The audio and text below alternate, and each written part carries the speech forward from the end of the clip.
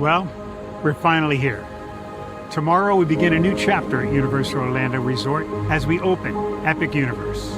We built this place for you. I want to thank you, our fans, for your love of our stories, characters, and immersive experiences that inspired this incredible place. Epic Universe represents over 8 years of meticulous planning, immense creativity, and innovation, combined with unmatched craftsmanship and operational excellence on the part of thousands of people who have brought to life the stories and characters that live beyond each of Epic's portals. But it represents so much more.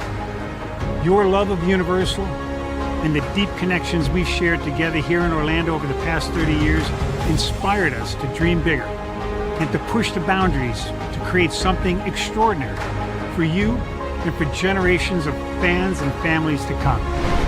And tomorrow, as we open Epic Universe, I can't wait for you to experience this place for yourself. Now it's your turn to step inside, to lose yourself, and to share this place with the ones you love most. As we open this park, we hope your world becomes a little more epic. Tomorrow, Epic Universe becomes yours.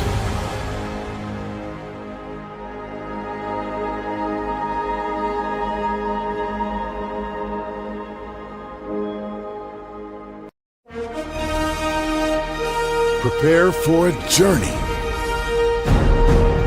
beyond imagination,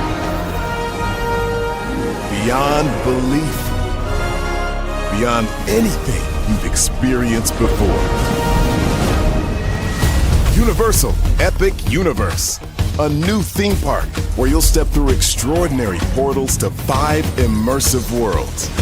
Prepare for a cosmic voyage of discovery, an isle of fire-breathing excitement, a shadowy world of monsters and mystery, new wonders in the wizarding world, and a new way to play. Plus the splendor of a magnificent resort hotel overlooking the park.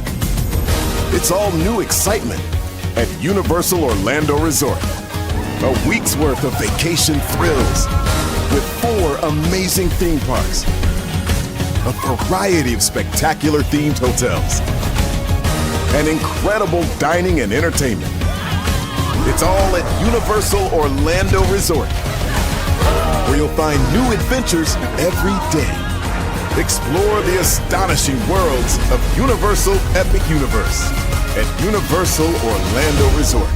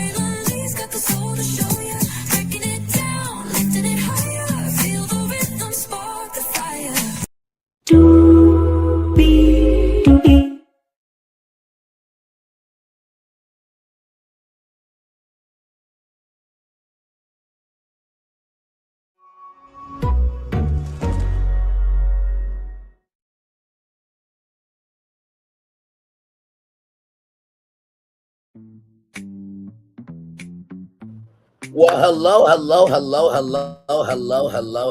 to you, and you. Welcome into another edition of Brainley's Virtual Tour Live. Glad to have all you here on this Friday. Glad to have all you here, like I said, once again. Shout out to the 6 people that were here, 5 people, 4 people. Either way, glad to have you here, Linnell. Still good to see you. Forward to good to see you. BFP Imagineering Trio, good to see you as well. Love the logo there. Tonight we're going to get into Epic Universe. As you guys know, when it comes to BFP Imagineering, and of course when it comes to Brainley's Virtual Tour Live and all the amazing concepts that we have pitched over here, we love to take what is happening in the world in real time and bring solutions utilizing the resource of AI. And so we're going to do that tonight. Attraction ideas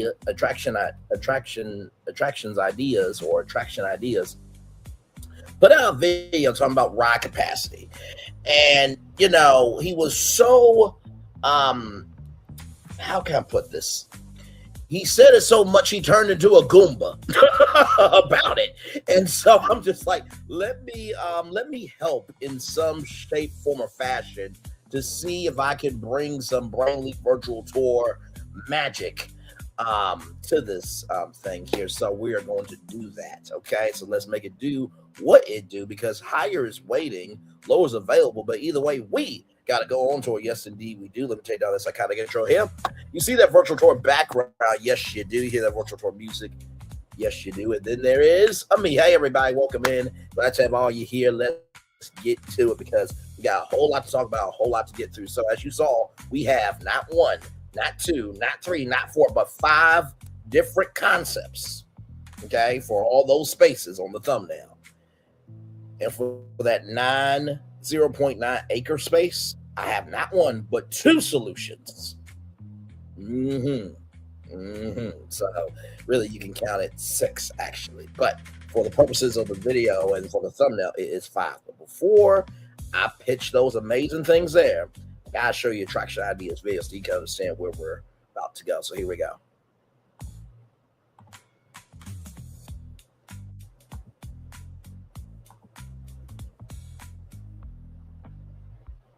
Folks, simply put, it is undeniable that Epic Universe has built a fantastic foundation for a bright future. With beautiful, wonderfully themed lands and elite level attractions everywhere you look, this park is set up for greatness for decades to come. But I will say it is equally undeniable that the word future there is doing a lot of heavy lifting, because in the near term, this park is really lined up to face many issues, face many obstacles, many challenges, just as it has throughout its first year. Primarily not stemming from quality, but instead stemming from capacity and operational efficiency. The park right now simply doesn't have the means or the capabilities of being to meet the demands of every single guest walking through those gates on a daily basis. And what it's ultimately resulting in is guests having to face long lines everywhere they go, and ultimately walking away from the park likely not getting on everything they wanted to, making for ultimately a poor overall guest experience, which is why this, in a short period of time, has already become the worst rated theme park in Orlando, which is obviously... Now, everything relative, okay? When you go to Epic Universe, right, you want to ride, you know, Harry Potter Battle at the Ministry, right? You want to do Mario Kart Bowser's Challenge. You want to do Minecart Madness. Those rides, you have to be in the park at the top of the morning, because those are the ones that get the longest line. So that's why Epic Universe, you know, cushioned the park with a lot of dining and a lot of bars. And one of the former Walt Disney Imagineers, who I think probably at Disney interviewed, actually said, and I quote, "It is a park where it's more about the environment than the rides." But like I said to Florentin and Phil in our group chat, there is no way in hell I am spending tons of money to sit down on a park bench. Okay, so with Epic Universe, if you do get only one day and you don't get to ride the big rides, you do feel slighted about the ride capacity. Now, of course, I'm bringing up also too How to Train Your Dragon, right? And you think about Hiccup's Wing Gliders, you think about you know, the Fire Drill ride, and those are high capacity. But out of all the lands, How to Train Your Dragon Isle of Berk is so fleshed out. Like, you could just really be of the environment. And then let's not forget Monsters Unchained, right? In the beginning, a lot of people didn't go to that because they wanted to go to Harry Potter, but as time goes on, they realize how epic, and pun intended, the ride is. And so that also has high capacity issues. So What Attraction Ideas is going to do here is try to tell us why ride capacity is important, but operational efficiency of being able to make sure the throughput rather is succinct, right? So everybody feels like they had a great day at the park. Let's keep going.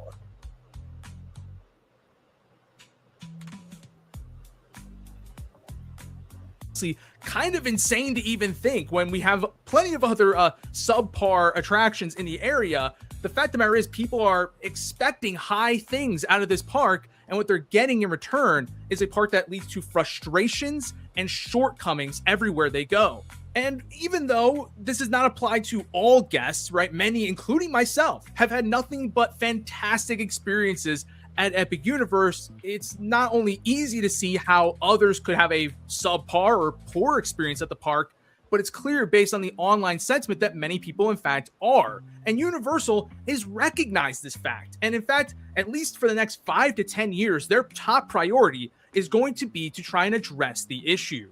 So this is all to say that Universal clearly recognizes the issue and they are planning to address it. But what are they doing to help with the capacity? I mean, as we know, the reason why the capacity is so bad at Universal is not just from a lack of attractions, it's because the new attractions at this park are not operating at their full potential capacity, their full theoretical capacity. And though this is not uncommon for new attractions and typically isn't even that big of an issue for new attractions in and of themselves, when you have a whole park full of new attractions that are all facing this issue at the same time, well, it becomes a pretty major problem.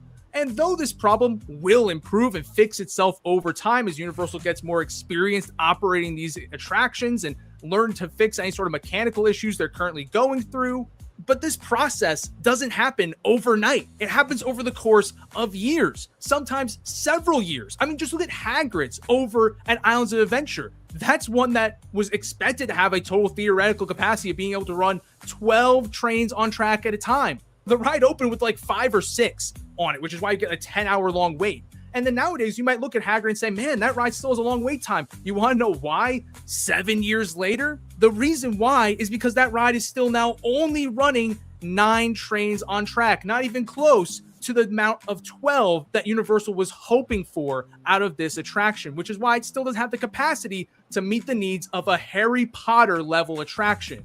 Now, fingers crossed, we don't have a Hagrid's problem where this many years down the line, we're still running into capacity issues with the existing attractions in this park. And hopefully after 5 to 10 years, they've kind of gotten their issues sorted out.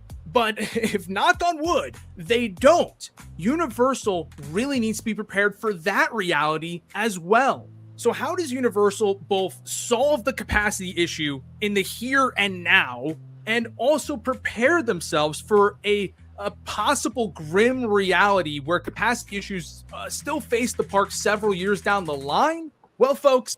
So I want to pause it here for a minute because of the fact that whenever new rides and attractions are coming about, right? For example, there was some news today about Villains Land and how they are making more kid-friendly rides. And it goes back to my point of Disney does not know how to respond to adults, okay? Because there is a thing as Disney adults. Now, I would like to believe that I am not a Disney adult.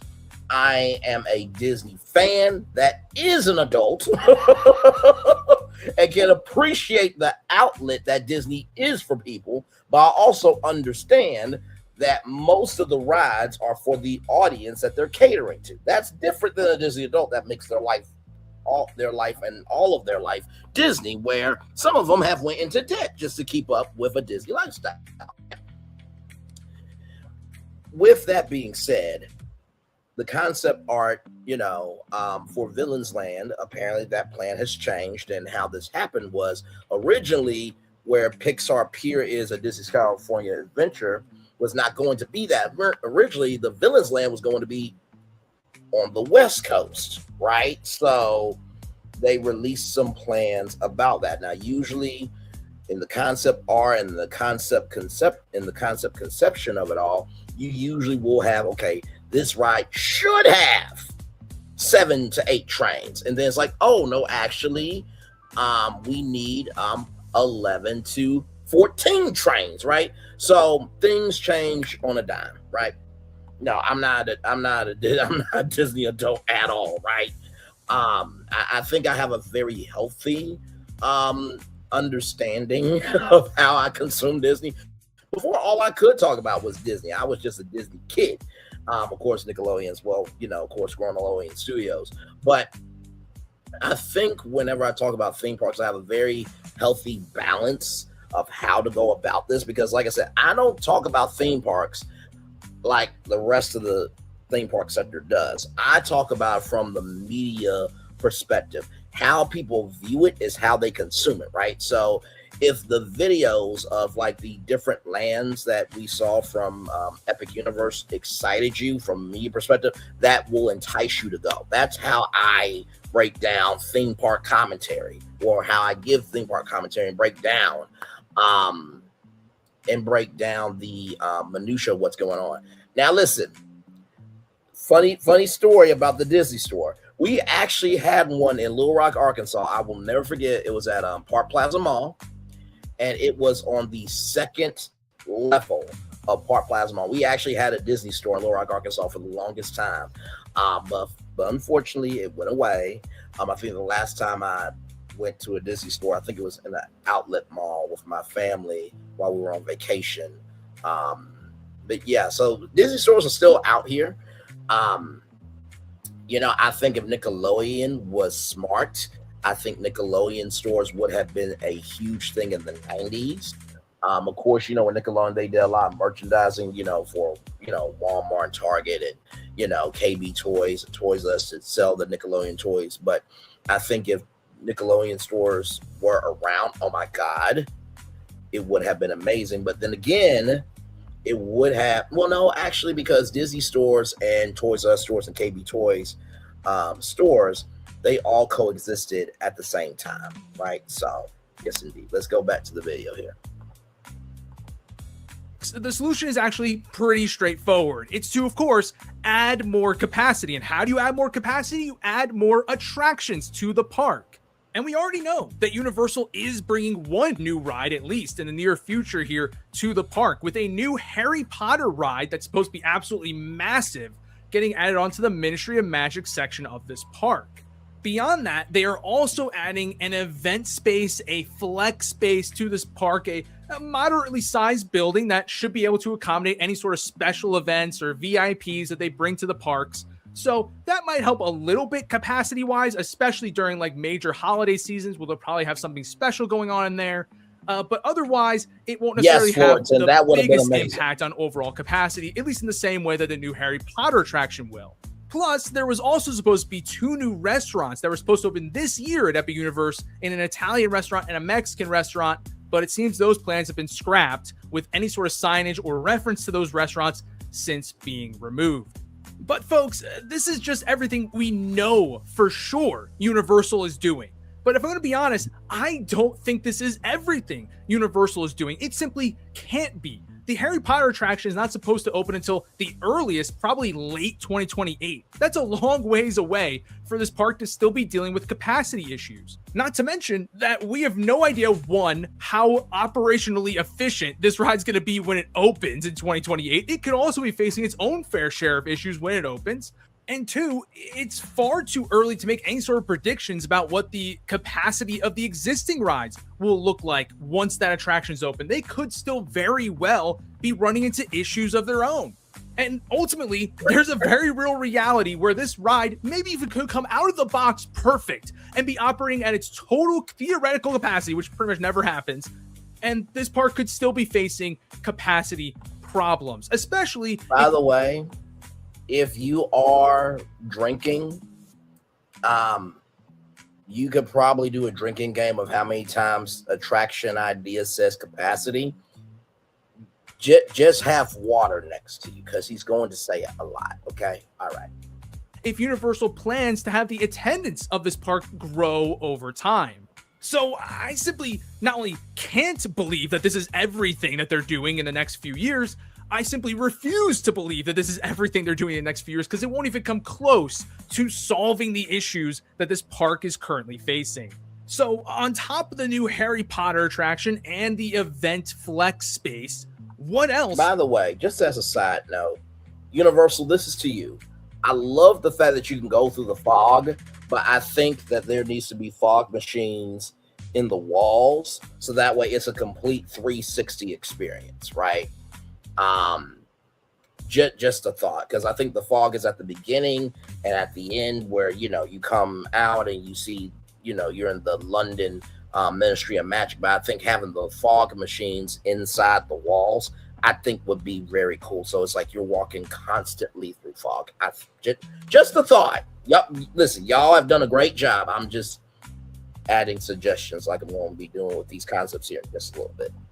Will Universal do to help Epic Universe? Or at least what should they do to help Epic Universe in the coming years? Well, folks, I think that where they're going to be looking, especially since they're already spending so much money on this massive new Harry Potter attraction, and keep in mind, are doing a whole bunch of other projects at their other Orlando-based theme parks, they're going to be looking for quick, cheap, and easy fixes to help not only increase and improve the capacity this park has, but to give some capacity relief to the big attractions in this park. Basically, give people more things to do and find rides that can sort of eat up capacity and hold on to people for a decent amount of time, so that way they're not stuck waiting in line for all these major attractions. And let me tell you, folks, this is not Universal's first rodeo with this. They went through a very similar thing with Islands of Adventure. Though Islands of Adventure opened with what could be argued was an excess of overall attractions and theoretical capacity, because the attendance was way lower than what they anticipated, the bottom line is pretty much no attraction actually worked at its full potential. And that's very similar to what we're seeing with Epic Universe here. So what did Universal do to help improve capacity in the near term for Islands of Adventure? Well, in 2000, its first full year of operation, Universal went ahead and added 2 new rides, Stormforce Acceleratron and the Flying Unicorn, which has since been rethemed to Flight of the Hippogriff, which, one, not only means, yes, they did their job in helping the park capacity-wise in those first few years, but more importantly, here almost 3 decades later, these rides are still at the park.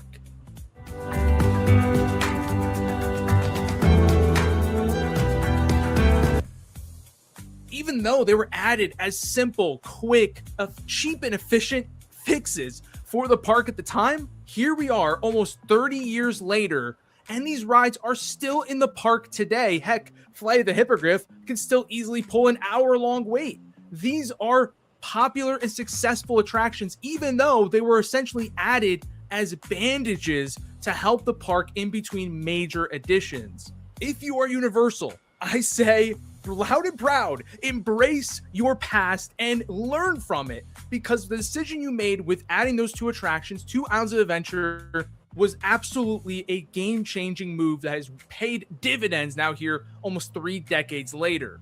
Take that playbook, copy, paste it, and bring it to Epic Universe. Let's add some small attractions, some flat rides, maybe even some small coasters into this park to really bolster its capacity and relieve the burden that these major attractions are having to face as far as the number of guests walking through their entrances every single hour. Spread those crowds out and spread them thin.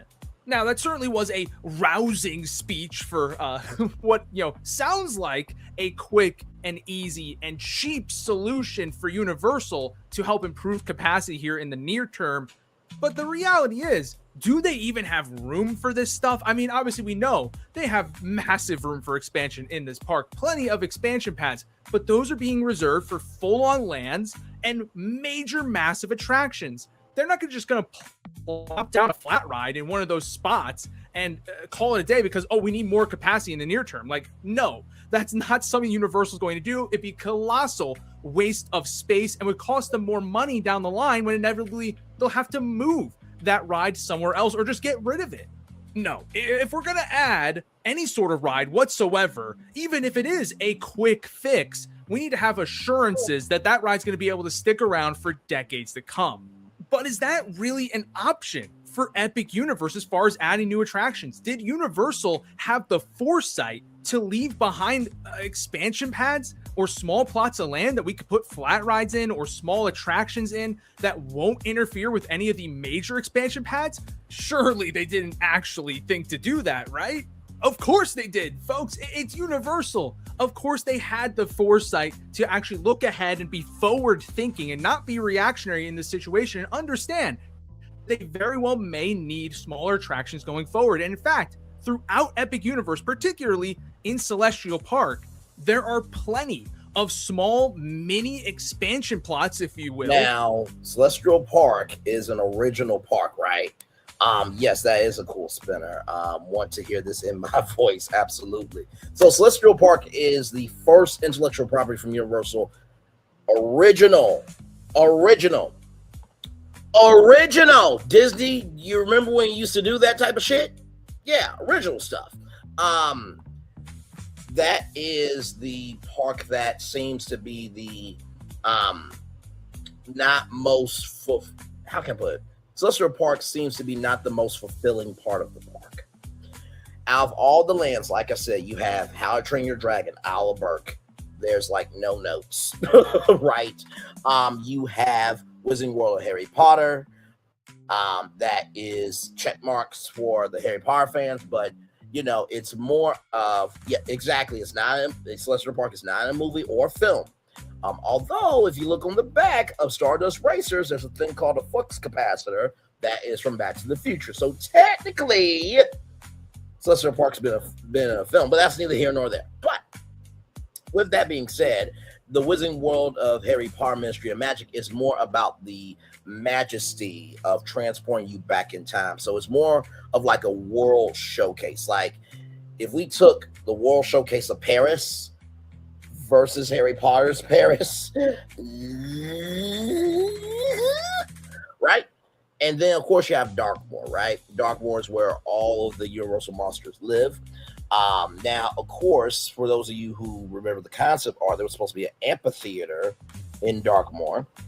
Turns out they did not do that. A lot of people said that the Curse of the Werewolf is underwhelming and that they need to add something else to that. And then, of course, Super Nintendo World is very tight, obviously, because you feel like you're in a video game, right? So everything has to be tight and has to be surprising and you know, out of whack, but has a sense of wonder. So all of those different parks have different functions, but Celestial Park was designed and created with the park back in theme park. So let's keep going. That could easily enough house small attractions. The first of these is right outside the Helios Grand Hotel. It's literally half an acre of nothing but green. This is our first plot of land here, okay? Now, usually, I create original attractions, right? But based on the size of these, I did some digging into companies that create rides. And so I will just leave it there. Let's continue. In grass and flat ground. It is perfect for a small attraction. The only problem is that you are bordering the hotel. So one, you have to come up with something that's relatively quiet, all things considered, isn't too overly loud, and something that's relatively low in profile. I mean, it's cool for the guests to be able to see it, sure, from their hotel rooms, but you don't want it to be blocking the view of the rest of the park either. Meaning, if they are actually to use this land, it's pretty much guaranteed it will be a flat ride that stays close to the ground and is rather unintrusive and is likely pretty tame as far as its thrill level goes. But an area that perhaps Universal can be a little more free to do whatever they want with is right down the pathway between the entrance to the Ministry of Magic land and the Stardust Racers bathrooms. There's another half an acre flat piece of land. Okay, our second location right there, okay? Next to the Wizarding World of Harry Potter and the Stardust Racers restrooms, okay? Here we go. Sitting right there ready for the taking. Now, you still would probably want to err on the side of caution as far as building something too tall here because it would actually potentially hurt the immersion of the Harry Potter land right next door. So be a little bit careful there. But I will say, I want to point out the fact that half an acre is maybe a lot bigger than you realize. This is not just flat ride level land. This is not just junior coaster level land.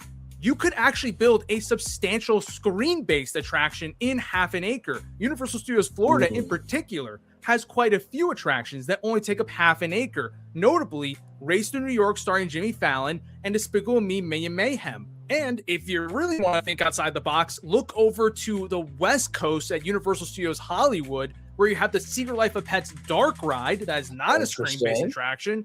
That also takes up half an acre by being stacked on top of itself and being on multiple levels. These would be potential inspirations for an actual, like, decently meaningful attraction, like a C-tier attraction, as opposed to, you know, a bottom-of-the-line attraction. This could actually be something that kind of fits more in the middle of Universal Epic Universe's overall offerings, and could actually be a decent addition to Celestial Park, whether you base it on an IP or keep it sort of more in that space general sort of exploration theme.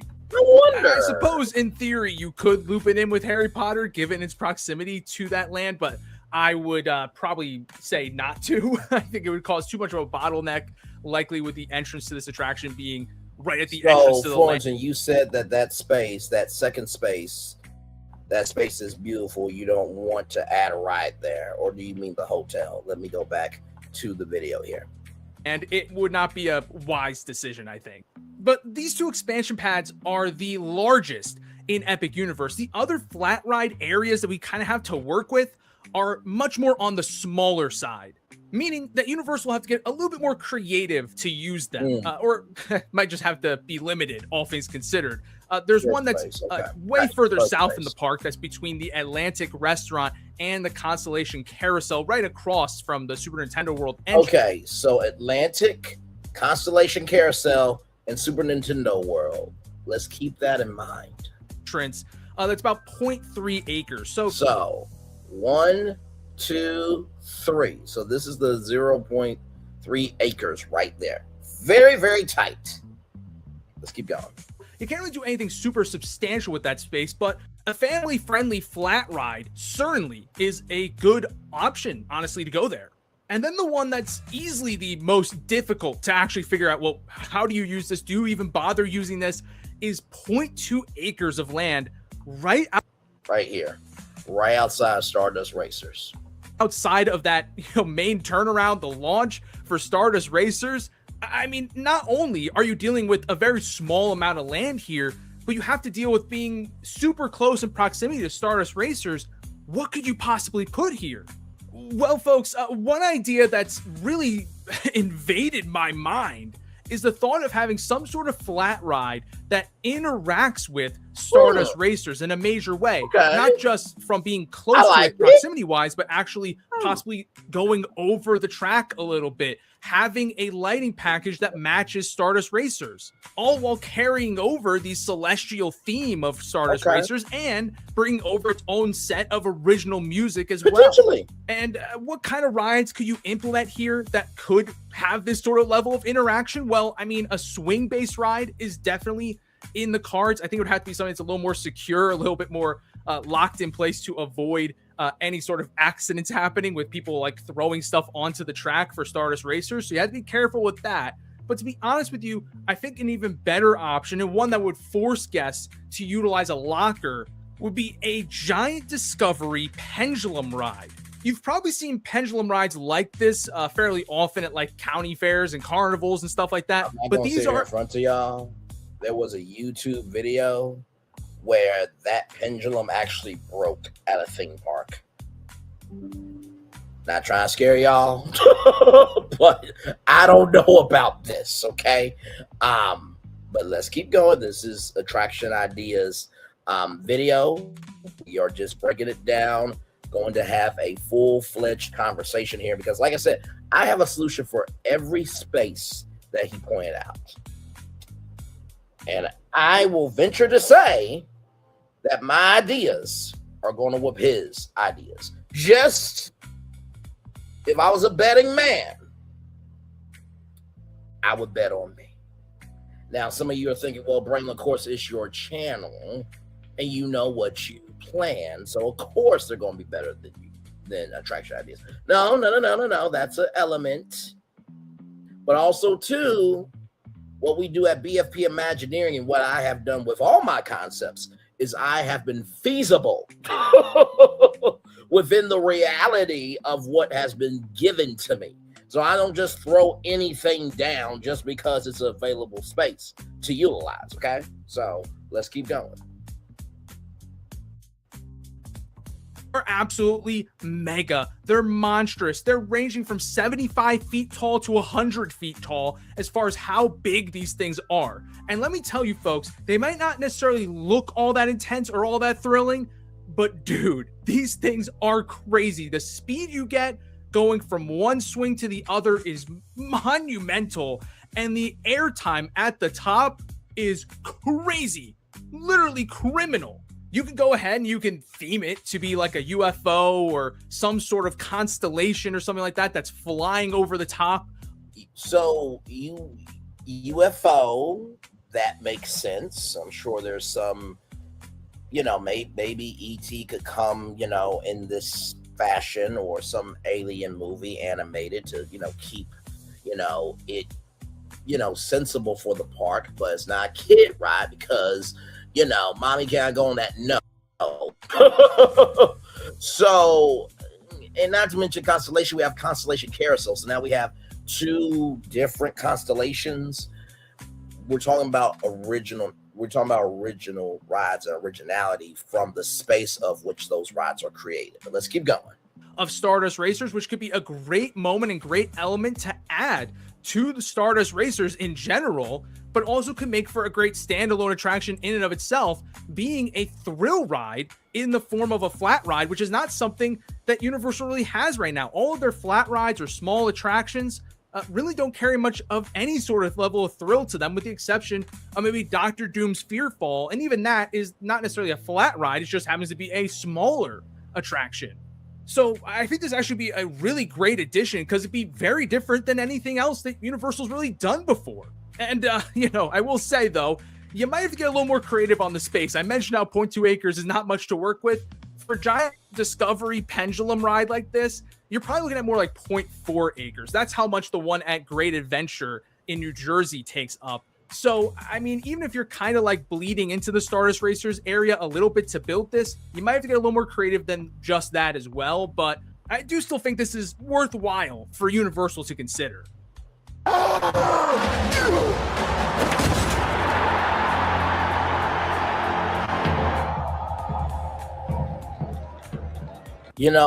This thumbs up or down is basically social media. And there's no wiggle room with social media. When it's a down, it's a down. When it's a up, it's a up. Moving on. Now, these are the 4 expansion pads. These are the 4 expansion pads. So from smallest to largest, right?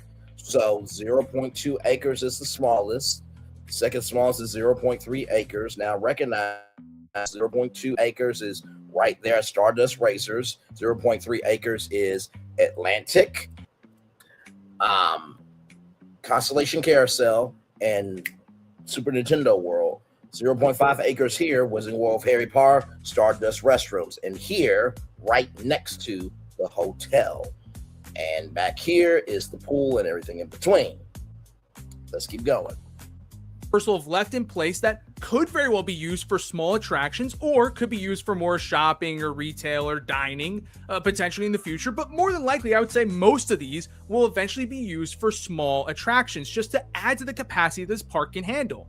But I want to kind of introduce a new little wrench to all this, because there's actually one other thing that I've already mentioned in this video that I think could actually be another place to look for not necessarily expansion, but perhaps a replacement. I know, kind of an insane thing for me to even mention that we're already talking about replacing something at Epic Universe when the park isn't even a year old. But hear me out, because I mentioned before that Universal has either scrapped or indefinitely postponed the 2 restaurants in Celestial Park, the Italian restaurant and the Mexican restaurant, that were supposed to come to this park this year. That building takes up 0.9 acres. After all, it was supposed to house 2 full-on restaurants. But if those plans are out the window, I'm wondering if they could use it for something else, perhaps for an attraction. Now, before we get carried away with this, I do legitimately think this is a possible reality. Do I think it's highly likely? No, but I do think it's a possibility because Universal, we mentioned how they're having issues with capacity with their rides and their attractions and how lines are crazy. You want to know the one place where lines are not crazy, where they're not necessarily having operational issues? It's with the dining experiences. It's with food. They are doing more than okay with food. This park has been overbuilt with dining capacity. I mean, dude, there are so many restaurants in this park you can literally walk into and there will barely be anyone in there, or even on the busiest days. Le Goblet Noir in Harry Potter, I swear, I've gone there like 3 times and the place has been completely empty. Das Steakhouse in Dark Universe, same thing. That place can be a ghost town. And it's not to say that these restaurants suck. I mean, dude, Le Goblet Noir might even be the best restaurant in the place. I'm not even kidding, dude. That place rocks. Nor is it because everyone's just piling into the most popular restaurants. No, even Toadstool Cafe and Cafe de la Sirene, the major Harry Potter restaurant, the main ticket headliner, even they don't necessarily get super, super packed. I've seen sometimes where they can be busy and maybe you have to wait. By the way, if you're wondering what that is, that's a croquembouche. Look up your food history, everybody. Moving on. Table for a second, but I've never seen a line for these things ever. And that's in contrast to 3 broomsticks and the Leaky Cauldron in Universal Studios Florida and Islands of Adventure that can get waits that are 30 minutes long just to get a table around peak lunchtime. Epic Universe, simply put, does not have that problem. And you have to wonder if Epic Universe is actually doing better from a food capacity standpoint than even your existing parks. Does it really need 2 more restaurants? The answer is probably not. So I have to wonder if this is not just a simple postponement because they don't need those restaurants right now. Catherine, welcome in. Glad to have you here. It's farthers? Do you mean like it's farther away from attractions, or what do you mean by that? Welcome in. Glad to have you here. We're almost done with the video, guys. Here we go. But maybe feel like they need them in the future. Or if maybe this could be like, hey, we're actually just going to get rid of those altogether, those restaurants, and then we're going to replace them with an attraction, which is what this park perhaps needs even more. It would be perhaps borderline mentally deranged to get rid of much of the infrastructure that's already been constructed here and replace it with a ride. But the good news is they really haven't touched the inside of this building whatsoever. It's pretty much just an empty, vacant space, more or less at this point. And it really is just the exterior that's there. You could keep much of that exterior in place and just build inside of it a new attraction. And with 0.9 acres, again, you might not think that's a lot of space, but the fact of the matter is, folks, you could fit what in my opinion is a fantastically high level attraction. Because you want to know what else is 0.9 acres? With Intuit Enterprise Suite, we have more robust reporting. Okay, Intuit Enterprise Suite is not 0.9 acres, everybody. Okay, that's just a commercial. And financial information and insight. Transformers the Ride over in Universal Studios Florida. You could actually bring that beautiful, wonderful ride system that has created some absolute banger hits like Spider-Man to this park in this space. Now, you could go ahead and you can keep that in Celestial Park and theme it to some space-themed media franchise that you have. Or, keep in mind, this building is bordering the How to Train Your Dragon land. If you really wanted to, you could make whatever attraction you put in here to be themed to How to Train Your Dragon and have the entrance be inside of that land instead. I mean, it's certainly doable. I don't think it's really necessary, but you could do it if you really wanted to.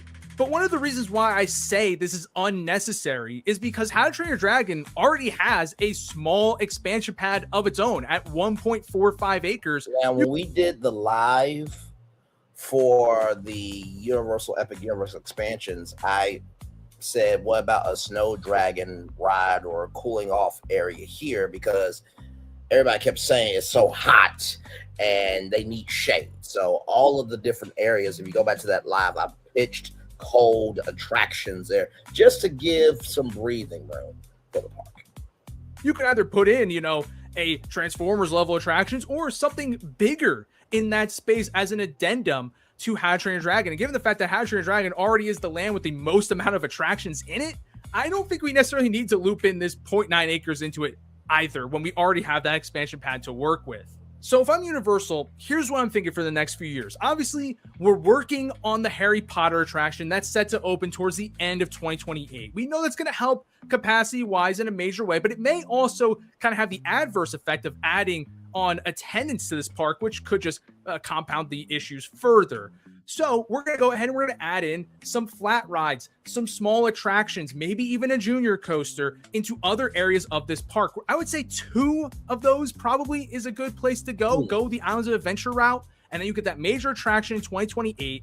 And, listen, if you're running into that grim situation we mentioned before where capacity still is not drastically improved on the existing attractions, well, hey, you play it by ear and you can add more flat rides if necessary. Otherwise, you keep going, you keep rolling, and then you move into these major expansion pads, right? You expand How to Train Your Dragon into that 1.45 acres. Now, here I did a, what did I do here? I did an Animal Crossing snowy place there. Here I did like a winter edition of Paris, you know what I mean? And, I had to make $1.15 for that one, but let's keep going. Add on to Super Nintendo World, and that's 7 acres. You go ahead and you the Creature from the Black Lagoon attraction in Dark Universe, and then you go ahead and you build. Over here, I did like a cold art gallery over here. Right here, I really didn't do anything with that in the live, although I do believe I did some. I just can't remember what it was right now. I know what you're thinking. Why can't you remember that, but you can remember the others? Child, we're live, okay? Listen, it's in the words of my daddy. Listen, it's been a minute. And I slept since then, okay? Build out that 20 acres, massive land, massive spot that could easily be 2 to 3 lands, whatever you want to do there. And, now you're looking at your game plan for the next 30 years or so, and you're looking great. So simply put, folks, not only are you securing your multi-decade long future for Epic Universe by building these small attractions, but you're helping the park out drastically over the next 5 years or so, where its capacity will be increased and improved by adding these, meaning that there will be lower wait times throughout the park, meaning that guests will have a better overall experience, meaning they'll go home and they'll be like, you know what, actually, I want to return to the park, and I'm going to tell my friends and family about it and spread good word of mouth, which right now they're not. They're saying that the park was not worth it because of the poor experience they're having, which all then culminates in Universal earning a whole lot more money from Epic Universe because they'll have higher attendance and they'll be able to add annual passes to the park comfortably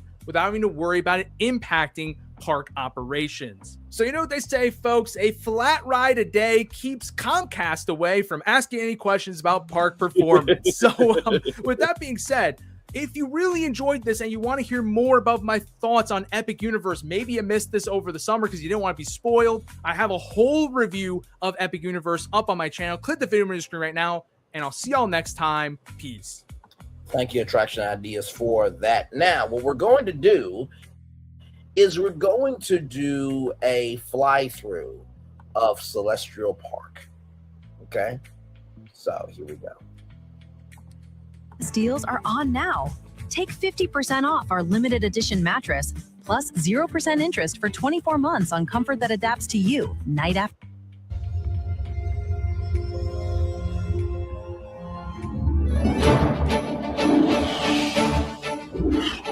Celestial Park. Let's make it do what it do, everybody. There is that 0.9 acre space right there. Now let's keep going. There is How to Train Your Dragon, our portal. Right here is the Legend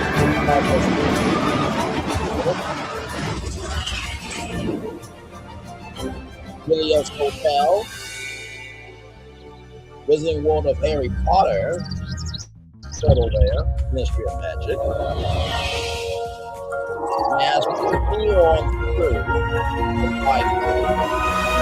we are at Enchanted Mountains and Constellation Carousel right there.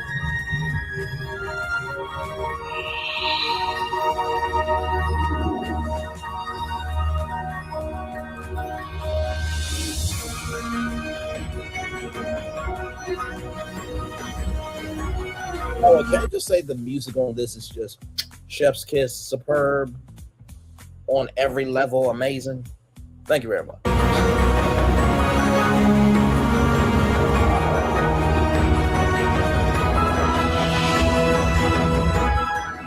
Super Nintendo World right there. And let me go back for a little bit. And right about there is the Superstar store. Which, by the way, Universal, if you're not selling Nintendo Switch 2s out there, I don't know what you're doing. But just a thought. Moving on.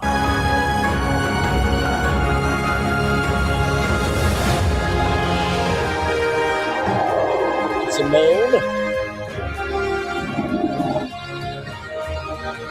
And of course, that portal where it's alive, it's alive, it's alive. That Dark Universe portal in Darkboard. The Blue Dragon Restaurant. Oh man, all culminating into a grand resort with studios and hotel. I don't know how you pronounce it there. And right here is a fireworks show that has not happened since the grand opening, the media grand opening. So that is the Industrial Park, everybody. So now what we're going to do is we're going to add some color. We're going to add some context, right? We're going to add some conjecture here with a world overview of Celestial Park. Here we go. Welcome to the heart of Universal Epic Universe, Celestial Park, the first world you'll encounter as you journey through here. I'm here with Adam Rivas from Universal Creative, one of the brilliant minds behind this spectacular new world. Adam, thanks so much for joining me. Thank you for having me. So when guests first walk through the portal, they're surrounded by gardens, running waterways, and incredible architecture. What was the vision behind creating this as the starting point for Epic Universe? So this whole Celestial Park is really just a place to connect. It's where the Chronos connects the heavens to the earth. It's where the portals connect to Celestial Park. And it's a place for us to connect with each other and tell the stories of our adventures. So the detail is breathtaking, from rolling gardens to mythological designs. How did the team approach blending cosmic themes with natural beauty? Yeah, we started with something that was very familiar, an architectural style that looks very much like a World's Fair. And as you look closer into that architectural style, you're going to start to... World's Fair. I wonder if there was a man who went to the 1964 World's Fair, created rides for that, and then took those rides back to a particular theme park. Who is that man? Oh, I think it was Walt Disney. And I think Epcot is a modern World's Fair. Let's continue. To notice celestial elements, moons, stars, and that layer of celestial spreads across the entire land. And I think that just elevates something that was very familiar and makes it very special. There's such a peaceful yet adventurous feeling to Celestial Park. What emotions were you trying to evoke with guests as they first enter? All of the emotions. Universal's mission is to ignite the thrill of feeling fully alive. You feel the awe when you first come in and look at it. You have the thrill of Stardust Racers. There's these moments that just take your breath away, and I think it's what really makes this place special for everybody. Okay, Adam, I've got to ask for our viewers, what are some hidden gems that you can share with us? Yeah, I mean, the biggest hidden gem is standing behind us, so it's not really that hidden, is it? The Chronos represents everything of Celestial Park. You have the 4 medallions, which represent each one of the worlds in Epic Universe. There's a Pegasus, which represents the constellation Carousel, and there's 2 comets, which represent Stardust Racers.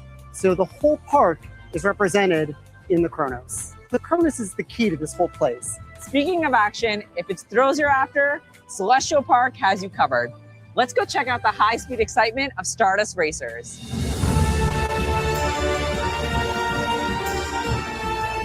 Adam, this dual launch coaster is already making waves. What makes Stardust such a standout experience at Epic Universe? I absolutely love this ride. I am so happy with the way it turned out. It delivers a level of thrill that I don't think anybody was expecting. I mean, I'm obsessed with it. And one thing I'm specifically obsessed with is the celestial spin.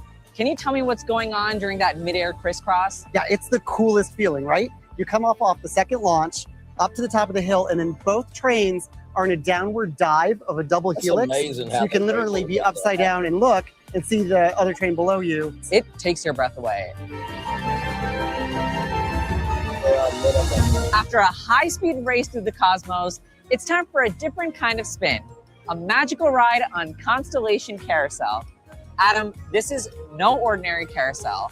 How did the team come up with the idea of constellations coming to life? Yeah, it's so fitting for the center of Celestial Park. The plaza in front of it is called Constellation Plaza. We've got stars everywhere. Why not bring them to life and let us actually climb on them and ride them through the Milky Way? What design details might guests not want to miss?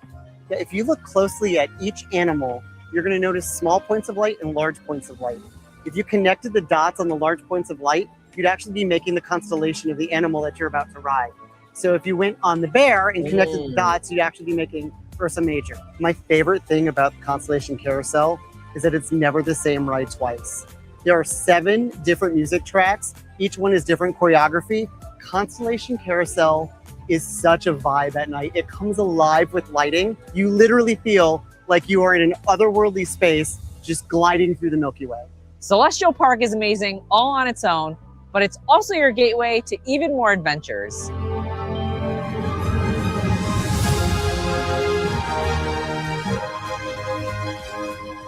These portals are stunning, like giant glowing gateways. How did your team approach designing these portals to represent the different worlds beyond Celestial Park? Yeah, these portals actually serve 2 functions. The first is their wayfinding through all of Celestial Park. You can see the towers from all over and you know where you're going. The second, of course, is it is the overture for the symphony you're about to go into. We are setting the stage for the world that you're about to experience. How important was it for your team to create a seamless transition between these worlds?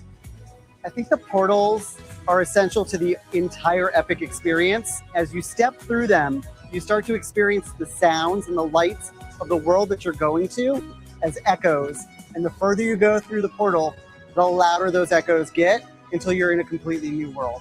So each portal has its own quote. What does it represent? Yeah, the quotes over each portal are unique to the worlds that you're going to and are your call to action. They also hint at what you're about to experience. Of course, there's plenty more to explore inside Celestial Park, from incredible dining and retail to nighttime fountain shows. That's the hope. And if you're looking to stay right at the heart of the adventure, you'll find Universal Helios Grand Hotel, a Lowe's hotel, at the edge of Celestial Park, where the beauty of the heavens and the magic of the epic universe come together like nowhere else. Celestial Park sets the stage for everything that makes Epic Universe unforgettable, from cosmic thrills to peaceful stargazing moments. Adam, thanks to you and the entire Universal creative team for giving us a glimpse into the wonder of Celestial Park. It was so much fun to show you around. And this is just the beginning, a place where stories unfold, skies open, and every journey becomes something extraordinary. Now get ready to step into your own adventure. I mean, look at that shot. I mean, you can't get bigger than that. You can't. And the park is now open, everybody. So I've taught your ears off long enough. Let's make it do what it do. So we're going to start off with the smallest area, right? So in the 0.2 acres area, I really had to think about something that would actually make the most sense for the space, right? Let me catch up on your comments here. It happened New Year's and 4th of July. Oh, the fireworks. Yes, but not regular. Shoot a continuous world fair like Epcot. The layout and hotel of this park cannot be beat. It's indescribable how you feel riding this. I call it meditation. Understood. So let's go to the map here of, let me go back to attraction right here.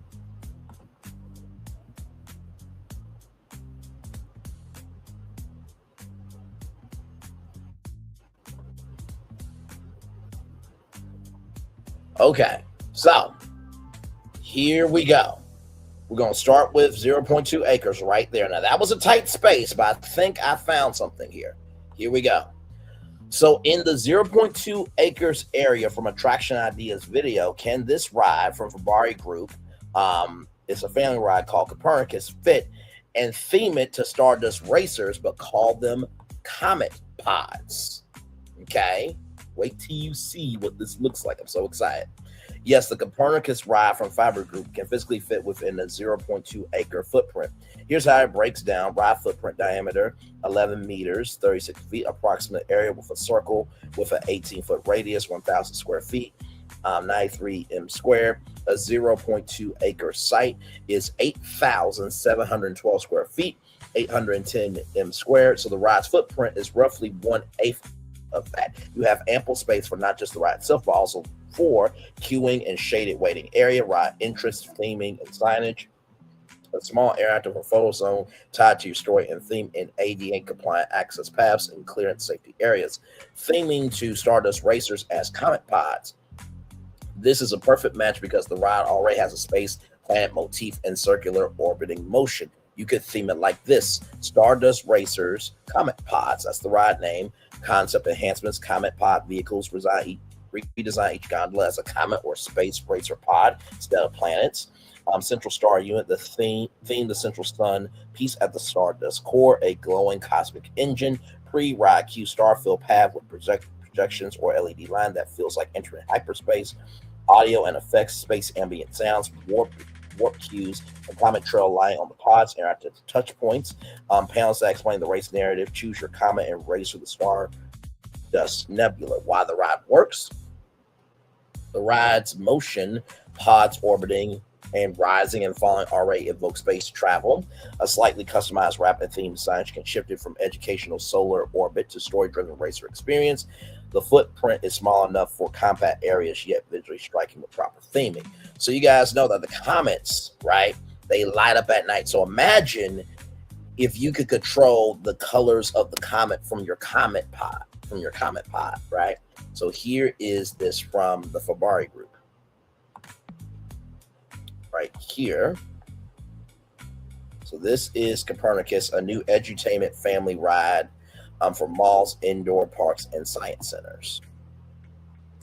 Come on. Does Braylon not know what he's doing, or does Braylon not know what he's doing? Okay, all right, let's get into it.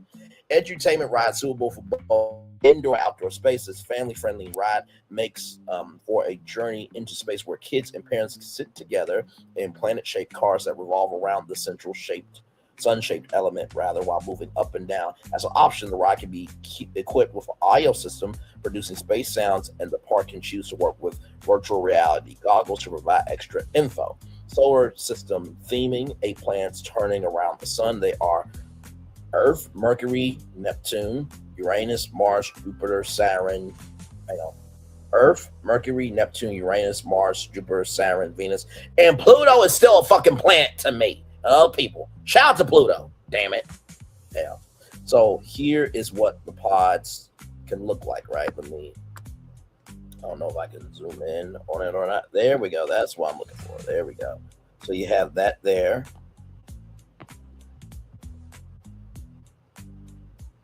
Look at the detail there. As I zoom out.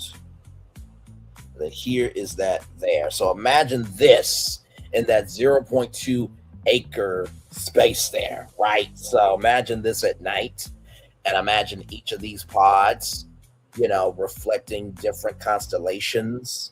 If you wanted to add constellations, I think you could have different map patterns and stuff like that. So to give a little bit of that constellation carousel, not too much though.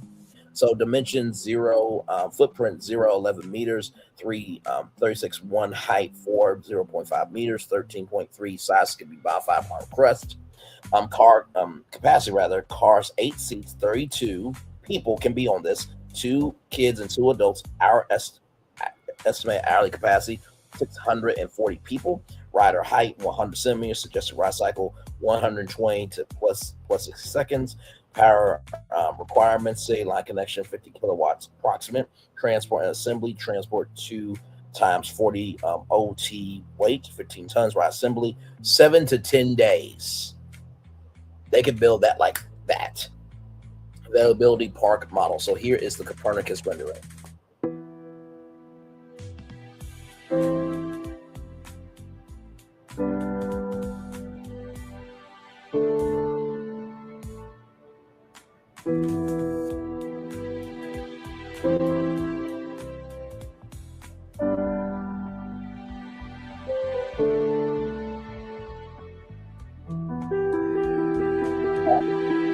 Like, how cool is that? Like, I mean, as you're waiting for Stardust Racing, or you're waiting for the world, like, sincerely, like, yes.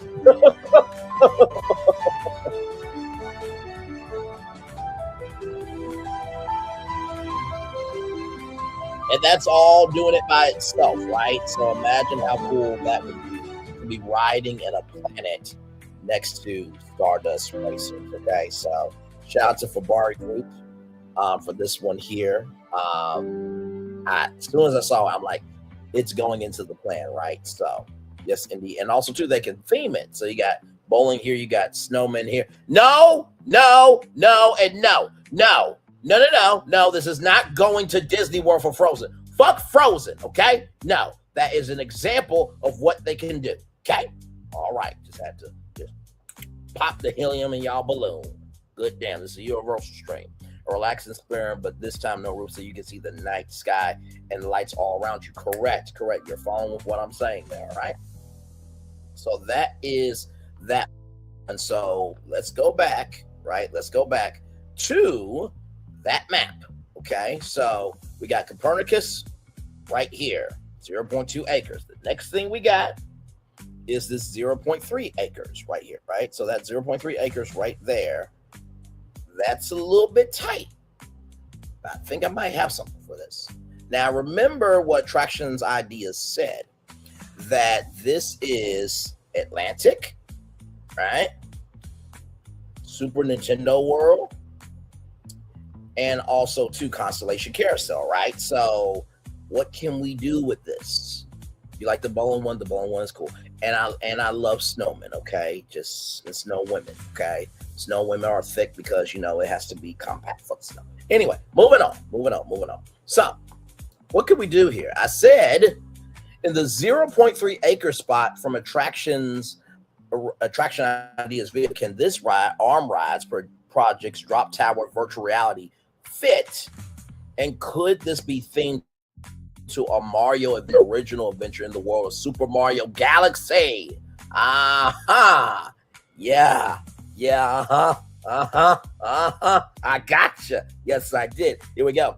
Yes, a ride like the Drop Tower VR virtual reality attraction specs and description based on arm ride super shot drop tower VR can physically fit within the 0.3 acre site and can absolutely be themed to original Mario Galaxy style adventure.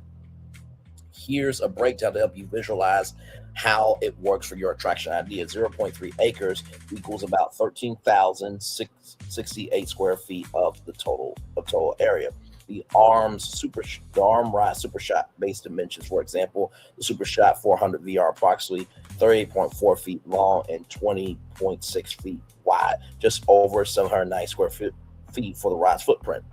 Even with the extra space for, yes, queue lines, themed decor, and entry plazas, access passes, safety zones, you are well within the 0.3 acre footprint. You'll likely use a small fraction of the 13,000 square feet, 13,000 plus square feet available. Drop towers themselves are tall and narrow rides, making them ideal for smaller plot attractions in tight spaces.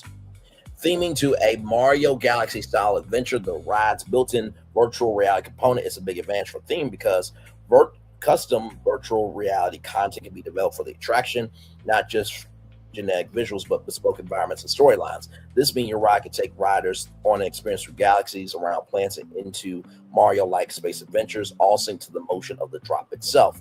To make it truly feel like a Mario Galaxy-inspired world without licensing issues, you can design an original space adventure that evokes whimsical planets and orbs, gravity-bending visuals, music and sound cues inspired by space exploration themes. Example, creative touches, a queue area themed like a starship launch pad, virtual reality visuals representing fly through star systems, dodge cosmic obstacles, or racing star-like trails, audio cues that build anticipation, launching in 3, 2, 1, blast off. Because the virtual reality is synced to ride, motion riders can feel the ascent and drop while visually soaring through your Mario Galaxy style world. A powerful immersive combo. Safety and practical considerations. Even though the ride footprint is small, you still need buffer zones for safety, pathways, and guest circulation, but these fit comfortably within 0.3 acres. Theming element structures, facade, shade should be planned so they don't interfere with ride operation or sightlines. Bottom line, yes, a drop tower VR ride like the one from R-Rides can fit in a 0.3 acre space. It leaves ample room for queue, theming, and guest flow. It can be themed to an engaging space adventure that captures the spirit of Super Mario Galaxy style exploration while remaining an original intellectual property experience. So let's go to armrides.com right now. So here is the Drop Tower VR. Okay, listen, we don't play around here with concepts. So Drop Tower VR is available on any Super Shop mall. It takes thrill rides to a new level. The Sync virtual reality experience uses the latest virtual reality headsets to present a memorable adventure that takes riders out of this world. During the seating ascent to the top of the tower, the VR content is synced to the motion of the drop ride to maximize thrill and eliminate any sensory discomfort. Custom VR content creation is also available. Seasonal ride experiences can easily be switched out by just loading a new VR program. Drop Tower VR can be incorporated into new ride attractions or installed as an upgrade on existing Super Shot park and portable ride installations. So there it is. There's a Mars one. So that's what it would look like. And then right here, as you can see, it's not even that tall. Look at that. Not even that tall. So right there. And of course, there's a video. Let's watch.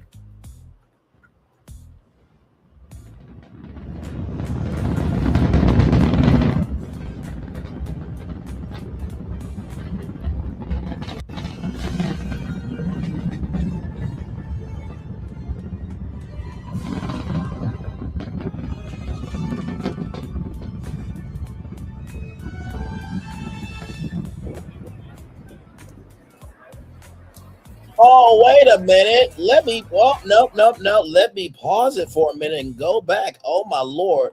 What was that? Hang on a second. Let's play it again. Is that Lockheed Martin I see? Wait a minute. Oh, hold on, wait. I think that is Lockheed Martin. What a shocking coincidence. Let's keep going. There's Lockheed Martin right there.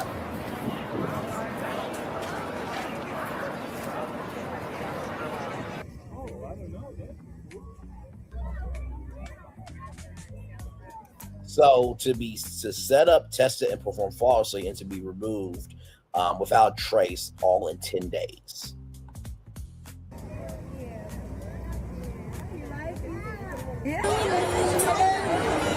And a 2-hour queue enhanced by informative graphics on the Mars mission and multiple interactive opportunities. Look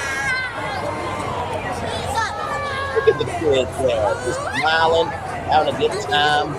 That's what's up. Kids deserve to be kids.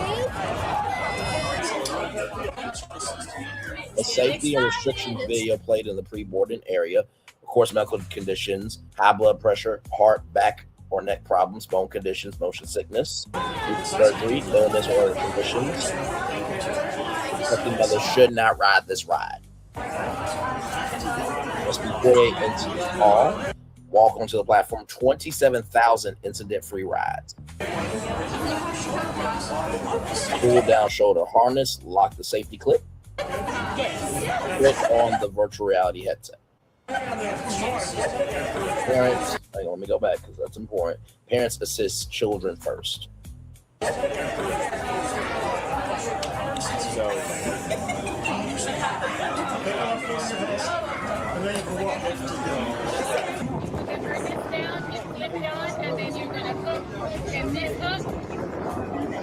a little there that you can look at too.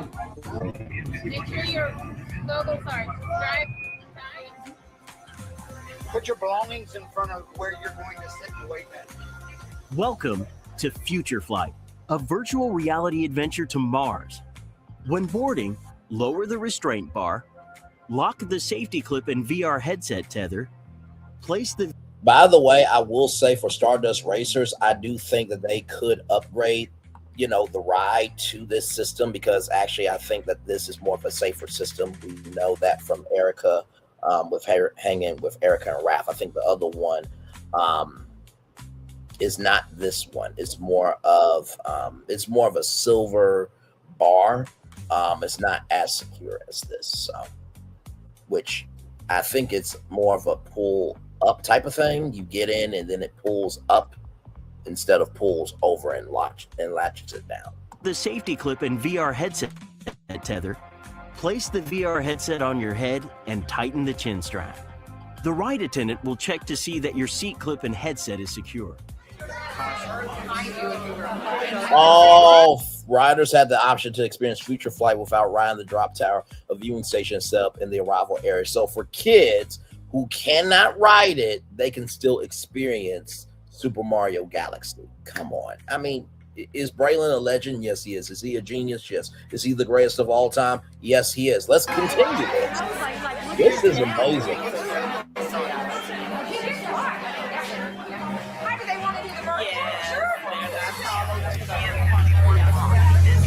So what you're seeing here is all virtual reality.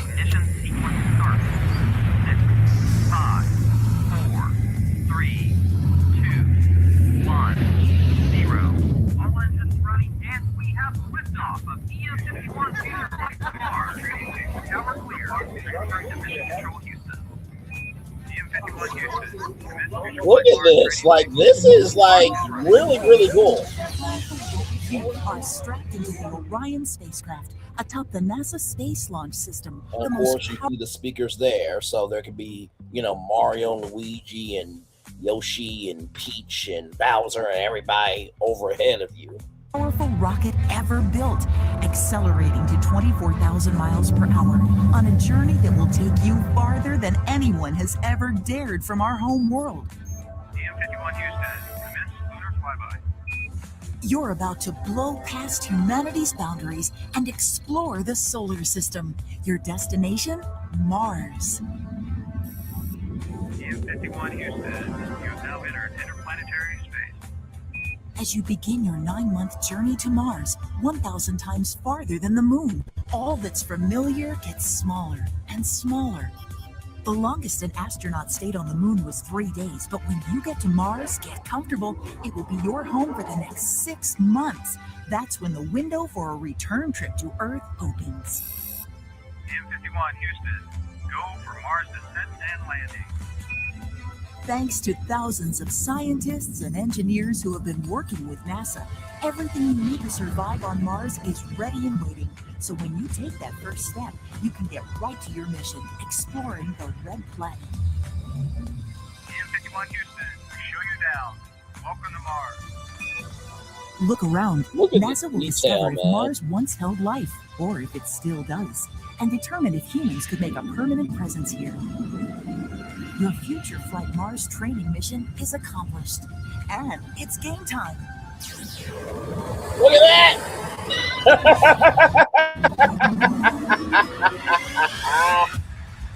How cool is that? Thank you for riding Future Flight. Carefully loosen the chin strap and remove your VR headset. Unclip the VR headset safety tether, then disconnect the seat strap and lift up. Look at this. 0 motion sickness, 0 injury. The shoulder harness.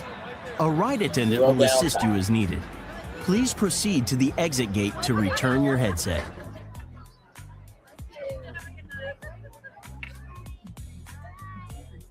You guys excited?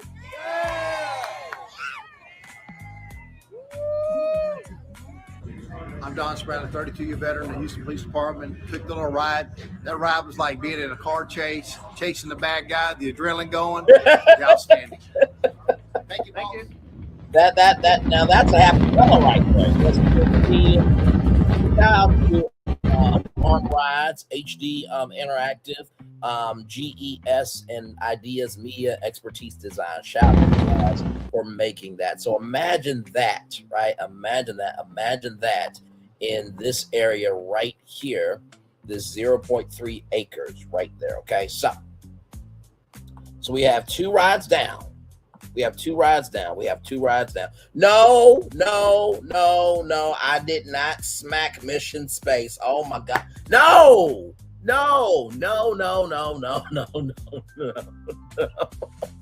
Why are y'all doing this to me while I'm live? Like, that was an original idea that had nothing to do with Mission Space, okay? We're talking about virtual reality in Nintendo, okay? That's never been done before in that fashion. Now, I know what you're thinking. What about, Mario Kart Bowser's Challenge? Those are augmented reality, okay? Listen, that was an example of what they could do, okay? So let's roll on. Now, the next thing we're going to do is, actually, before that, thank you, good sir. Before that, would y'all like to see how this ride would look? Yeah, you like that? Yeah, that's what it would look like right there. That right there is what it would look like. So you have the arm rise tower structure, pattern match central fountain, interactive dashboard, pattern dashboards, multi-level galaxy islands, final match major fountain burst, floating platform screens right here. So all of this will be inside this ride. So here it is. A VR Ascent the Grand Star Hunt, virtual headsets and seat motion, current VR views Grand Star on Starship Mario. So, the home base of Rosalina, you will actually see it in VR. Then the drop sequence here, Cosmic Observatory Final Burst, Final Match Burst, majority of patterns matched, Fountain Eruption, Final Drop posture to fast forward to Comet Observatory. That's B. Then C, interactive pattern match dashboards here, right here. 2 retiring multi-passenger cabin dashers. And then right here, D, feasibility program layout. So this is a multi-level asteroid galaxy plaza, geometrical pattern match fountain eruption. So right there, virtual reality ticket station queue path, repurposed queue from virtual concepts. So Neo Hotel boundary buffer, and then multi-level asteroid galaxy plaza, and then 0 acre drop VR location right there. So this would be this ride right here with the golden superstar on top. Now, come on, who would not ride that? Okay, there will be a 2-hour line just waiting for that. Yes, I know. So, with that being said, now let's get to that 0.5 attraction right here. So, let's look at this. So this is next to the hotel. Now, as I was talking with Florentin said, I don't want Jimmy Neutron there. And I'm like, what did Jimmy Neutron do to you? Right? And so I'm like, the Strato Rocket would be cool, but this is Brain Lee's virtual tour live. I'm a part of BFP Imagineering. Celestial Park is an original concept, right? So we have Stardust Racers, right? Constellation Carousel. We have the Comet pods, right? So that's 3 rides. We have the Super Mario Galaxy virtual reality, launch, tower. So that's 4 rides already, right? So this will be ride number 5 right here in this area. Now, I'm gonna really piss some of y'all off. You ready? Now, there used to be a thing that Disney did called Extra Magic Hours. For those of you who don't know what Extra Magic Hours is all about, unless you stay at a deluxe hotel, it was a park, and it was a park for everybody else, but it is a park if you stay in a deluxe resort, that you get to go into the parks up to an hour or early, rather, or stay in the park for up to an extra 3 hours after everybody else goes home. How about this? What if you're staying at the Helios or Helios Grand Hotel and you have unlimited access to that ride for up to an extra 3 hours after everybody else goes back to their hotel? Mm. Mm. Mm. Oh, I know. I'm very mean. I'm very mean. I am very mean. I know. Even Disney has not thought of something like that, okay? But in order for a ride like that to happen, I had to really bring it. So let's make it do what it do. Okay, so I don't know if you guys know this game called Speed of Light arcade game. So I'm gonna show you that right now. Here we go. Shout out to Betson. Betson is one of many arcade vendors, but here is Speed of Light. Here we go.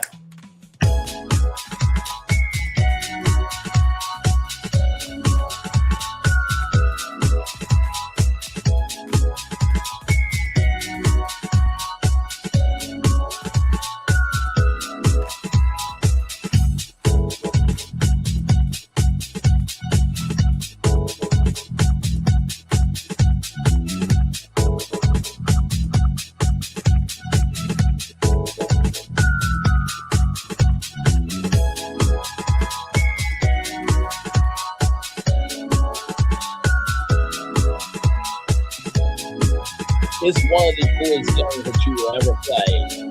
Anyway.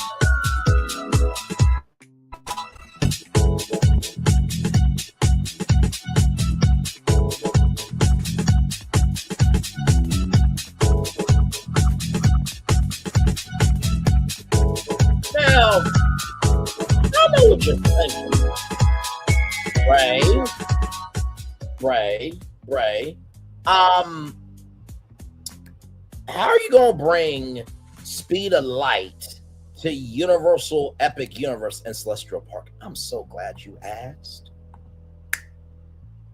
Based on the user's description, it appears a ride themed to the Speed of Light arcade game could be feasible within the 0.5 acre plot adjacent to Helios Grand Hotel. A few key considerations apply: plot size and use. The plot is 0.5 acres of flat green grass. A single spinner or rotary style ride with rockets would circle a central fountain is a compact ride type that typically uses a small footprint well within the 0.5 acre limit. Now, that's just the beginning of it. Let's get into it. Okay, here we go. So, yes, the conclusion. This ride is feasible with the exact constraints and design logic you've outlined. Below is a refined feasibility configuration plus a tying concept framing that aligns with the location and the land. So feasibility summary, confirmed location context. The 0.5 acre plot adjacent to Helios Grand Hotel is one of the most sensitive parcels in the park, which immediately sets the tone for what can and cannot live here. Ride system and footprint, ride type, spinner, rotary, interactive ride, or compact spinner style attraction, rockets orbiting central hub is well within a 0.5 acre footprint. Comparable rides typically occupy 0.2 or 0.35 acres, leaving room for queue and pre-show, themed landscaping, water buffing, architecture, and water effects infrastructure. Translation: arcade ride. Inspiration: the ride successfully adapts the core mechanic of the Speed of Light arcade game: pattern recognition, reaction speed, competitive scoring. On-ride interaction. Each rocket features illuminated panels or touch targets. Guests match rapidly changing color light sequences. Real-time scoring is both individual and team-based. Central fountain payoff. When a majority of the rockets successfully complete a sequence, the central fountain erupts in a dramatic vertical water burst. Just like the fountain in front of the Helios Grand Hotel. Ding, ding, ding, ding, ding, ding, ding. Everybody, it's Cindy. So lighting effects simulate energy release. Missed sequences result in reduced or softer effects, reinforcing replayability. This mechanic is highly readable, visually satisfying, and family friendly. Hotel adaptive design constraints handled well. Noise control, electric ride system only. No compressed air launches. Water features act as white noise masking. No loud countdowns, explosions, or high decibel audio stings. Sidelight preservation, low ride height, rockets stay below tree line. Fountain just designed to be vertical and elegant, not chaotic. Central iconography kept sculptural rather than towering. Thrill profile, mild rotation, rotational motion, no sudden acceleration or drops, designed for all ages, all-day repeatability. This makes the attraction route ideal for hotel guests, families, and nighttime ambiance. Thematic integration with Celestial Park. Because the plot is part of Celestial Park, the ride benefits from the thematic reframing rather than a direct arcade overlay. Suggested thematic wrapper, working concept, comic velocity, a celestial speed challenge, visual language, gold accented rockets, star map for patterns, luminous constellations embedded in the ride arms, fountain styled as a stellar energy core. This bridges arcade competition, celestial elegance, and luxury placement adjacent placement making. Final vert, physically feasible, operationally appropriate for a hotel adjacent site, thematically compatible with Celestial Park, and strong replay value with minimum noise and visual intrusion. This attraction would function less as a headline, more as a connect living sculpture that you can ride, which is exactly what this plot wants. Now, I wonder if at nighttime, could it interact with the show that's in front of the Grand Helios Hotel? I think so. Call it extra moon hours. You could definitely do that. Do it. More lights. All the emojis going off there. Extra celestial hours. Yes. Love both, but that's a beautiful tile fill because everybody knows the celestial carousel, and I have believed it powers Epic Universe. Now, what would this look like? What could it look like? What could it look like? What could it look like? I think it might look a little something like this.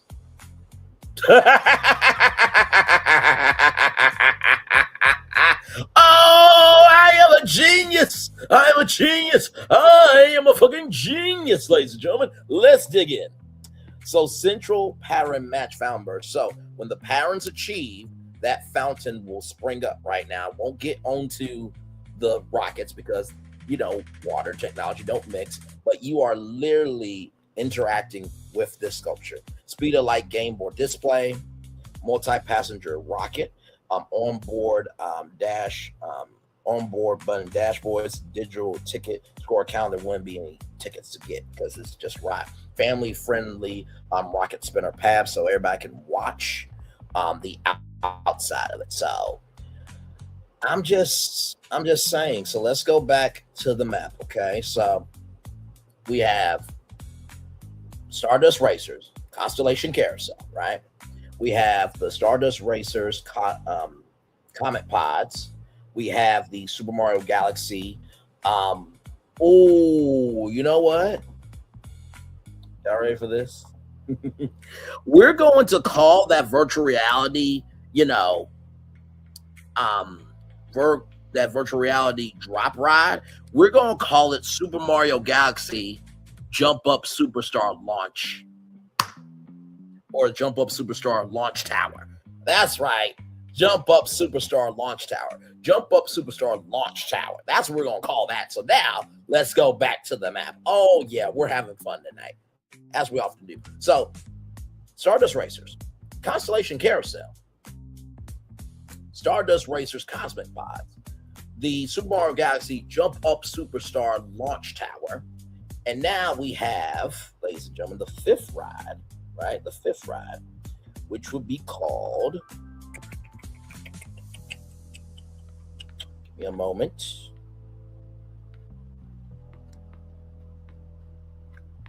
Trying to find the name here, damn it. I know I just had the name here. Oh, Cosmic Velocity of Celestial Speed Challenge. So we went from 2 rides to 5 rides so far. Okay.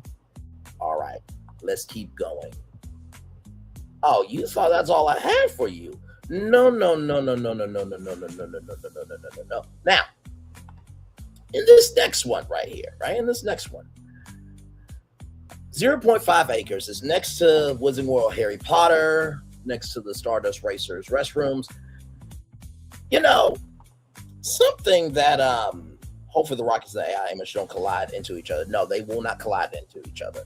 So glad you asked that, right? So that's AI, okay? But all the rockets would be on its own thing. So it will be a constant loop that way. Okay, so very well said. AI cannot be the best, but you get the idea. Now, one thing to know and two things for sure. A lot of people really miss the Celestrians that we only saw during the grand opening.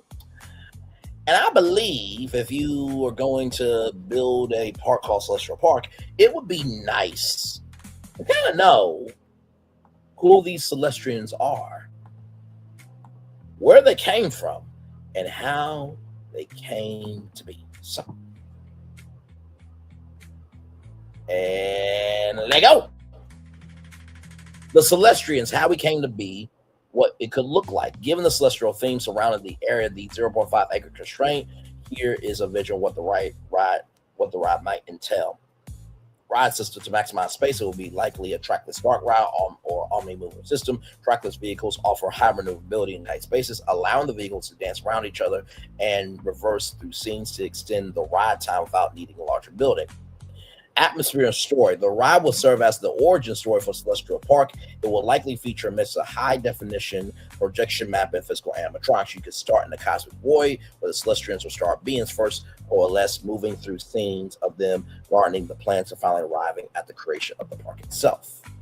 Okay, so let's get into it. Attraction overview. The Celestrians, how we came to be, a mythical dark ride that functions as the spiritual creation story of Celestial Park. Attraction type, family-friendly story dark ride. Tone, awe-inspiring, serene, cosmic, not thrill-based. Rolling park, lore, anchor, and capacity sponge. Ride system built for 0.5 acres to maximize ride length and put throughput in a compact envelope. Best fit option track to start ride. Vehicles move independently, allowing for scene replays from different angles. Reverse motion and synchronized celestial dances, illusions of branching paths without extra square footage. Estimated capacity, 1,800 guests to 2,200 guests per hour. Alternate option, high capacity almond mover, continuous loading, ultra efficient throughput, slower dreamlike pacing, ideal for mythology, less dynamic, but extremely reliable for crowd absorption. Why this attraction works. This attraction isn't about speed, it's about scale, wonder, and breathing room in the park. Story, scene, and flow. Origin myth structure. Number one, the cosmic void. Guests drift through a dark star-filled expanse. Celestian voices emerge, ancient, layered, echoing. Projection mapped nebula form around the vehicles. Before form, there was intention. Number two, the coalescence. Celestians appear as luminous beings, part physical animatronics, part projection mapping. Stars condense into celestial forms. Music swells as the universe awakens. Number three, the gardeners of the cosmos. Celestian scope worlds, floating rockwork, growing bioluminescent flora, water, light, and gravity forming in real time. Vehicles subtly rotate and drift to simulate zero gravity. Number four, the birth of Celestial Park. The chaos resolves into harmony, architecture, fountains, and pathways materialize. Guests see stylized versions of real park icons forming. Oh, wait, did that say real park icons forming? Does it say that? Does it say that? Oh my God, I thought the park icons have to be relevant in 10 or 15 years. Oh my God. Oh my God. Oh my God. Like, wow. Like, what a shocking concept that things are already relevant to people and people are enjoying it. Like that blows my mind. Moving on. Number five, arrival benediction. A final celestial addresses riders directly. You are not visitors, you are part of the becoming. Doors open into the actual park, blurring ride and reality. Visual architectural style, exterior concept design as a grand celestial observatory or ancient star temple. Key design goals, low profile roofline, no visible show building from neighboring lands. Gold figurine, astronomical symbols and wire features. This keeps sight lines clean and avoids emergent bleed, especially important for near fancy heavy areas. Sound, light, and sensory design.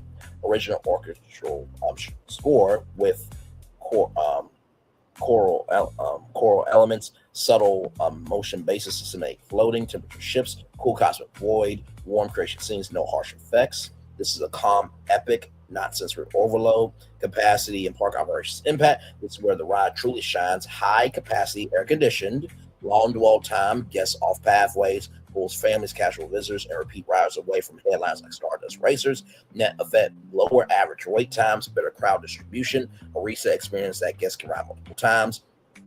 Why this ride matters: it gives Celestial Park mythology, not just aesthetics. It anchors the land emotionally. It's scalable, repeatable, and timeless, and it quietly does the hardest job in a theme park, moving people efficiently while making them feel something.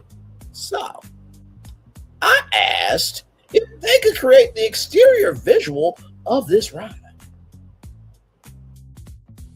It looks a little something like that, people. Okay. Now, listen.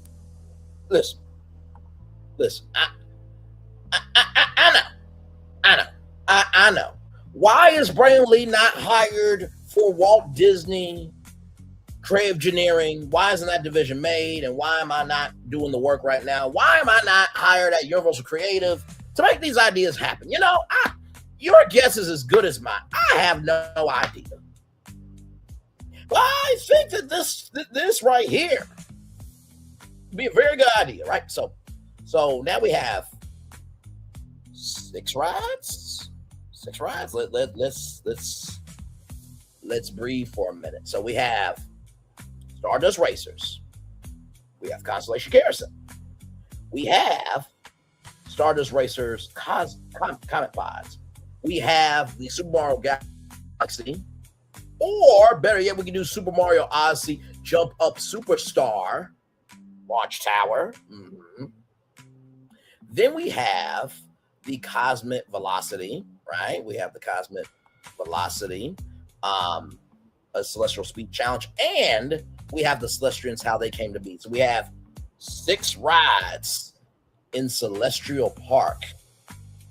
I'm not done. We got 2 more concepts. Not 1, but 2 more concepts.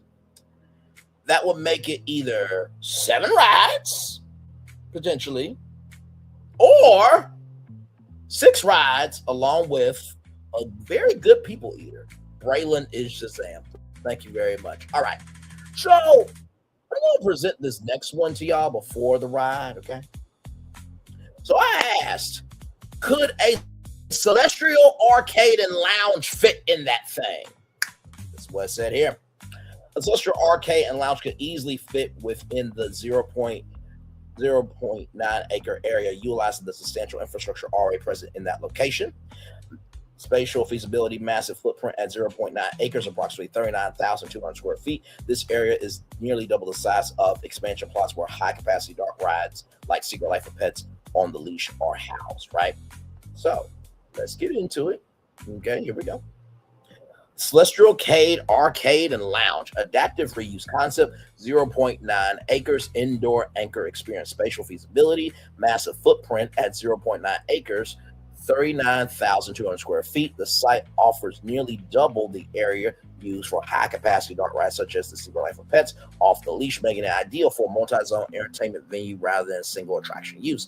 Infrastructure advantage, originally designed for 2 full-service restaurants. The building already includes commercial-grade utilities, HVAC, power, plumbing, large span interior volumes, guest circular cores. This allows the project to move forward as an interior build-out only, drastically reducing cost, time, and construction risk. Conceptual design layout, design philosophy. A premium Celestial indoor-inspired playground that complements the visual language of Celestial Park while serving as a functional guest relief hub. So soon as you walk through the Chronos, there is the Celestial Arcade and Lounge, okay?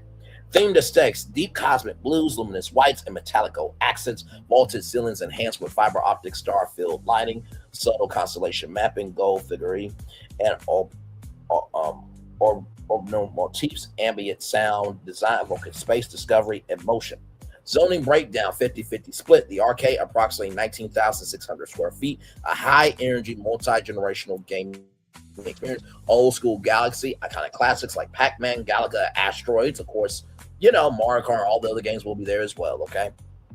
Custom gold leaf cabinet housings, retro neon blended with celestial detailing, modern orbit, virtual reality bays and motion simulators, space exploration, cosmic journey theming, multiplayer spectator-friendly layouts to encourage dwell time. The lounge, which is the other half of this, is also approximately 19,600 square feet, a premium indoor sanctuary designed for decompressing and socializing. Now, I'm going to save that. Stay tuned. Celestial Bar, signature cosmic cocktails and elevated mocktails, utilizes existing bar and kitchen infrastructure, seating strategy, plush lounge seating, window-oriented layouts, leveraging existing large-scale glass, quiet zones, balanced for social end, flexible enough to support nighttime ambient shift, live DJ sets or ambient performances, adult-focused evening programming, rather strategic impact, capacity relief functions as a major people eater, holds hundreds of guests simultaneously, absorbs overflow during peak ride wait times, weatherproof, value, fully enclosed air-conditioned environment, because we know that Epic Universe is more of an outdoor park, so in case something happens, everybody can go into the Celestial Cade and Lounge. Critical refuge from Orlando heat, humidity, and rain, like I just said. Increased guest satisfaction and length of stay year-round. Revenue and brand lift, high-margin arcade play, premium beverage sales, strong merchandise crossover appeal, enhances Celestial Park identity as both immersive and livable. Bottom line, the Celestial Cade is not just feasible, it's strategically smart. By leveraging existing infrastructure, it delivers high guest capacity, weather resilience, multi-demographic appeal, strong revenue per square foot. This makes an ideal anchor experience that balances thrill-based attractions with comfort, play, and atmosphere, exactly what next generation theme park land needs. Now, I asked it if it could design the exterior, design day and night operational modes, in addition to mocking up a guest journey from entry to exit. So here it is here. Day versus night operational modes. Key difference: during the day, it's a family energy hub. At nighttime, it's an elevated cosmic lounge. Day mode, galactic playground, target demos, families, teens, and multi-generational groups. Operating tone, bright, connect, playful music, upbeat, electronic pop, instrumental gaming tracks. Lighting, soft daylight, enhanced with shimmering star accents. Entry experience, open, energetic lighting, digital leaderboards, prominently display, arcade ambassador screen guests, family-friendly package offers, game bundles and mocktail combos. Maybe that could be included in the, your vacation package, or when you get or you staying at the Grand Hills Hotel, maybe you get passes to the arcade. Maybe on the house. I don't know. I'm just saying stuff out my mouth, Universal Creative.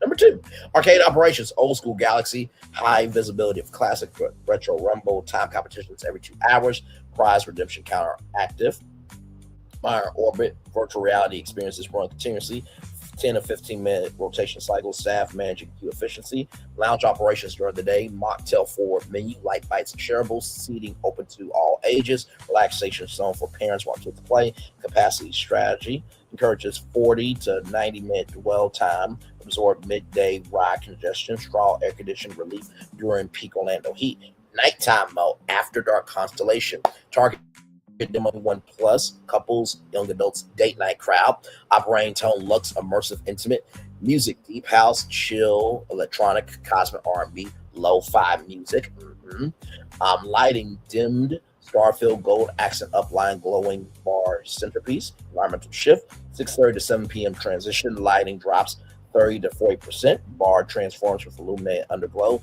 select arcade cabinets go into neon mode, or celestial mode.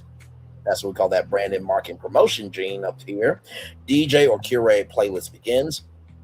Number 2, arcade nighttime programming, old school after dark, tournament style competitions, couples challenges, loser buys drinks themed events, modern orbit premium VR packages, private group bookings, VIP pods available. Lounge, nighttime focus. The lounge becomes the anchor, signature glowing cocktails, elevated small plates, but portion worthy, okay? Because we're on vacation. We're being lazy. We're not caring, and we're being big kids that are all grown up. Reserved seating sections, window views become dramatic with park lying outside, optional constellation themed mythology shows, live DJ on the weekends, influencer game streaming pop-ins. Revenue at night, high margin alcohol sales, VIP reservations, increased buyouts, increased per cap spending versus daytime. Yes, journey mock-up from entry to exit. This is how Celestial Cay feels like an experience. Discovery, guest sees glowing celestial facade from across Celestial Park, golden constellation pattern shimmer. Music slowly spills outward. Windows reveal motion, light, and life. Curiosity triggers entry. Number 2, threshold moment. Doors open. Stealing star film immediately visible. Scent, subtle, clean cosmic mist. Digital halo sign. Welcome to Celestial Cade. Guest receives tap to play wristband. Digital credit activation. Number 3, the choice moment. Guests visually split in 2 directions. To the left, it's arcade energy. To the right, it's lounge ambience. Slight lines ensure both feel accessible. Engagement faces. Number 4, arcade sound layering designed to avoid chaos. Bright prize moments, potato zones near virtual reality. Lounge guests sink into plush seating. Drinks glow softly. Window views create connection to park atmosphere. Dwell time expands naturally. Number 5, social amplification. Photo wall, find your constellation. QR code leaderboard sharing. Night mode, neon backdrop. Built-in shareability. Free marketing. Guest sequence, or exit sequence rather. Number 6, as guest leaves, digital screen display earn points. Option to convert leftover credits into next visit bonus. Small retail kiosks for small celestial merch. They exit re-energized, not exhausted. Strategic strategy. Feature, energy, day, playful, nighttime, sophisticated. Revenue driver, arcade volume during the day. Nighttime lounge premium, capacity relief. High during the day. Moderate at night. Dwell time 45 to 90 minutes. Nighttime 90 to 150 minutes. Brand impact family hub during the day. Lifestyle destination at night. Now, I did ask now if it could do a exterior picture of what this will look like. You ready for this?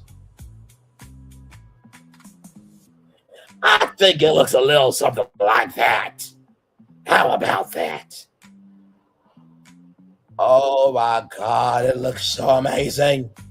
So as you can see here, the Celestial Bar, craft cocktails and bites, old school Galaxy. Got Mara Orbit VR, the lounge, drink, play, relax. You see all the pods here. See that beautiful fountain.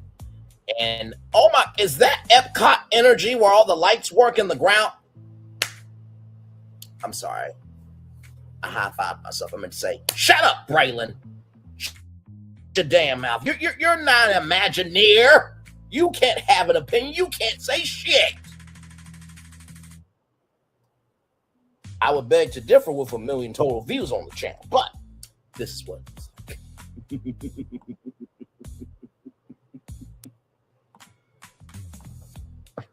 Oh my God, I'm so good. I'm so good. I'm so fucking good. I want Celestial Park plushie, Celestial Pet plushie, Chronos Tower character plushie. I want that too. He plays epic music. I love it. The Constellation Lounge for pass holders. Yes, add that or extra discounts too with U64. That's right, our official Universal fan club. So basically, right, we have Stardust Racers, Constellation Carousel, Stardust Racers Comet Pods. We have the Super Mario Odyssey or Super Mario Galaxy Jump Up Superstar Launch Tower, right? Then we have the Celestial. Hold on, let me go back. We have the Celestial Cosmic Velocity Celestial Speed Challenge. The Celestians, how we came to be, and now this. So 6 rides plus a lounge. That's pretty good, right? I think that will be good, right? It's deserved as the lights work here, unlike Epcot's lights, which still doesn't work. Haha, exactly. So we have 6 rides in this amazing arcade and lounge. That's cool, right? But I did say I had not 1 but 2 concepts for that 0.9 acres space, correct? Now, Attraction Ideas said that, Transformers the ride is 0.9 acres. So I started to think, I'm just like, I know it's sick. I know.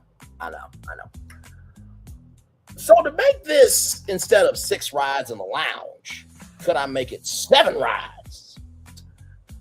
And I'm like, could I go to a movie or TV franchise? I could. But then I'm like, no. We got to stick within the parameters of Celestial Park and create original ideas here. So I start to think. And I'm just like, you know, the fountains look like, you know, a drinking fountain, right?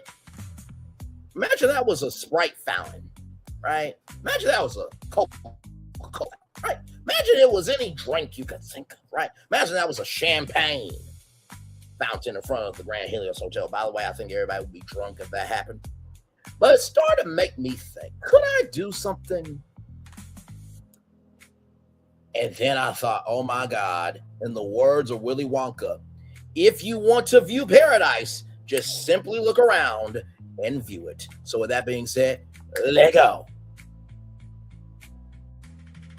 With attraction ideas saying that the 0.9 acres at Epic Universe that was supposed to be for a restaurant that could be for a simulator ride like Transformers the Ride, create a simulator screen-based ride that's about saving the Coca-Cola freestyle machines around Universal Orlando Resort with interactivity with Powerade flavors being sprayed upon the riders. Let me read that to you guys 2 more times there, okay? Let me read that 2 more times. With attraction ideas saying that the 0.9 acres at Epic Universe that was supposed to be a restaurant that could be for a simulator ride like Transformers Ride, create a simulator screen-based ride that's about saving the Coca-Cola freestyle machines around Universal Orlando Resort with the interactivity with Powerade flavors being sprayed upon the riders. One more time. With attraction ideas saying that the 0.9 acres in Epic Universe that was supposed to be a restaurant that could be for a simulator ride like Transformers Ride, create a simulator screen-based ride that's about saving the Coca-Cola freestyle machines around Universal Orlando Resort with interactivity with Powerade flavors being sprayed upon the riders. Pretty big idea, right? So let's get into it. Here's a fully themed Epic Universe scale attraction concept that fits the 0.9 acre pad that feels bold, interactive, and brand integrated while still being ride first, not just an ad. Now, you think about the World Coca-Cola and that 4D ride that they had. You know what else inspired me? Hershey Park in Hershey, Pennsylvania. They've done a great motherfucking ass job of that park. So why not bring it to Epic Universe? I mean, it is epic. I mean, you know, I feel like we need some energy before this, so I'm going to let a good friend of mine get us there. Roll it! Prepare for a journey beyond imagination, beyond belief, beyond anything you've experienced before. Universal Epic Universe, a new theme park where you'll step through extraordinary portals to 5 immersive worlds. Prepare for a cosmic voyage of discovery, an isle of fire-breathing excitement, a shadowy world of monsters and mystery, new wonders in the wizarding world, and a new way to play. Plus the splendor of a magnificent resort hotel overlooking the park. It's all new excitement at Universal Orlando Resort. A week's worth of vacation thrills with 4 amazing theme parks, a variety of spectacular themed hotels, and incredible dining and entertainment.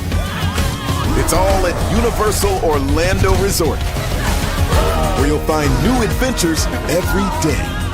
Explore the astonishing worlds of Universal Epic Universe at Universal Orlando Resort.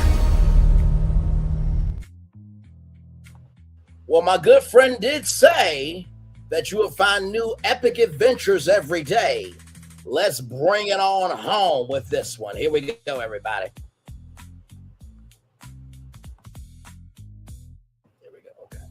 Here's a fully themed Epic Universe scale attraction concept that fits the 0.9 acre pad that feels bold, interactive, and brand integrated while still feeling ride first, not just an ad. Here we go, everybody.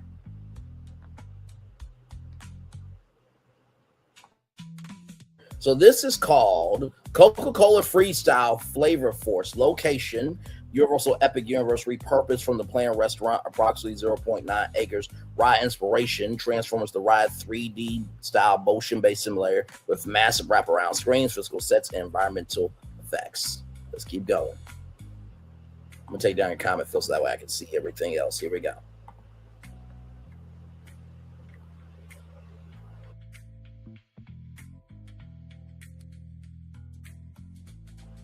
Story premise: a mysterious digital virus that could come from space or anywhere else, called Flavor Drain, is spreading across Universal Orlando Resort, threatening to shut down every Coca-Cola freestyle machine and erasing custom drink combinations forever. Which, by the way, just a horrible existence, a horrible state of affairs, just a horrible way to be.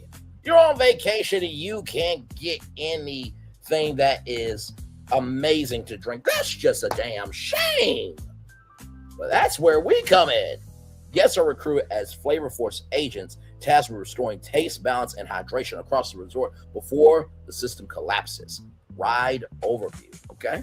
Ride overview. Ride experience overview, rather. Here we go.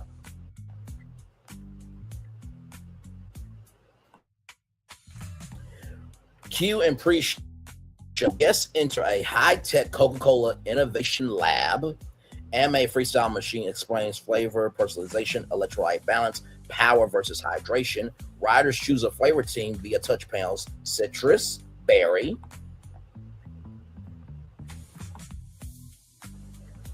tropical, or Powerade focused.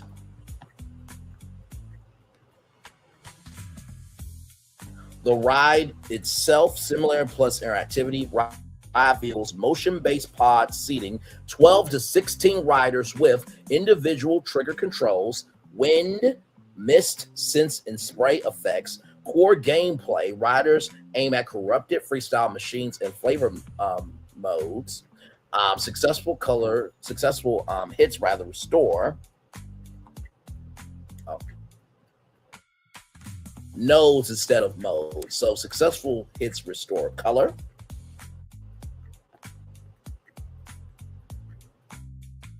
Restores color, motion, sound, and flavor energy.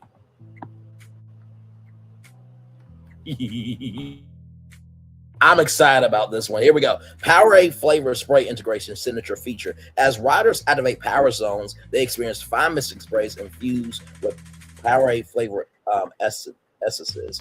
Cool blue mist, berry ice, burst, mountain blast, chill spray. Electrolyte cool down moments during intense ride beats. Temperature drops sync to action scenes. Light, safe, non-sticky, allergen conscientious sprays closer to scented mist, not liquid soaking.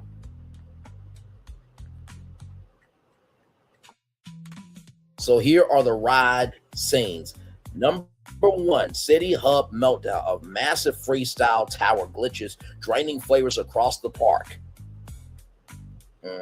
Number 2, Universal Songs Under Siege, digital representations of lands across Universal Orlando lose color and motion. So that means Universal Orlando Resort loses color and energy and everything in between. Isles of Adventure loses color, everything in between. Volcano Bay, which is their third theme park, by the way, loses color. And then the park you're in, Epic Universe. So all of these zones are under siege.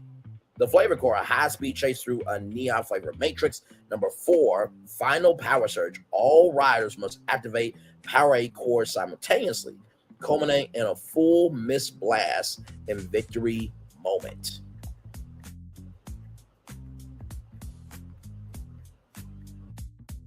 Victory moment. Ride and finale and exit experience. Riders receive a flavor score. Personalized drink recommendations appear on screen. Exit directly into a freestyle tasting bar. Kind of reminds me of what's the place? What's the place that did? Oh, Club Cool. Moving on. Exclusive Flavor Force merch and limited edition Powerade blends. Oh, did I mention that you can only experience the Powerade blends inside Epic Universe? You can't experience that at Volcano Bay. You can't experience that at Islands of Adventure. You can't experience it at Universal Orlando Resort. And you can't experience it at City Walk.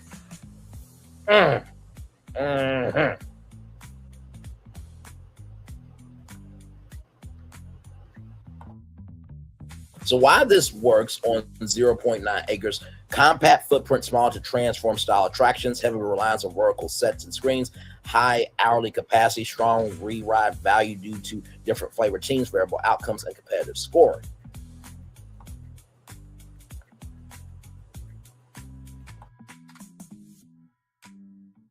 So why Universal would say yes, original IP, no licensing risk, massive brand sponsorship offsets building costs because Coca-Cola would sponsor, and this would be the first Coca-Cola ride in the history of Coca-Cola existing as a company, brand, and everything in between. Interactive tech-forward attraction fits Epic Universe, appeals to families, teens, gamers, and thrill-light audiences.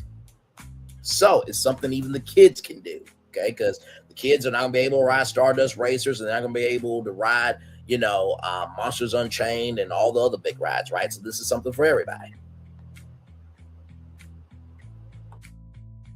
Now, I did ask ChatGPT to do something for me. I asked it, could you design the exterior? Now, this could do a restaurant and ride hybrid, but I feel like the magnitude of this needs all of that space for the ride. So let me show you the exterior.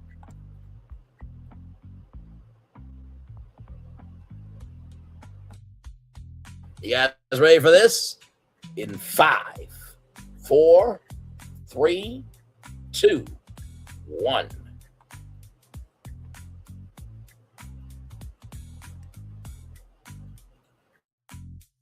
But before that, I gotta read the visual description, okay? Here's a cinematic art. Oh, you know I'm a tease. Here's a cinematic art director ready visual description of the exterior of the attraction, Ren, so it can be handed directly to concept artists, architects, or Universal Creative. Exterior visual concept, Coca-Cola's freestyle flavor force. Location context, situated within Universal Epic Universe. The attraction exterior immediately reads as a futuristic connect, alive, stand out against traditional show buildings.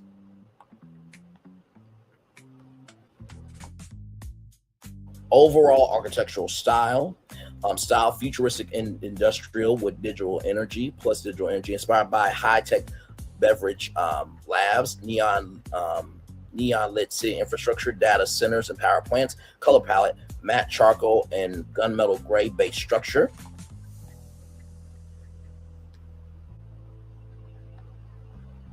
There we go.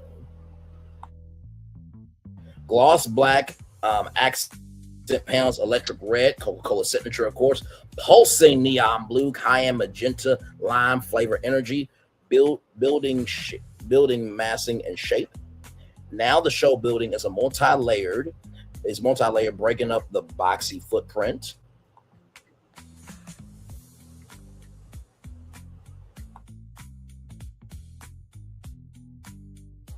Angled walls, slanted panels, offset vertical towers. The silhouette feels in motion as if energy is flowing through the building. Signature elements, a central cylinder tower, the flavor core, wrapped in translucent LED bands that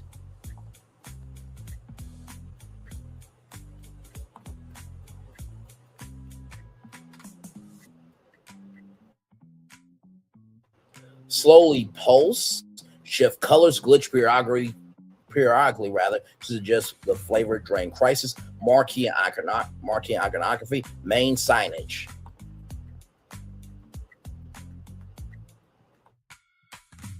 Large 3D logo, Coca-Cola Freestyle Flavor Force. Layers appear embedded in glass-like panels, backlit with animated light that ripples across the tile. Connect elements, rotating flavor icon, citrus slice, berry orb, lightning bolt, animated animated digital streams of light running across the facade like flowing liquid.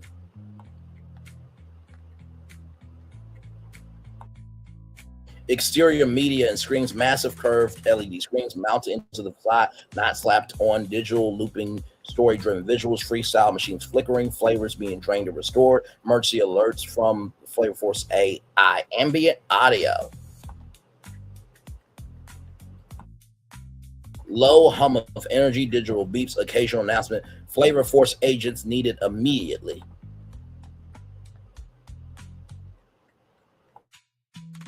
Entrance experience, entry portal, guests enter through a giant freestyle nozzle, inspired arch glows from within, cycling through flavor colors. Vapor mist gently escapes the portal, teasing the spray effects inside. Interactive cue, exterior touch sensitive walls where guests trigger color waves.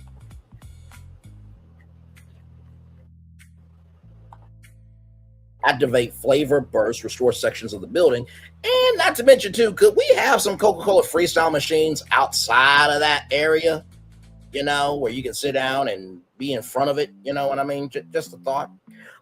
Landscaping and hardscape, sleek concrete pathways with illuminated in-ground lines, minimal greenery, mostly sculptural plants, metallic planters. Let's keep going.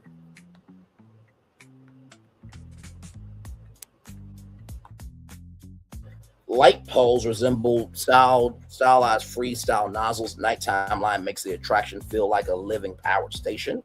Going back to the minimal greenery, mostly sculptural plants and metallic planters. Nighttime looks showstopper mode. At night, the attraction becomes a landmark beacon. LED bands intensify color surge and synchronized waves.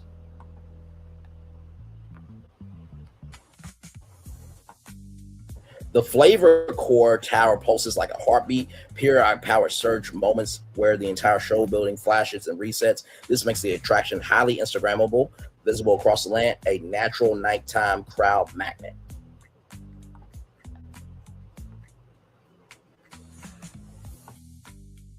Visual storytelling summary without even writing. Guests instantly understand this is interactive, this is high energy, this is about flavor, power, and saving something important. It looks less like a restaurant replacement and more like a flagship e-ticket experience. Now, let me show you the exterior, okay? In 5, 4, 3, 2, 1.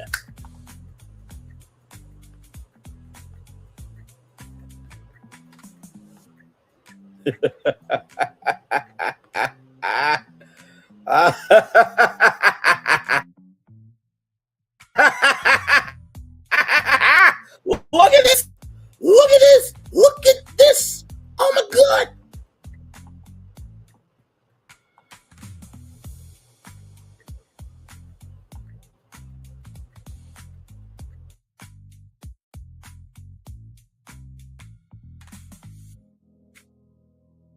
And there it is in all of its glory. Look at that.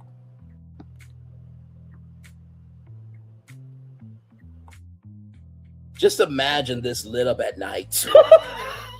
and it's just calling you. Like the colors.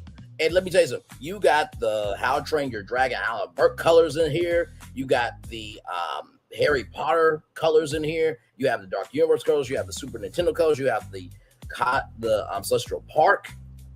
So now, if we go back to the map. Okay, let's go back to the map. Did I just smack Disney Springs West Side? I mean, listen. Let's go back to the map. So it took us a while to get here, but we have Stardust Racers, Constellation Carousel, Stardust Racer Cosmic Pods in the 0.2 acre space, the Super Mario Galaxy or Super Mario Odyssey Jump Up Superstar Launch Tower. That's 4. Number 5 is Cosmic Velocity, a celestial. Give me a moment here. Cosmic Velocity, a celestial speed challenge. The Celestians, the way we came to be, is number 6. And number 7 for the rides is Coca-Cola Freestyle Flavor Force or 6 rides instead, and Celestial Cade and Lounge. Ladies and gentlemen, I have fulfilled the assignment, the challenge, and the and the project that Attractions Ideas have done. Now, Attraction Ideas, you are more than welcome. You're more than welcome. You are more than welcome to review this live and let me know what you think. Did I hit it? Did I miss it? And remember how I said how if you're staying at the Grand Helios Hotel that you have access to that celestial velocity, a celestial light challenge? Let's go back for a minute to an idea that one of y'all had in the chat. Just for a moment. Extra celestial hours. If you're staying at the Grand Helios Hotel, those 7 rides are available to you for up to an extra 3 hours after everybody else leaves. And you already have the 1 hour early entry, okay? So, yeah. And Universal, those ticket turnstiles that are at each world. If you open up Celestial Park and you can sell, now Celestial Park will be free to walk around in, but imagine you adding a Celestial Park pass to ride all 7 rides for the full day and night? Are you kidding me? That's what the fuck we do around here. Can we get an Olympic stage for the Olympics at Epic 2089? Heck, Braylon just repurposed the Disney Quest building. You caught that, didn't you? Or where bowling is. Yep, that too. So, with that being said, I'm going to turn off my camera now because we've done the whole show for over 2 hours. Yes, we have. I was going to want to ask for a Disney Springs rebrand master plan. I was there when it still was Virgin Records. Yes. So, obviously, I know my good friends. Phil and Florentin have a lot to say. I got a lot to hear, so I'm going to drop the link so they can come up because I'm sure they have some thoughts. I'm going to rest my face real quick. I'm looking forward to this live right here, this after show, because there's a lot to talk about with this right here. Like I said, brought you a ride capacity of now 7 rides within Celestial Park. And honestly, to tell you the truth, I believe that Celestial Park will definitely now be a fan favorite park.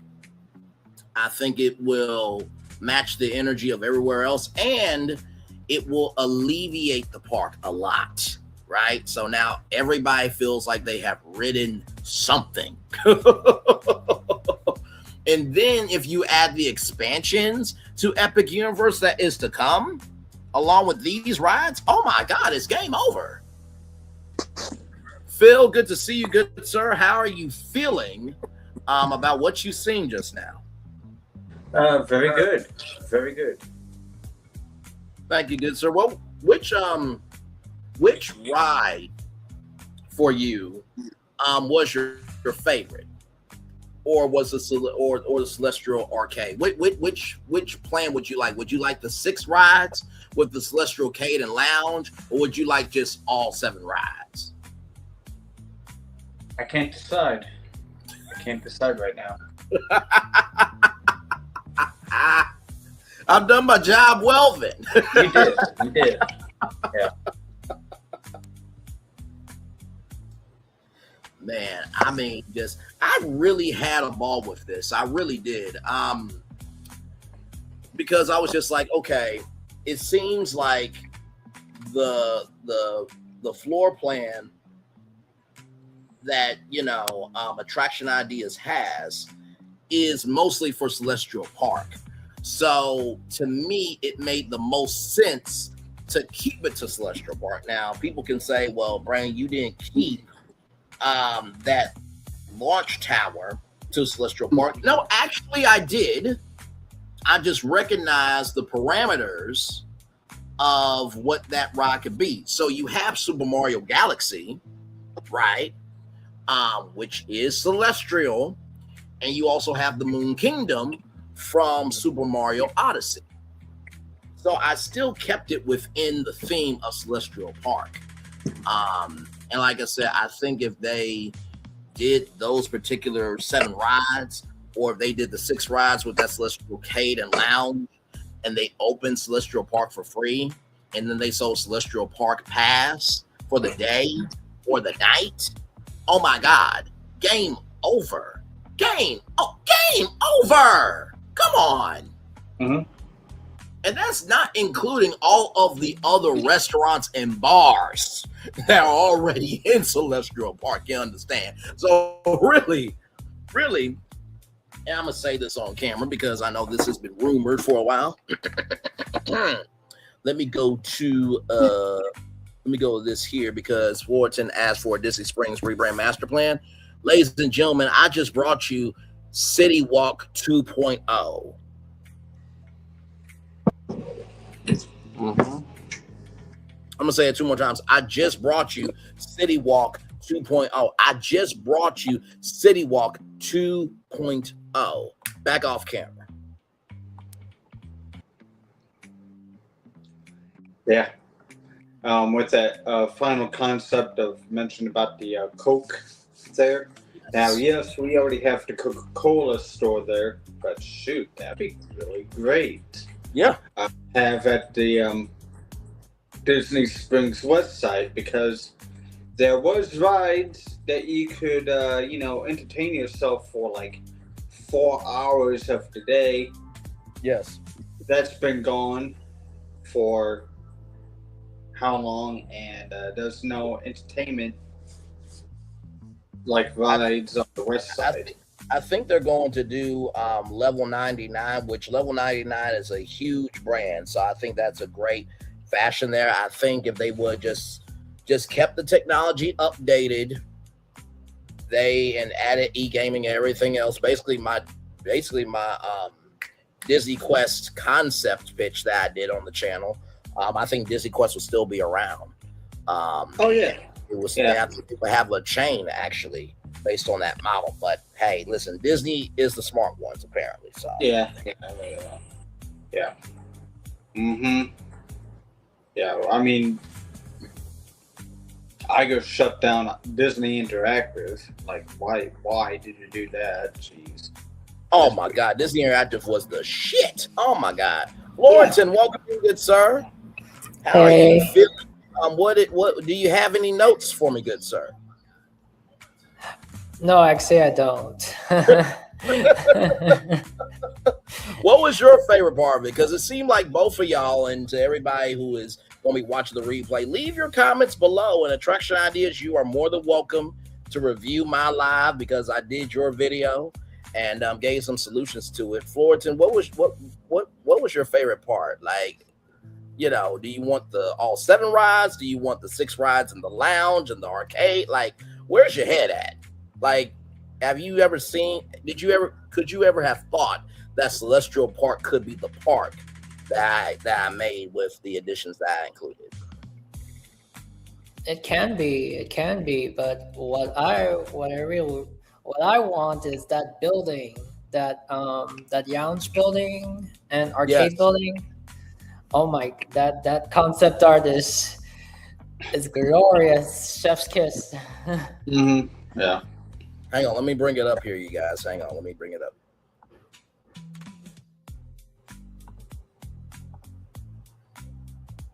I used to be able to get those good images, but I haven't been able to in a long time. Come on, this is epic. Yeah. I'm a man. You see the icons on top of the 2 towers? Yeah. Yes. Yeah. Even the title, Celestial Arcade. Yes. I was just saying that for pass holders they could do the Celestial Lounge. Yes. Yeah, but I mean, you just there it is right there. Now, where would this building be? So that will be in the 0.9 acres. Yeah. Yep. Oh, is that where the restaurants? Correct. Okay. Yes. Oh, yes. That's the first thing you walk in, and then you see that on the right. I know.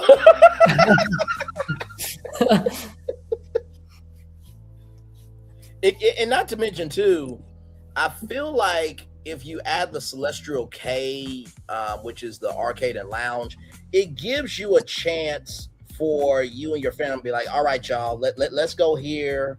We just made it from Cabana Bay Beach Resort, Long Drive.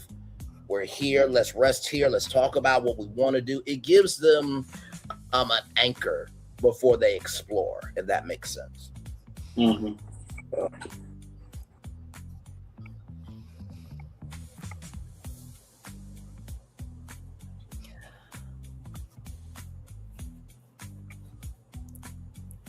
Oh, I really, that was amazing. The videos for each attraction.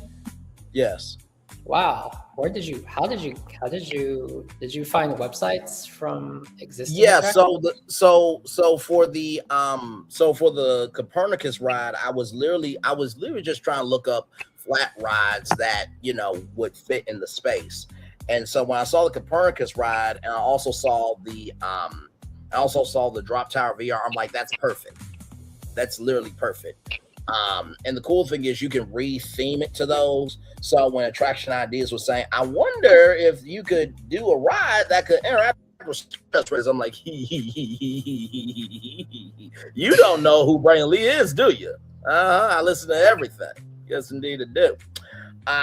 And then, of course, with the Super Mario Odyssey or the Super Mario Galaxy Jump Up Superstar Launch Tower, which it has a nice ring to it. You have Atlantic there, you have Constellation Carousel, and you have Super Nintendo World. So actually, it would really be a way for people to experience Super Nintendo World if they don't have a theme park ticket into Super Nintendo World. You know what I mean? So.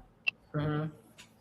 Now this right here is this will be another icon. This will be another must do, take a picture, right? Now, are we sure we ain't gotta wait for this to be relevant to years? I mean, this isn't stunning by itself. Are we sure? It's not in the movie and it's not in the film. Yeah.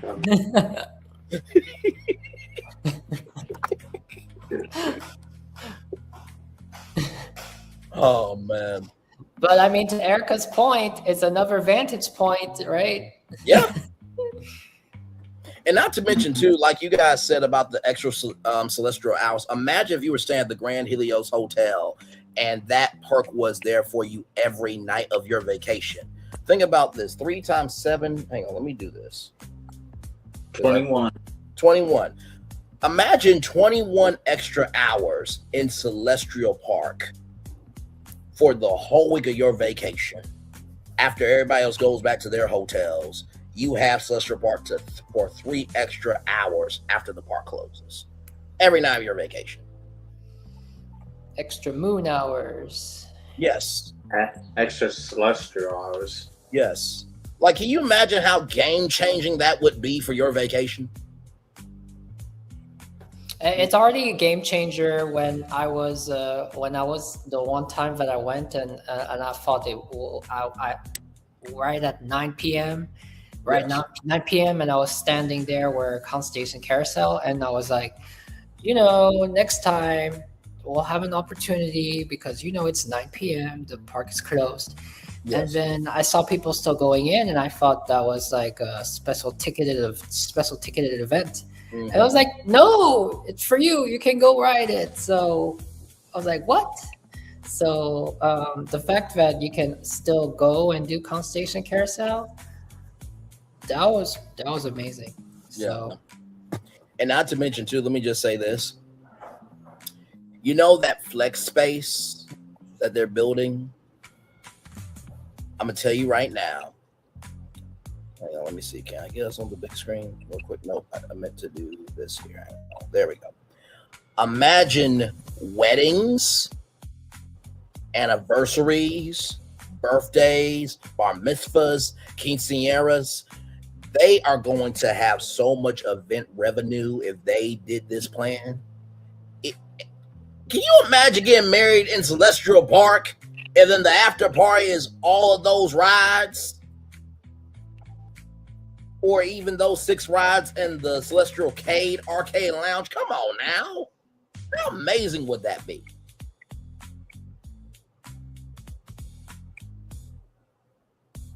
Mm-hmm. Your mic is muted. Yes, the Helios is your palace, and then after that, your arcade and your lounge is your honeymoon. Yes. And you would have the coolest wedding ever. Like you get access to all of those Celestial Park rides or the 6 rides in the Celestial Arcade, in addition to all the other restaurants and bars being open just for your group. Imagine private events. Oh my God. Imagine the U64 Expo with extra hours or after parties happening there every night of the U64 Expo. Oh my God. Shut up and take my money.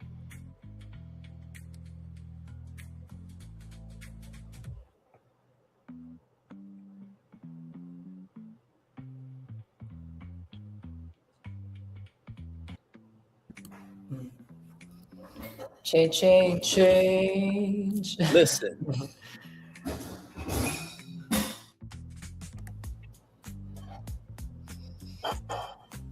Pass holders will be getting a pass holder pass just for this. I promise you. If this was added, oh my God. Universal wouldn't know what to do. They would actually have to limit park capacity if this plan was implemented. They would have to.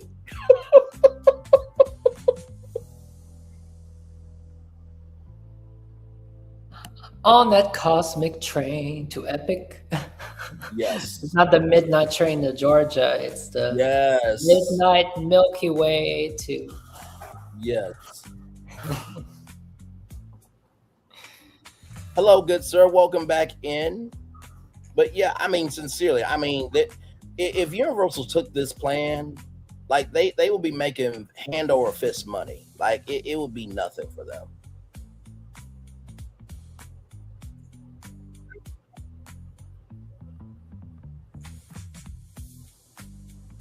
And not to mention too, you know the ride that I'm really proudest of?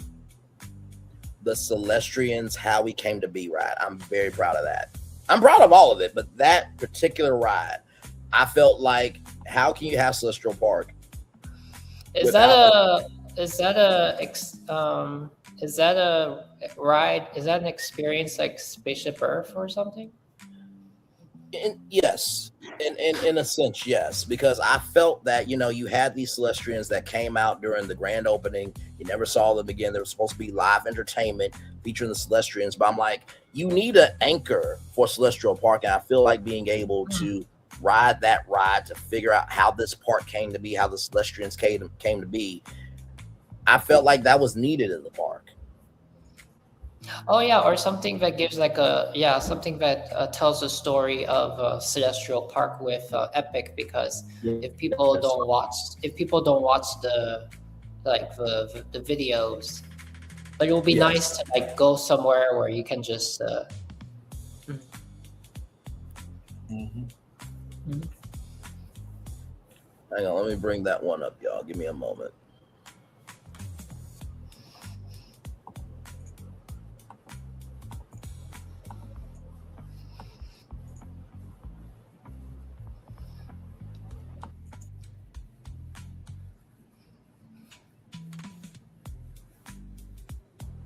There it is right there. The Celestrians How We Came to Be ride.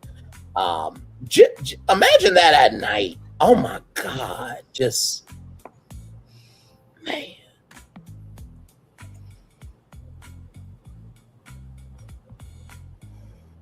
And you think about all these rides, they're very accessible for everybody. So if you got little kids and they want to experience Celestial Park, they can actually experience it and feel that they got something out of it of quality. And plus, can you imagine the bookings for the Grand Helios Hotel? They wouldn't know what to do. They would not know what to do. And it's just like Attraction Idea said, just small improvements. Just small improvements to expand the park. That's all it is. Mm-hmm. They're already building that event building. Yes. It's I think it's right next to Nintendo, and it's behind the bus terminal, the Universal bus terminal. So that's already a big building I saw on the graphic. So hang on, I'm looking it up now.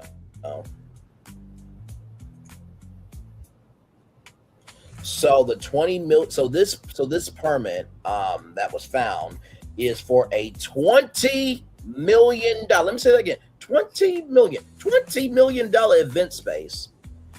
Reveal a 53,886 square foot building with.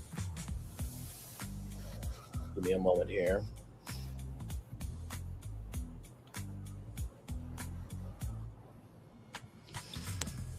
Let's see here. Where is it? The description.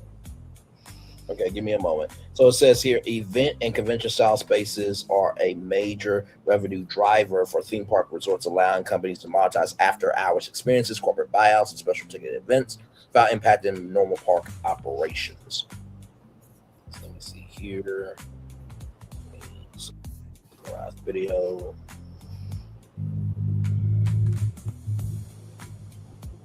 Okay, so the space will include, so the 29,749 square feet space will be enclosed with a total occupancy ranging from 1,200 to 1,400 guests. Space will include storage closets, a break room, and a kitchen.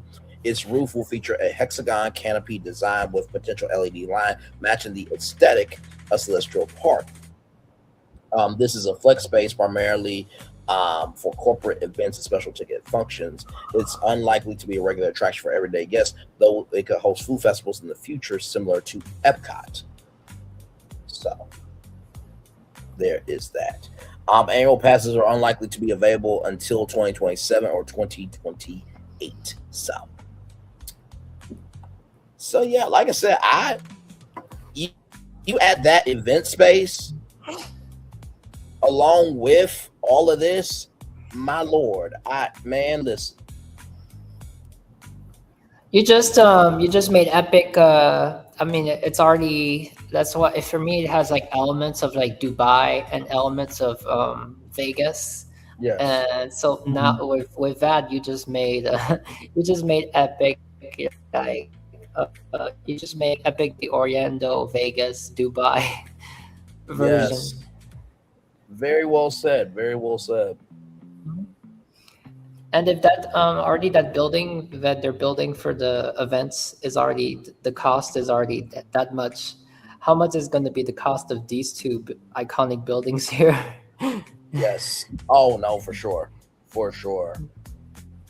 And I think the other part of that flex space is going to be like a lounge, I believe, so people can like chill and drink and eat and everything else. So I think it's going to be a multi-flexible purpose space.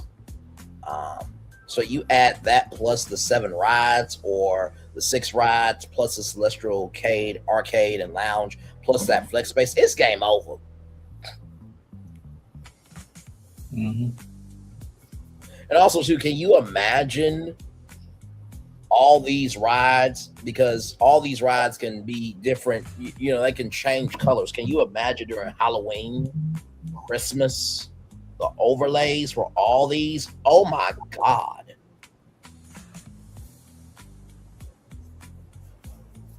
Well, I love what they did for the holidays because they did very unique. I was not in the park, so I have no have no idea, but I'm sure it's the same as the entrance. On the entrance, what they did was they made like they added some orange,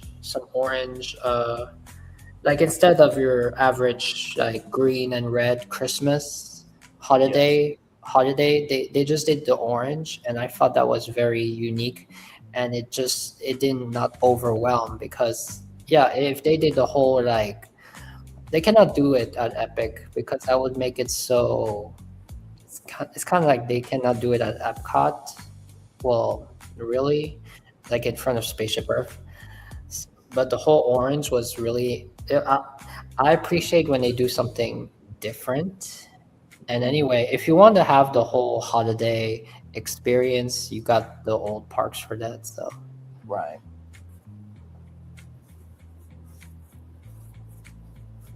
No, absolutely. Like I said, Universal Creative, I'm available. I am available for hire. Listen.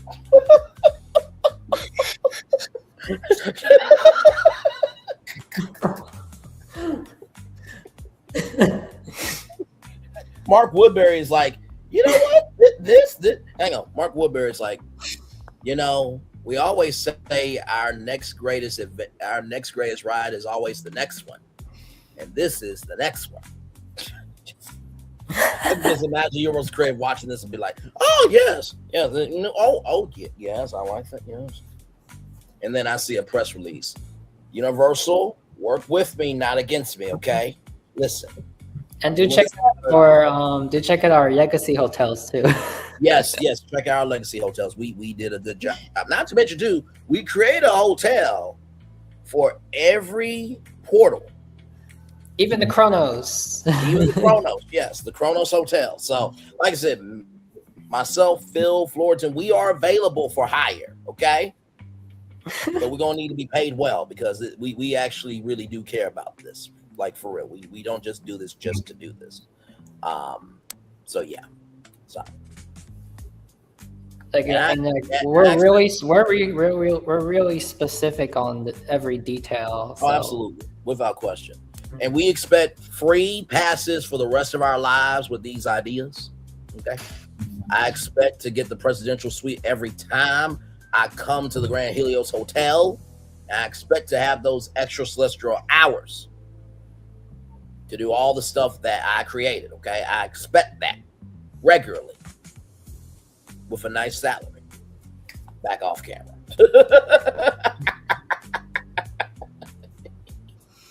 And if you want to meet up at the Helios, we'll just chill there and we'll just yay the foundation. Yes. Foundation. Mm-hmm. And also, too, these rides would have grand openings, y'all. Just know that. Like, the way that they did it for the grand opening of the park itself, there would be grand openings for each of these, because there's such of an epic scale, pun intended, that that they deserve grand openings.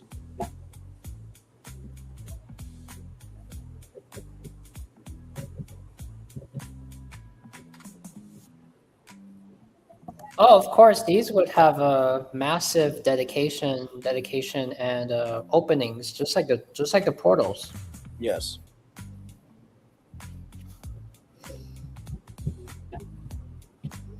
It's more it's a continual birth of Celestial Park. Yes. Mm-hmm. I mean, honestly, it really expands the park in a way that you probably never thought before. I mean, like, this takes it from, a half-day park to a full day. Honestly. Mm-hmm. So you got 2 new grandbabies and Helio. Mm-hmm. I mean, that is the ultimate goal, making a full-day park. Yes. Can't be, defeat your competition if you have a half-day park. Mm-hmm. I like defeating. I just saw a post. I just saw a news post saying Disney charging $119 for a half-day park.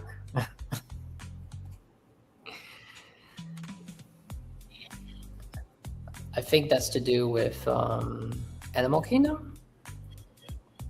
Yeah, Animal Kingdom and probably Hollywood Studios as well. Is there any pictures y'all want to see again from the concepts that I pitched tonight, or? How about is that like the rocket ride? Yes, this one right here. Hang on.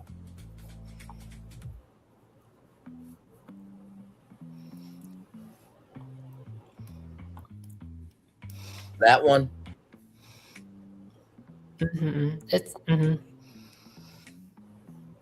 I had to really get creative with that one because I know we talked about Jimmy Neutron.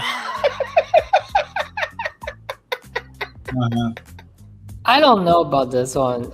Is that exactly? This is gonna be like right in the front of the Helios. I don't. Oh my gosh, I don't see it. Yeah. Okay, well, what would you put there, Florentin? That is the hardest spot to put anything at because it's. I think the spot you're referring to is like on the side, not in the front, because in the front you have the statue, correct, and you have the bridge, correct. So this would be basic. This what? It would be next to the hotel. I don't want to put anything there. You know why? Because there's the restaurant, the hotel's restaurant, and then they have outdoor seating. So it's hard for me to image, and like instead of the beautiful views of the park. Understood. Yes. Unless you did it more like. Since the hotel is Mediterranean, maybe if we did something that was like garden themed. Possible. Because Attraction Ideas did say that also could be for like retail and dining as well. So he did say that. Because this rocket thing, I would rather put that on the other area where next to Stardust Racers. So then that way, the people that cannot ride Stardust Racers, they get to ride this one. Fair. I think that one is what 0. Let me see. I think it's 0.2 acres, so I don't know if it would fit right there. Oh, is that where Stardust Racers is? That's where you put that drop tower, right? No, that would be the 0.2 acres where I put the. No, that's where I put the 0.3 acres. The 0.2 acres is the Stardust Racer Comet Pods. Oh, okay. Well, maybe I would put the Comet Pods where Helios is, I guess. Okay. And then kind of I think it would be way better than the rocket thing. Understood. No, I think that's a great flip. The only reason why I did that in that section was because the fountain doesn't go off. That big show is only done at the last part of the night. So there it would be the hotel's fountain, because I feel like the fountain in front of Helios is park. Also, wait, because I'm judging by this image. So you're telling me that this attraction would go around the ginormous fountain? Let me show you where. Hang on, give me a moment.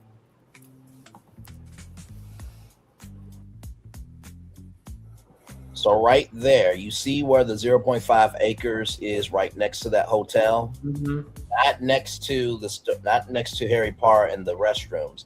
Not the one to the right hand corner, but to the left hand corner, right there in that spot. That's where that would go. Okay, so it's okay. Because I feel like that main fountain is for the whole Celestial Park itself, but that will be the hotel's fountain, if that makes sense. Plus, it's an interactive hotel fountain.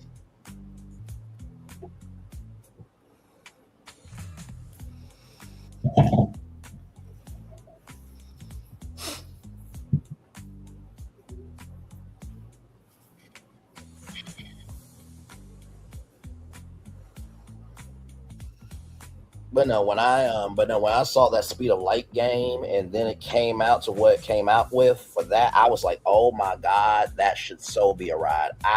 Listen. Sir, you rode this 5 times today. I'm gonna ride it 5 more times, okay? But I do agree that when you have Stardust Racers, if you have something else, if you have another Stardust Racers, but for the smaller kids, for the ones who are not coaster riders, that will be a huge hit. What's by the way, Toy Story and Sneaky Dog Dash, they should have. I don't understand why they didn't on the side. They didn't add the small version that they have in Paris and Hong Kong, I think. They have a small Sneaky Dog Dash. So then everyone can ride Sneaky Dog. Even the babies can ride, the toddlers, the small kids can ride Sneaky Dog Dash without having to do the insane coaster, which even me just standing by it, that thing is tall. That thing is way... That's for me. That they call that a do they call that a Femi coaster? That is a step higher. I don't know I don't know which is worse, Sneaky Dog Dash or the How to Train Your Dragon coaster. No, understood, my friend, understood. But I think the How to Train the Dragon coaster seems more fun. It's not as tall.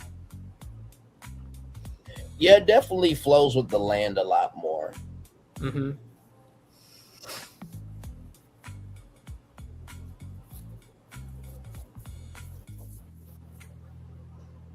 But yeah, I definitely want to, take these areas and bring something to it that, not only felt new, not only would fulfill the park,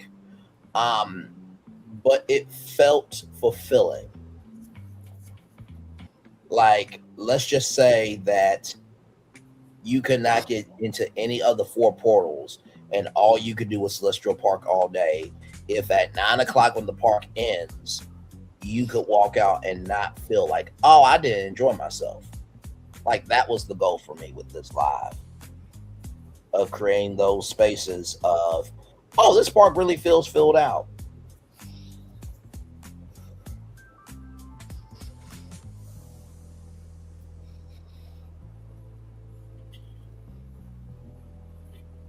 And I do feel, yes, and the lounge and the arcade in that really that really luxury, beautiful thing. It gives another section for, like, it gives another so people are not around.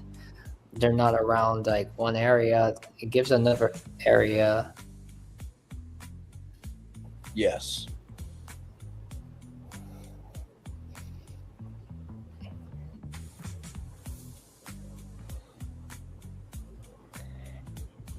No, I agree. I can see this area really shining at New Year's.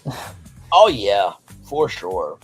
And not to mention too, the Celestial K would interact with the fountain display as well at night, and also too that Celestial Velocity, Celestial Speed adventure or ride will also interact with the arcade and the fountain as well. So it's really about keeping everything connect and dynamic, and also purposely insulated, but everything is connected. You got the Helios on one side, and then you got the Celestial Cade on the other side, with the Kronos Tower. Yes.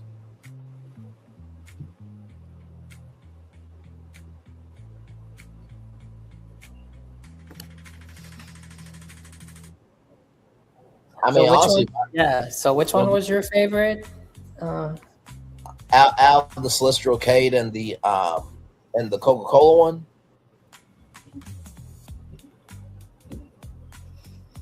Is that the question?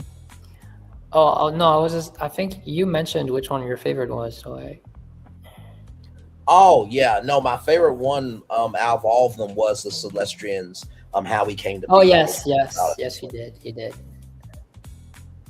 I'm proud of all of them, honestly, but that one, Mhm. I felt like you don't really understand what Celestial Park is, and so if you had that ride, you would feel complete. That you have not, how can I put it? You feel like you got your worth out of that story. You know what I mean? It's not like you walk into the park. It's like, who are these Celestians, and you never find out. So it's a purposeful finish. Yeah, I think it's the kind of that will be like the very. I mean, everyone can go wherever they want, but it's kind of like the signature first ride. Kind of like in Epcot, you would ride Spaceship Earth. Correct.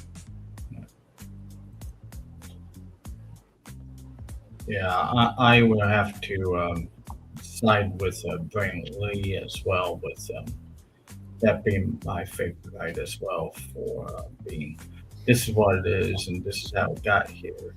Let's give cheers to the Celestials. Yes. This is how we do it. This is how.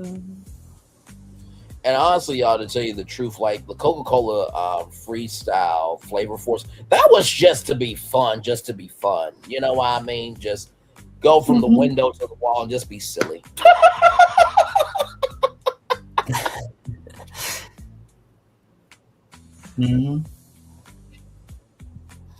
What if we took another idea? What if we took the I'm okay. I don't know his name. The moon bear, the chocolate moon bear. Oh, Captain Cacao. Yeah, I think he has another name, but give him a signature attraction, a signature ride. Okay.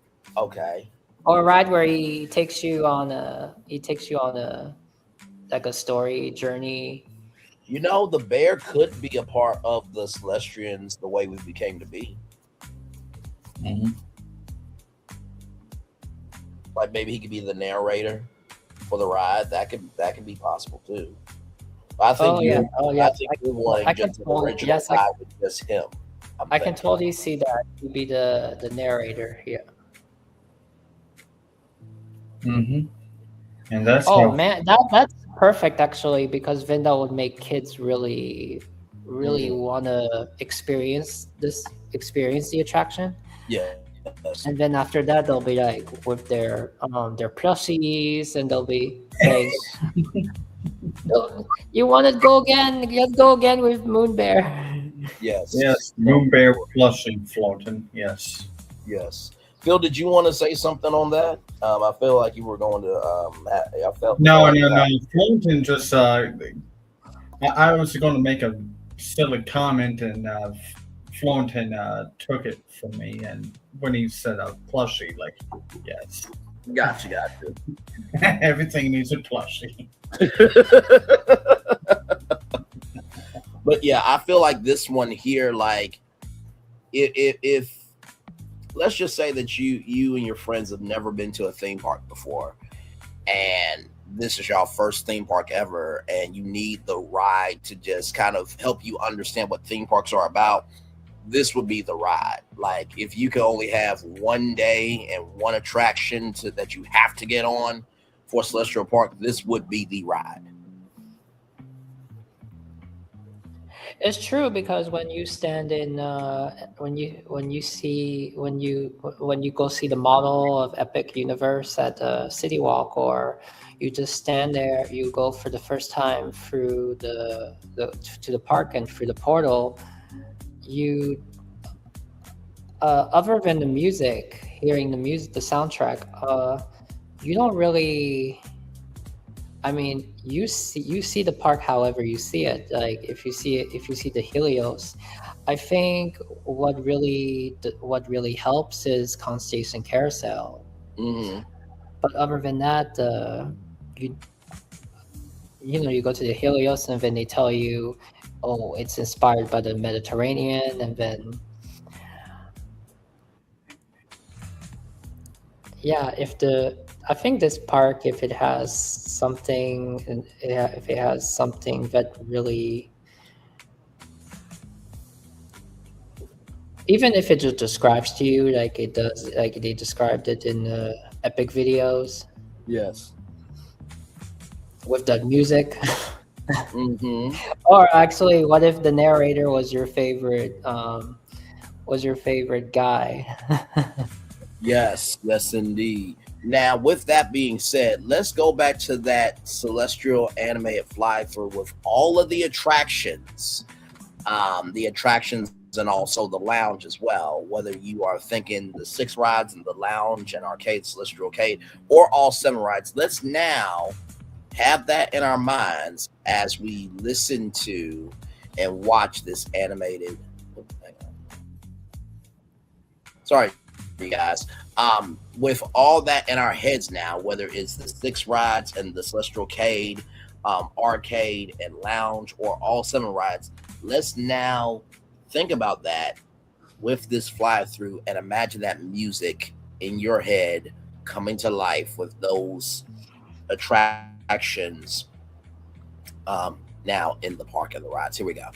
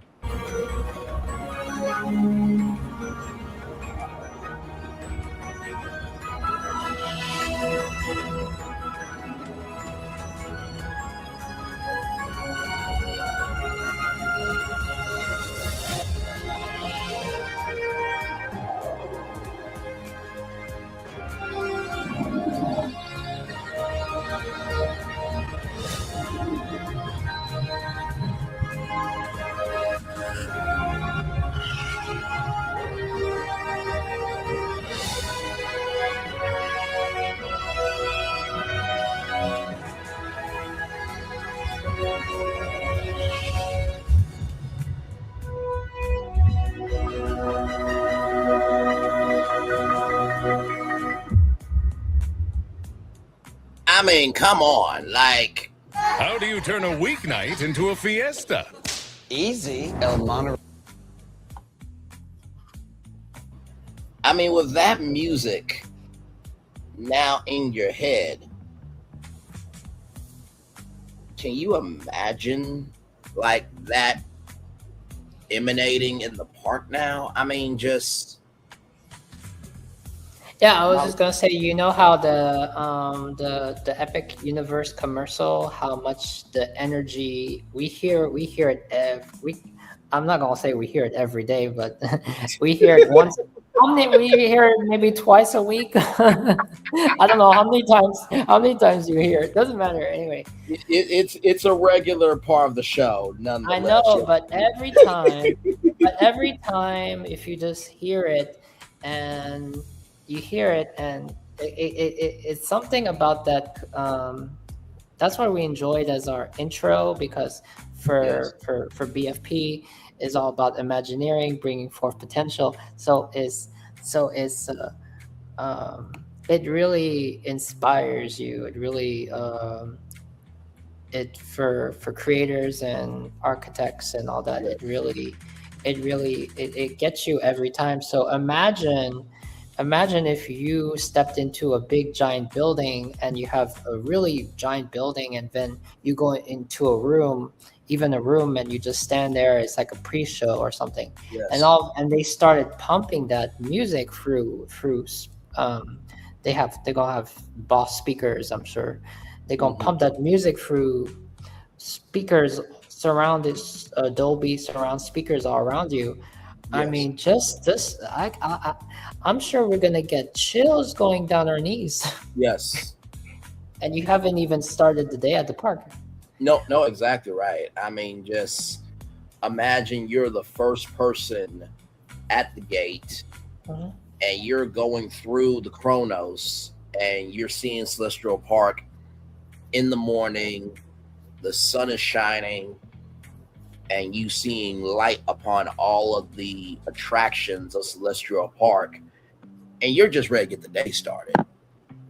You know what I mean? And what I hope that Celestial Park, turns into for everybody is it's the hidden park that is on the down low, but it's available to everybody. You know what I mean? And hopefully it will be the park that will really unify all the portals, because it's like, oh my God, I've been to Mushroom Kingdom today, I've been to Darkmoor, and I've been to Paris, I've been to Berk. Oh my God, Celestial Park! Oh my God, I got to ride on the Celestials how we came to be. Oh my God, I got to go on Coca-Cola Freestyle Flavor Force. Oh my God, I got to go on that rocket ride. What? I forgot about Celestial Park. Like, I hope that's what the park would become with what I've added to it tonight. That it becomes that park where it's like, oh my God, did the whole day I forgot Celestial Park, but it was like it was in front of you the whole time as a way for you to breathe throughout the day. So you're not missing anything. It's right there. It's not going anywhere. That's how I wanted to create Celestial Park with those attractions added. So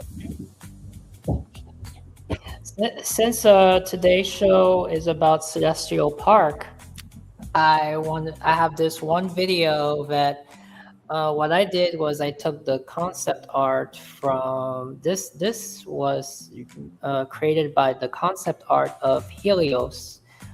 And the concept art of Helios was very much different in the beginning development. So this would have been the design before 2020, and then they changed it up. Now it's real. This video is really fascinating because this video is fascinating because when the art is just a sketch, but you get to see how different the hotel would have kind of been.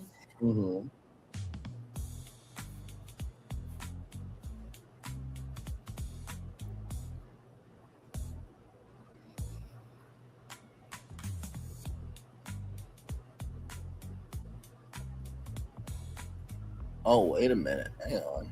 Okay, let me add As twilight settles, the Grand Serenia transforms. Music and water dance together. Lights paint the night, and anticipation rises. Then, with a rush of color across the sky, So that's play it again. Hang on, let me see here. Mountain. As twilight settles, the Grand Serenia Whoa. Okay. That is new for me on StreamYard. I didn't know I had that power to do that. That's cool. Okay. So right there's Constellation Carousel. So that's in front of the hotel. But it looks like, why does it look like Agrabah with the dome on top? Or is that just me? To me, well, the one now, it looks even more like Agrabah, to be honest. But that is the hotel is different there because that is from. I used the image from Epic Universe. So apparently they changed the design of the hotel after 2020. But this gives an example of how the hotel may have appeared.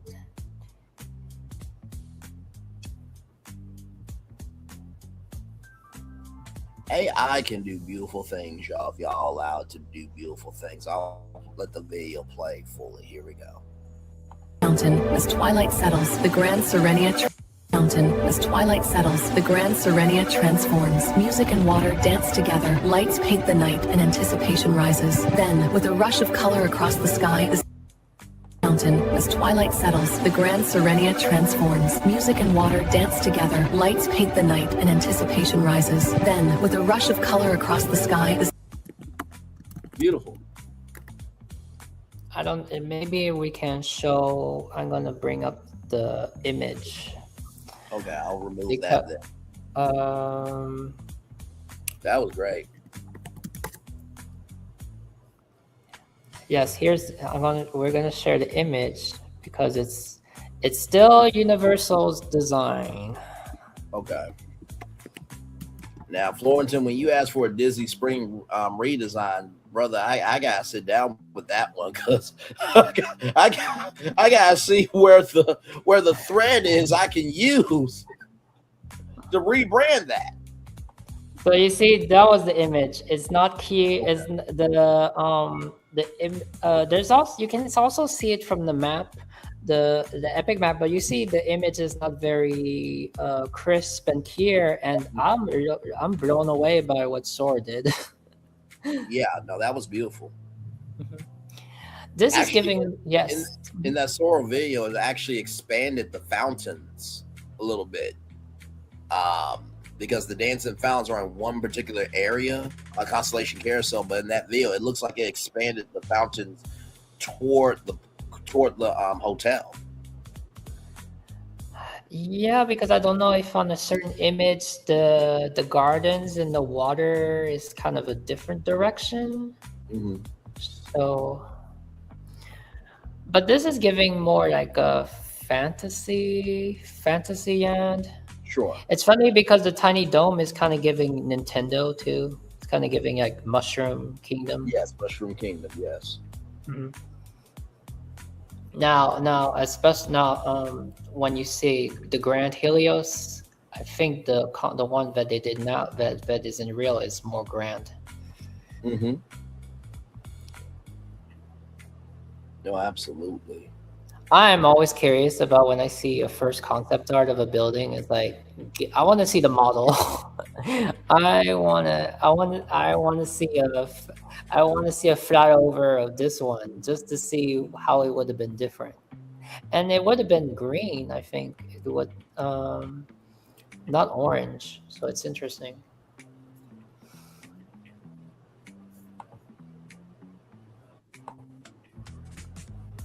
Now, I do have a second one if you want to see it, but it's...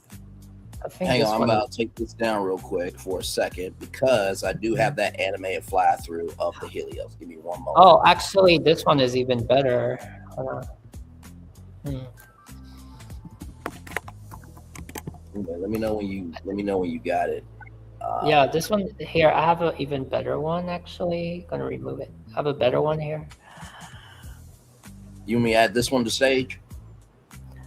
Oh, this is the MB. Okay, here we go. Rising from gardens of color and glass, the Grand Serenia welcomes you with timeless elegance. Its domed atrium glitters in the morning sun, while pathways and fountains. Oh, wow. Hang on, that went too quick. Hang on. Mm-hmm. Rising from gardens of... Wow. Okay, so there you can really see the design. Wow. Constellation Carousel is the same, but you can see the design of the hotel. Mm-hmm. Yeah, what is your guys' thought? What is your guys' impressions? Does this make does this hotel design make it was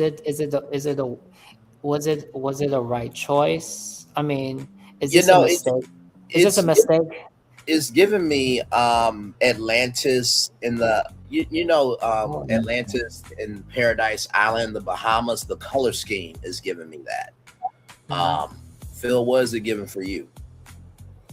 Architecturally wise, it looks like the Atlantis resort building on the island.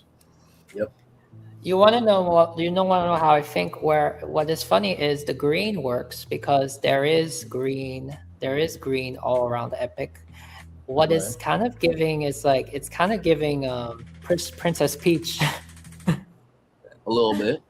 Mhm. Wait a minute. Why does this look like a question from a question block? Low key. Or is that just my interpretation? Yeah, it might be an interpretation, maybe. Yeah, it's a certain shape. I would, yeah, like a question mark. Yeah. Yeah. As we keep going here, I'm just going slowly. I think it's, I think it's still unique. It's still nice. That rooftop is amazing. I don't know. Now we don't have those mountains in Florida. Oh no, that's not existent. But no, it looks amazing. There's that there. Now here is that animated fly through here of the Grand Helios Hotel. Give me one moment.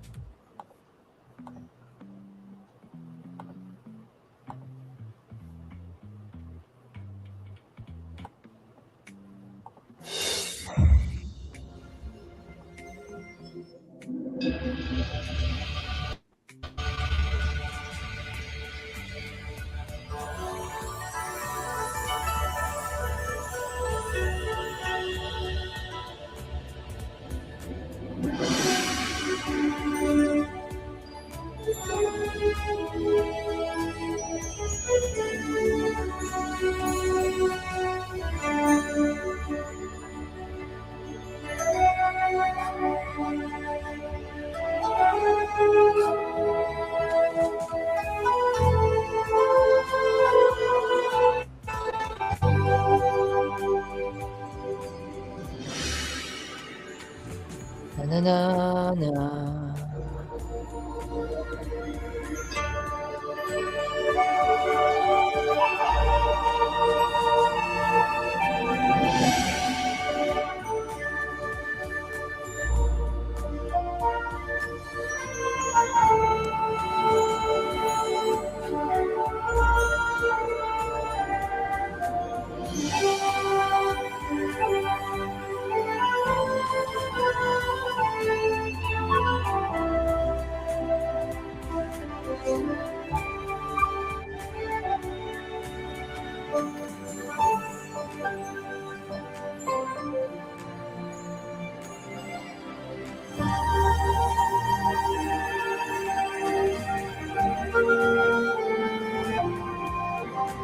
I mean, it doesn't look like it's from this planet, honestly.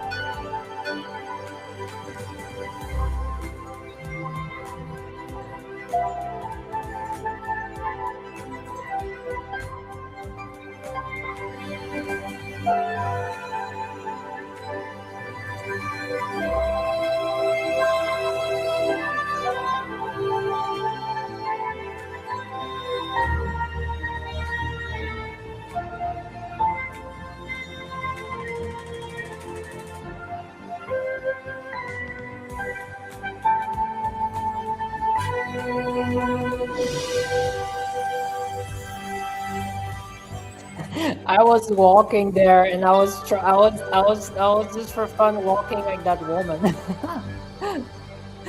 They say that one more time. The elegance, the way that female is walking, she's like, Yes. the way she's walking. I was standing there, and I was just for fun. I was just pretending I was Oh, this woman animation. right here. Yes, just watch. I like the way she walks. She's just No, she definitely had movement to her for sure. And then that beautiful view of your backyard. I mean, was a spectacular sight to see. It's this video is my favorite video. It gives me chills every time because the fact that this video came out before the thing opened, and then for me the experience that I actually went and saw it in real. Everything is real. When you especially the restaurant, everything is real. The kitchen detail, Yes. It's I really respect this. I really respect this. They presented they made sure that they presented the model and the concept art, and they gave us they presented to us, and it's when you go and you actually see it in real, even if you just don't go in the park, you just go to Helios, and you just the moment you step out of the moment that you enter the hotel and you can see the park, you can see the icons even in the hotel through the windows. It's like they come at you. It's funny when you're inside, just standing by the windows, it's almost as if Stardust Racers is closer than when you see it outside. And then the moment that you step outside, I would so much want to do that with you guys. When you step outside on that balcony, and the first time that you see that view, and you basically realize that everyone, you yourself, everyone can admire this view, everyone can experience this view, whether you're at the top, whether you see it from the top, which is a different vantage point, but on the ground floor is my favorite, is as amazing. Everyone can enjoy this view, even if they don't stay at this hotel, and it's a great, everyone can, and what's crazy about it is everyone can enjoy the light show. Yes. No, factual. Very, very factual. That's why for me, when I go back and I see the Epcot concept arts, like you just see the potential. Mm-hmm. You just see the potential, and then you see how much it's not to do with budget cuts, but after that, so much change. Right. And the end result that we got in Epcot after all those years of waiting. Yeah. Mm. Oh, fully agreed. Fully agreed. It's when you have something and it comes out the exact same way as the concept art, is as if you just jumped into the computer screen. Yes. Mm. No, it's wonderful. I mean, it's Universal. I will just say this. I have not. Well, first of all, I think we're the only three that do what we do to talk about what's happening in the world in real time, and then utilizing the power of AI as a resource, not the source. Yes, I think we are the first ones that actually discuss the. I don't hear anyone really discussing. We're the first one that discussed the original concept of the original art form of Helios. Yes. And you here for the first time got to see an incredible visual of what could have been. So yes, the additions that I brought forth tonight, and shout out to Attraction Ideas for doing a great video.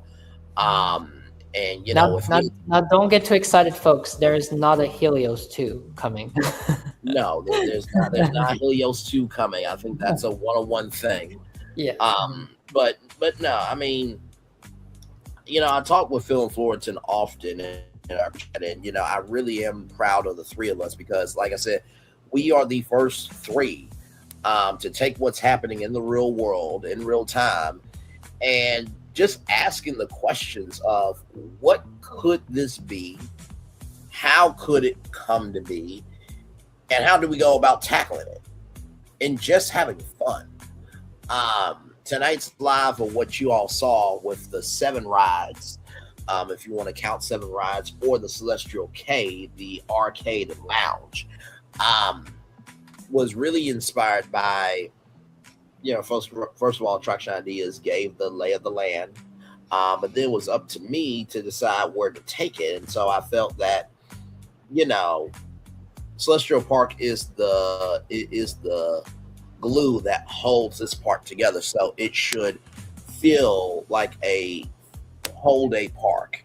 And I truly believe that, if Universal takes the 7 rides, or they take the 6 rides, and the arcade and lounge, but personally I would just want 7 rides, just so that way I can ride that Coca-Cola freestyle flavor force, because it looks like a fun old school Disney ride.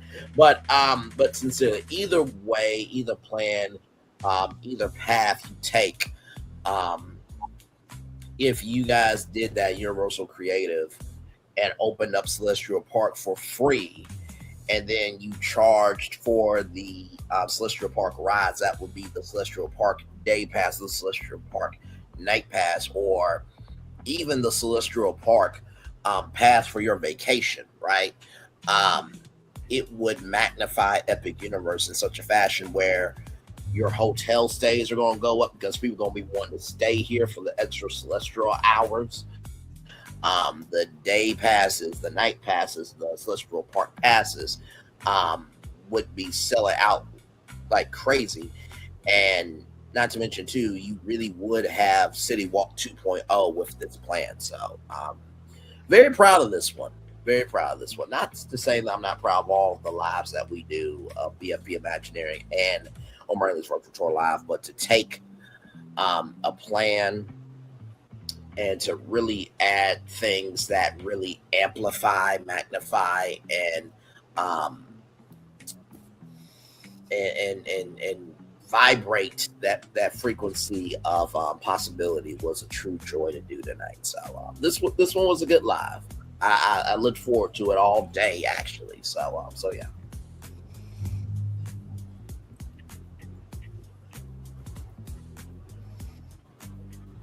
And we just naturally came together.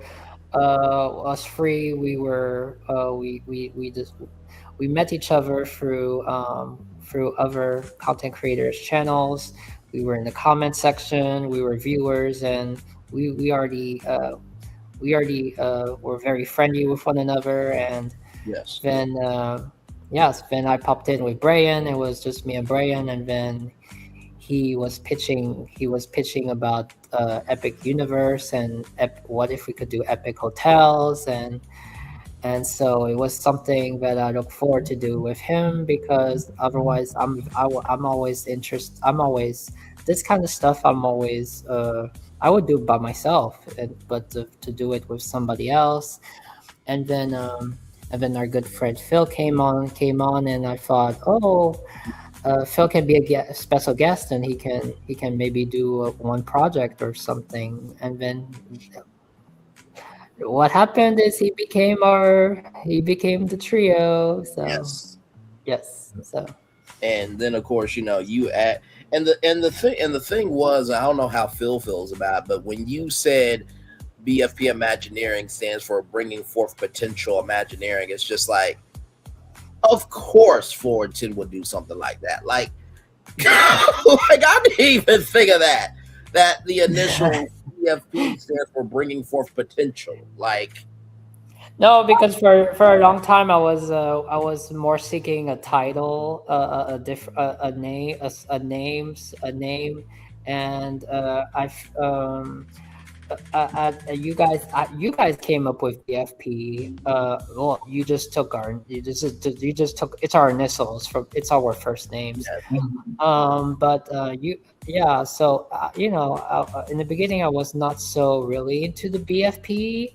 I thought BFP was more like a signature name, but then over time I couldn't think of any name, and and this was meant to be. And then I was looking at the BFP, and the reason we do this, and I'm all about, just like that's why when we do Disney and Universal, we're not here to hate on them. We want the best for them. And so that's where potential is. We want the potential. So the potential was the P, and then F can be forward or fourth. And the B can be it can be the best fourth potential, or it can be bringing forth potential.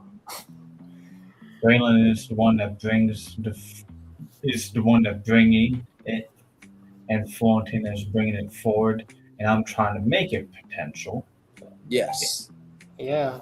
Like honestly, to tell you the truth, like I would not mind like BFP, Imagineering, or bringing forth potential Imagineering to be like an actual business with us, because all we would do is just do what we do and just get paid millions of dollars of like, oh, Universal Creative, wait, you want to do what?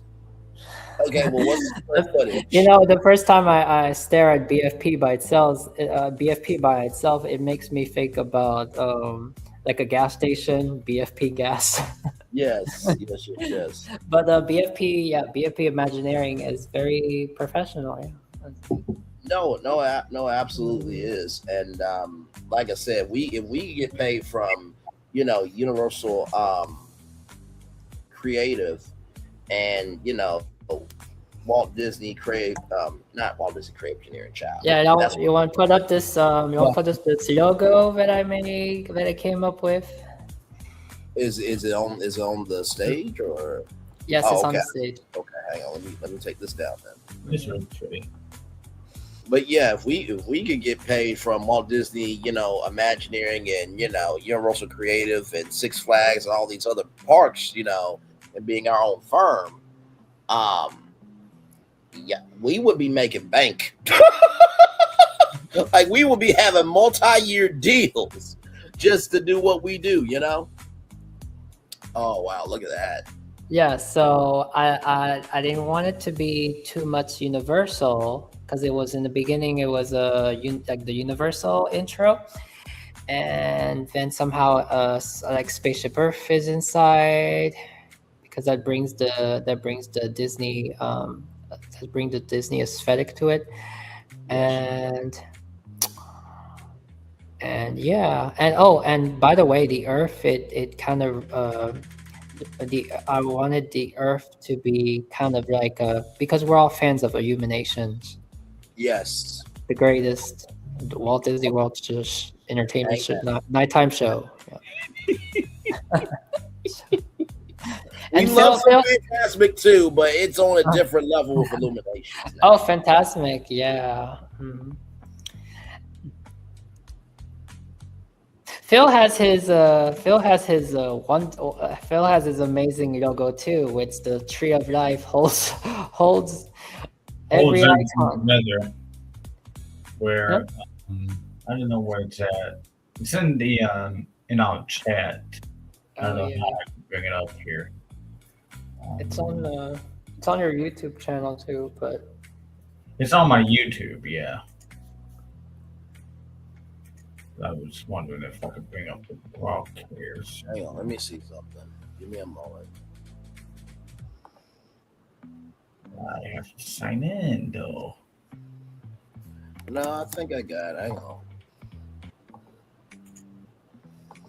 I think it's on Phil's Instagram. It's the fastest way. Nope, I got it. Hang on. Yeah, I think it might have been on my profile videos. Hang on, you guys. Give me a moment here. Take that down.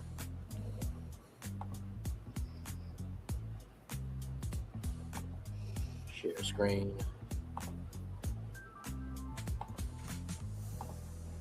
There it is there.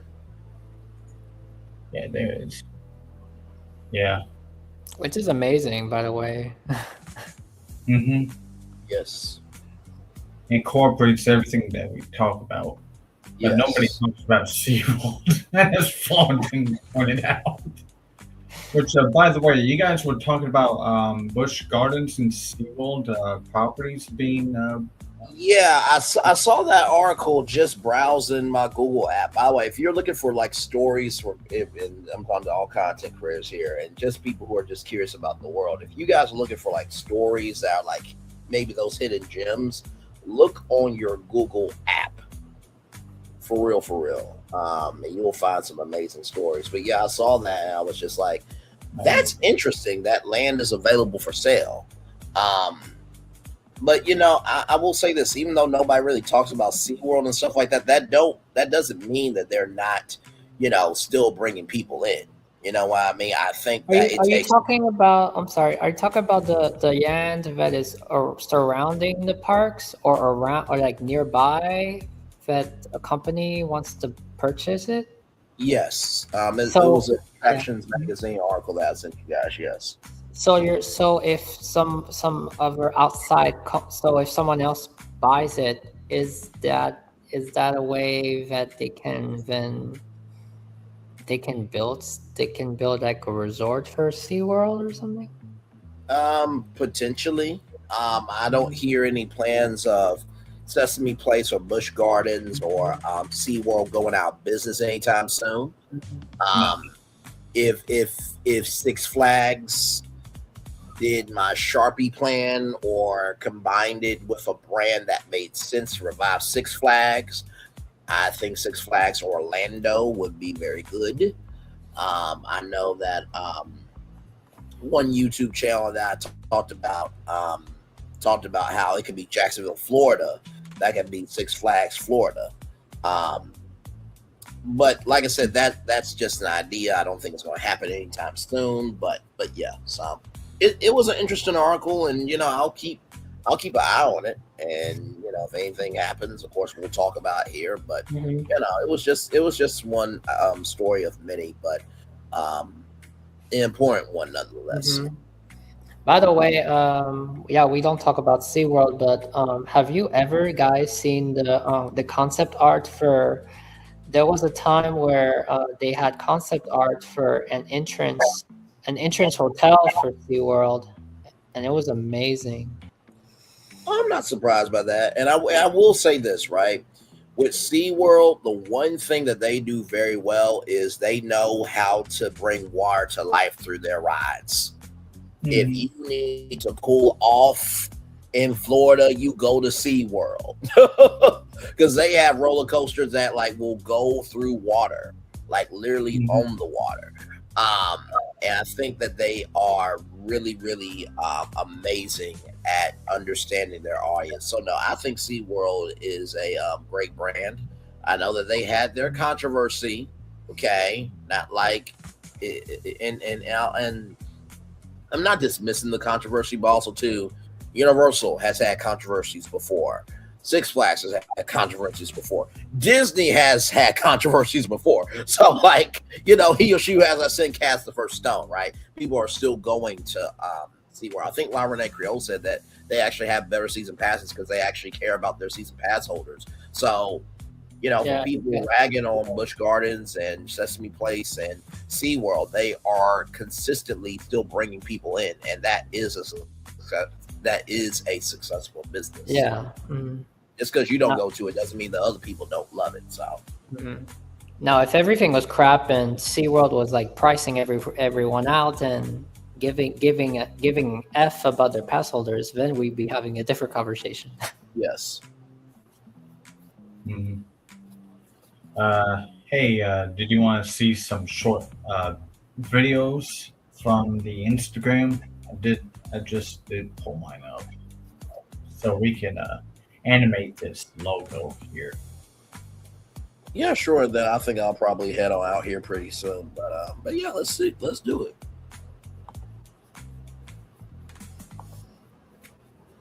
It's in the. Oh man, I gotta take that one down. Yeah, that one mistake. Okay.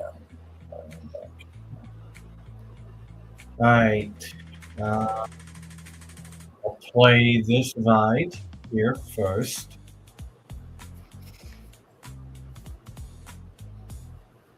Does it work for you? Now, what ride is that? That is for Greece. Greece?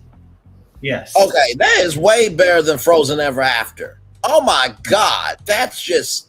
I mean, look at the date on this. This is like Thanksgiving of last year. This is how far back this was made. It was Disney, do that shit, please. Okay. Yes, ma'am. Yeah, it's like a second Mexico pavilion. Yeah. Mm-hmm.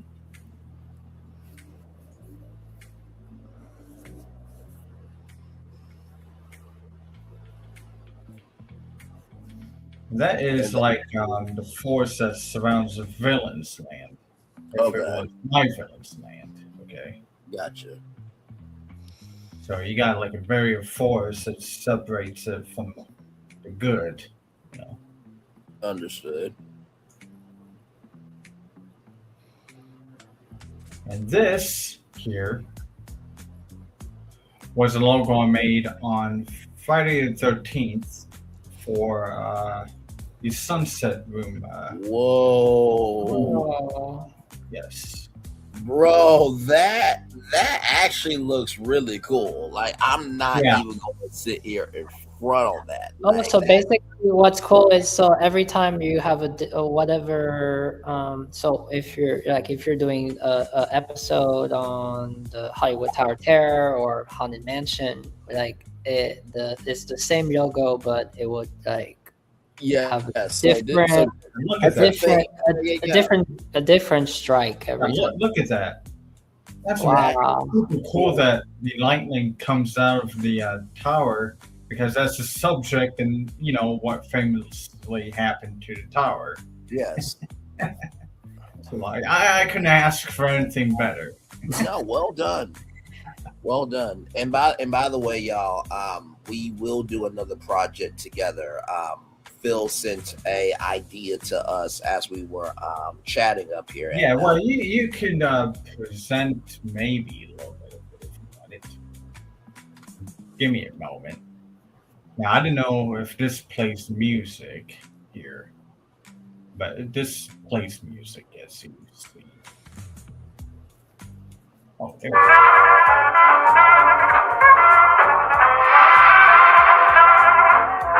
I believe, was that the Sunset Room?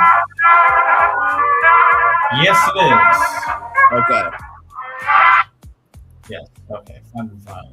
I have to say, I normally don't use Grok, but it looks really, really good through Grok. It is. Actually, it does a really good job at video making. Maybe images it may need some work, but it makes really good videos. You know what? I'm gonna try what I did with the Helios. And I'm gonna try it on Grok to see. I'm just curious to see what the difference is. From the Gemini to Grok, and Grok does wonders. Mm-hmm. No, I'll definitely have to play around with it, but no, like I said, y'all, we will do another project together here soon.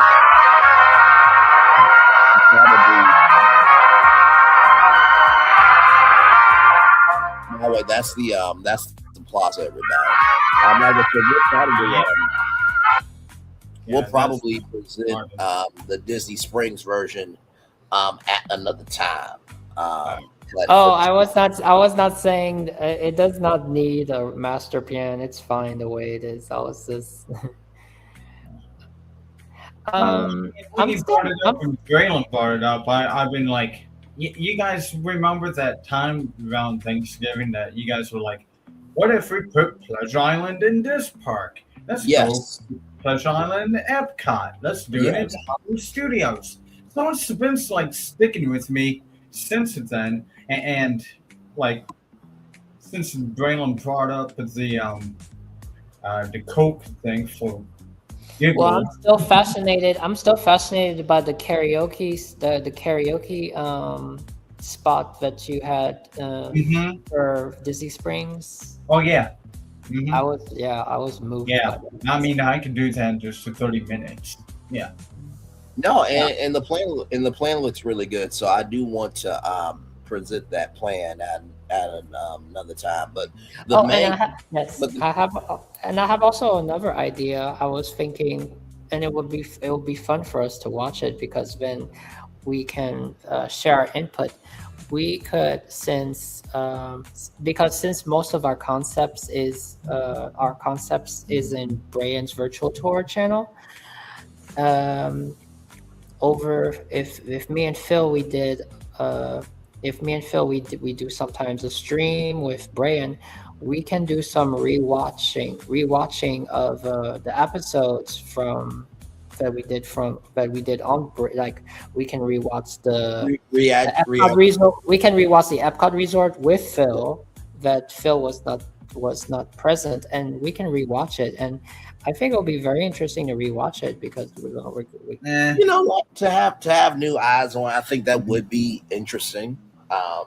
You know, I'm definitely down for that. And by the way, y'all, that idea of putting one club from each Par Pleasure Island, I came up with that idea because I felt like, you know, the Adventurers Club was so meaningful to so many people. And I was just like, okay, there's got to be at least one club from Pleasure Island that can go into each park that gives a park an anchor. And then you could do like the Pleasure Island Pass where you can go to each park to see each club. And then at midnight, because, you know, there's not Pleasure Island anymore, you can celebrate New Year's Eve, but maybe but at midnight, Cinderella Castle is New Year's Eve, right? Something to that degree. I thought the Pleasure Island Pass would be cool, right? And also, too, Disney, I know this will be very controversial because of the VIP tour. You still have to buy a theme park ticket. With the Pleasure Island Park, with the Pleasure Island Club Pass, that would also include a theme park ticket. I know that's very controversial, but that's called giving a damn a uck and a ish about your customers. Okay? All right. Moving on. Yeah. Since I have discovered sound, I'm going to replay the BFP Imagineers introduction for welcome, esteemed guests, to Tower of Terror. Keep your arms and legs in the elevator at all times.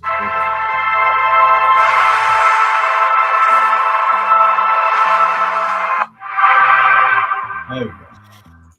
Like I said, that was really, really cool. Well, guys, I thank you so much. Another great live tonight. Attraction ideas. Indeed, please review the live. Would love to hear your take on it. I think that I think attraction ideas will actually like the live. What do y'all think? Do y'all think he would be? I mean, I know he's analytical already, but do you think he would kind of understand where most of the ideas came from? Because I don't think most content creators would ever think that somebody would take their live. I think he will be so. I think he'll be. I don't know. I think he'll be speechless. Maybe not speechless. He'd be blown away because he'd be honored because like he's like he introduced that he introduced those plots, and we as Bray and you did it. Bray and you presented a whole BFP, a whole Bray and Ye of that, how that reality could be, that epic Yawn's concept, those two concept arts. I mean, man, that's a poster on my wall already. Braylon Lee answered the questions that he had presented, and Braylon presented the answers, and like he's going to be like, you know, that's actually what I was thinking. And then at the same time, we got a little history tour of the Helios with the video, which I like, by the way, because I've been wanting to share this video, but I don't know how, and it fits perfectly with this episode. So yes, because it's all about Celestial Park, right? Yes, absolutely. So like I said, attraction ideas, feel free to review. Thank you, gentlemen, both. At Universal Creative, we are available for hire. Okay, we can do the Celestial Park plan. We can do the Legacy Hotel. The Value Hotel that's inspired by Helios. We can do the Epic Universe hotels, the Scribble Zone. There's many things we can do. Universal. Okay, we're available. Gronolodian Studios is available as well. Like we're game. We're very game. So Well, it was a good night. Check us out at BFP Imagineering, and Florentin also is calling himself BFP Imagineering as well. Yes. Yes, and it can be BFP Productions, Yeah, because we pretty much do different kinds of programs now. We do the Spice Recon, right? Yeah.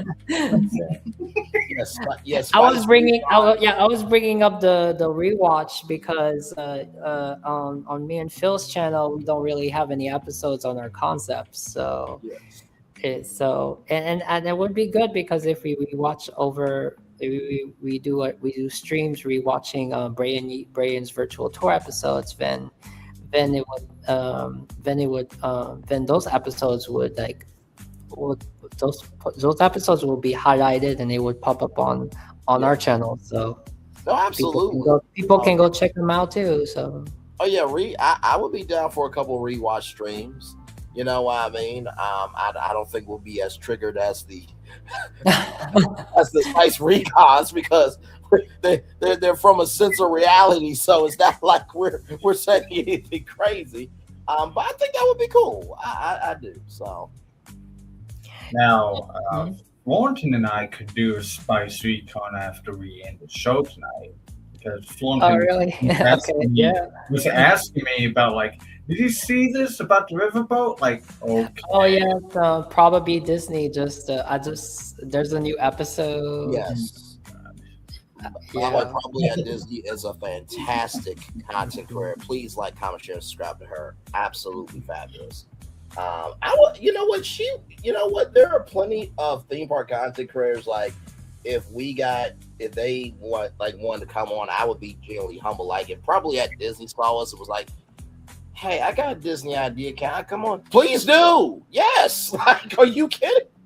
Have the floor. Like, yeah, like I said in the very beginning, it was just me and Brian, and there was no title. It was not BFP. It was Brian's virtual tour. It was what did you call it? What did you call it in the beginning? It was just a virtual tour remaster plans. They were all remastered. Brian master plan. Yes, that was the antithesis.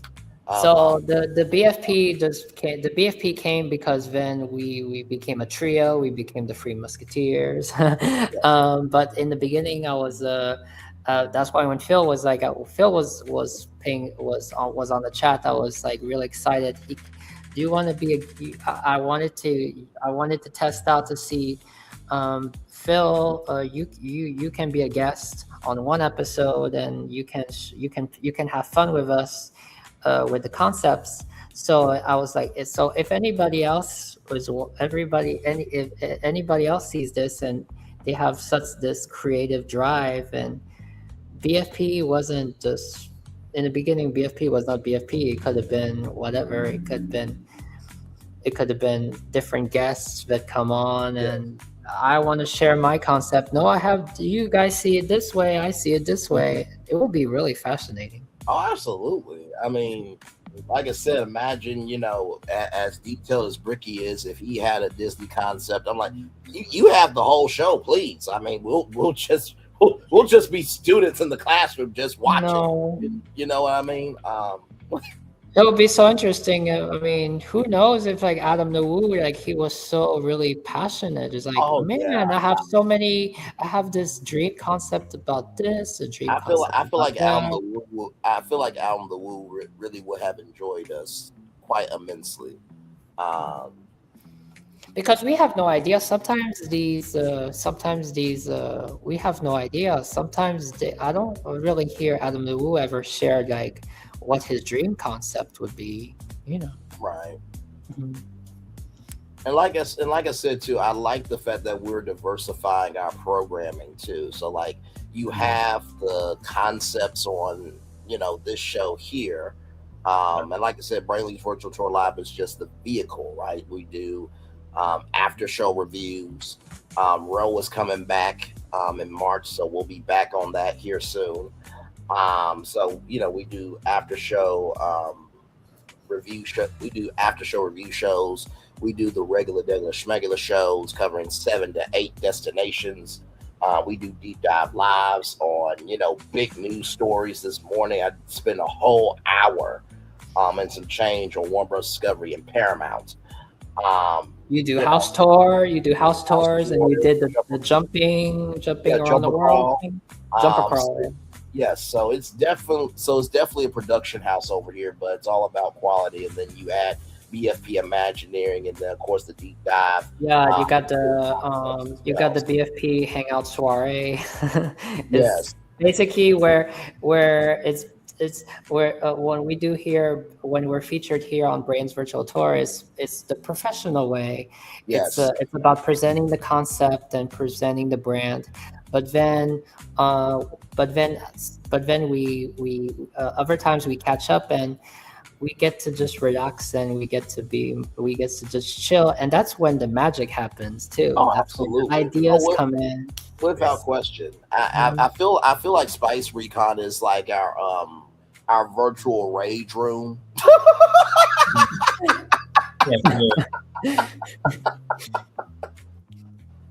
It's just like, I just need to go into the Spice Recon rage room real quick just to get some feelings out about I gotta say that really became something, for one reason, because it was to do with Epic Universe of all parks. It wasn't because it was Hollywood Studios. It wasn't because it was SeaWorld. It was Epic Universe. Yes. Are you kidding me?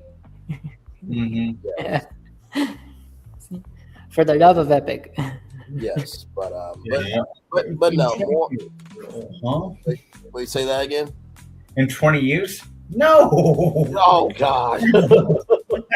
But more good things to come for sure. And like I said, I feel like eventually, and I said this to Phil Florentin, like I see the three of us, doing our own panel at the D23 Expo, or if U64 ever comes to fruition.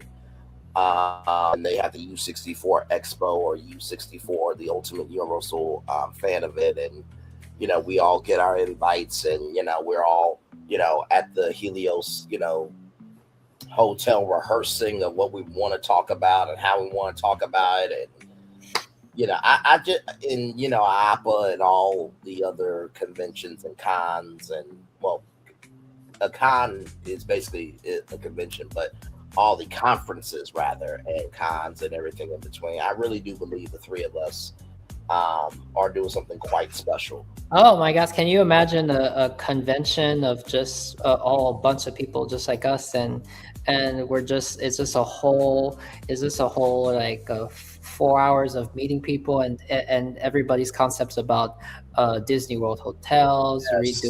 redoing Universal, redoing City Walk. That would be mind blown, and everyone has their concept arts in. Yes. and like I said too, I think the meet and greets would be humbling. I mean, just imagine somebody like cried over, even this live. Like, you got like, what Braylon did with, Celestial Park. Like, how did you do that? It was amazing. All right. It's like, hey, calm down. It's okay. I know people would be crying off of a concept art, or crying off of they'll be crying over a concept. It's that deep. Yes, and I'm just like, hey, listen, I'm right here with you. Listen, hold my hands. It's okay. I know that concept art was a mental security blanket for you, because you got to feel something positive. That's why we do what we do. Look, you guys see behind Phil. That's one of his concepts there. Yeah, it is. It's really nice. IHG TV, the Polynesian Town Resort. We fixed it. And it looks wonderful.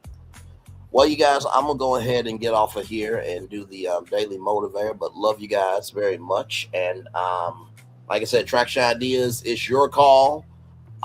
Please review it and let me know. And like I said, if he does a reaction video, I will react to that. And listen, he's got 50,000 subscribers, so that could bring in a lot of traffic, and maybe we might go over to attraction ideas.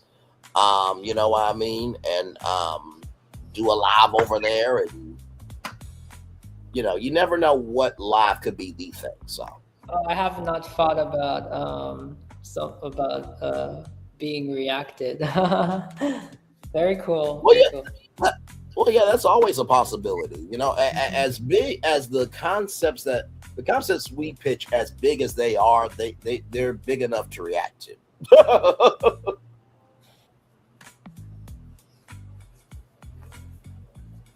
But yes, indeed. And eventually, Florentin will be on OG 55 Live, so we're looking forward to that. And that should be a good time. So Yes, of course, yes. So yes. All right, y'all. Let me get the Daily Mover up here, and then we will head on out of here because I got the Arts collab. It starts now, but I gotta finish out the show here. So let me get that together. All right. And by the way, Florentin, you're kind of a bit true. I have presented one thing on my channel on BFP Imagineering. It was a pilot episode. It was the early concepts of Edison Square.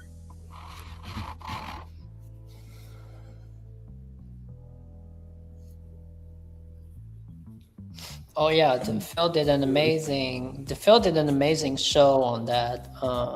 It was just Phil and I, but that was It was my pilot episode, first time ever recorded. Yeah, yes, it was, and we really dive deep. That's why the logo for Phil, it goes so well with him because he is like he's like the metrics guy. He goes and seeks the floor plan, the geography, the geographical. Is the size big enough? He's the engineering of the team. I was about to say I think that Phil is definitely the Roy of the group.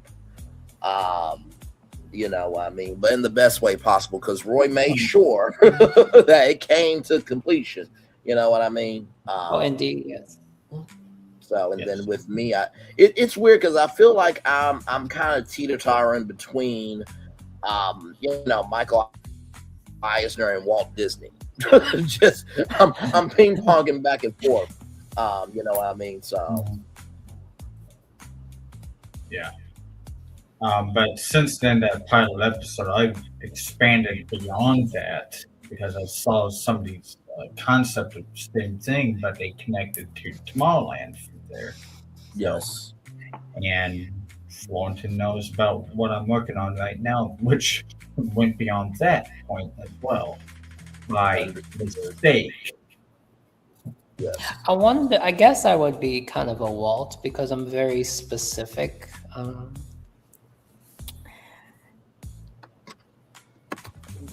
you definitely have Walt energy. I'm Walt as well because I see things that isn't there. So, that's yes.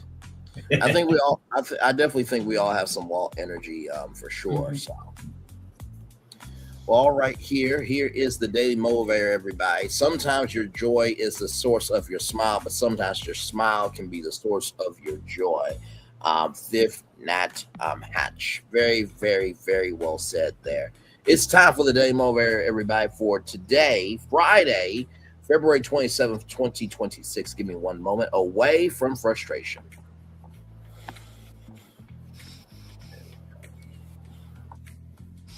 All right, here we go. It's time for the Daily Motivator for Friday, February 27th, 2026. Away from frustration. Anything that frustrates you also energizes you, can push you to take corrective action. But what if the source of your frustration is entirely beyond your control and influence?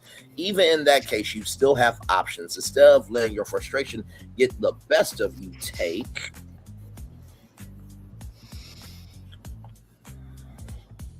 time to examine, to calmly examine the situation.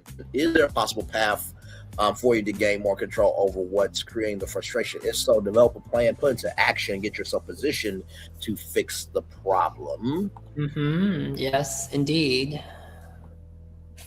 Here, if that's not possible, another option is likely more accessible. You can take steps to remove yourself from the influence of whatever's causing your frustration. Look for alternatives such as different products, providers, services, processes, situations, or routines. Though a change might cause temporary inconvenience, the ultimate benefit is freedom from the source of your frustration. Rather than being dismayed, look realistically for what you can do about it. Assume you have options. Give yourself the chance to permanently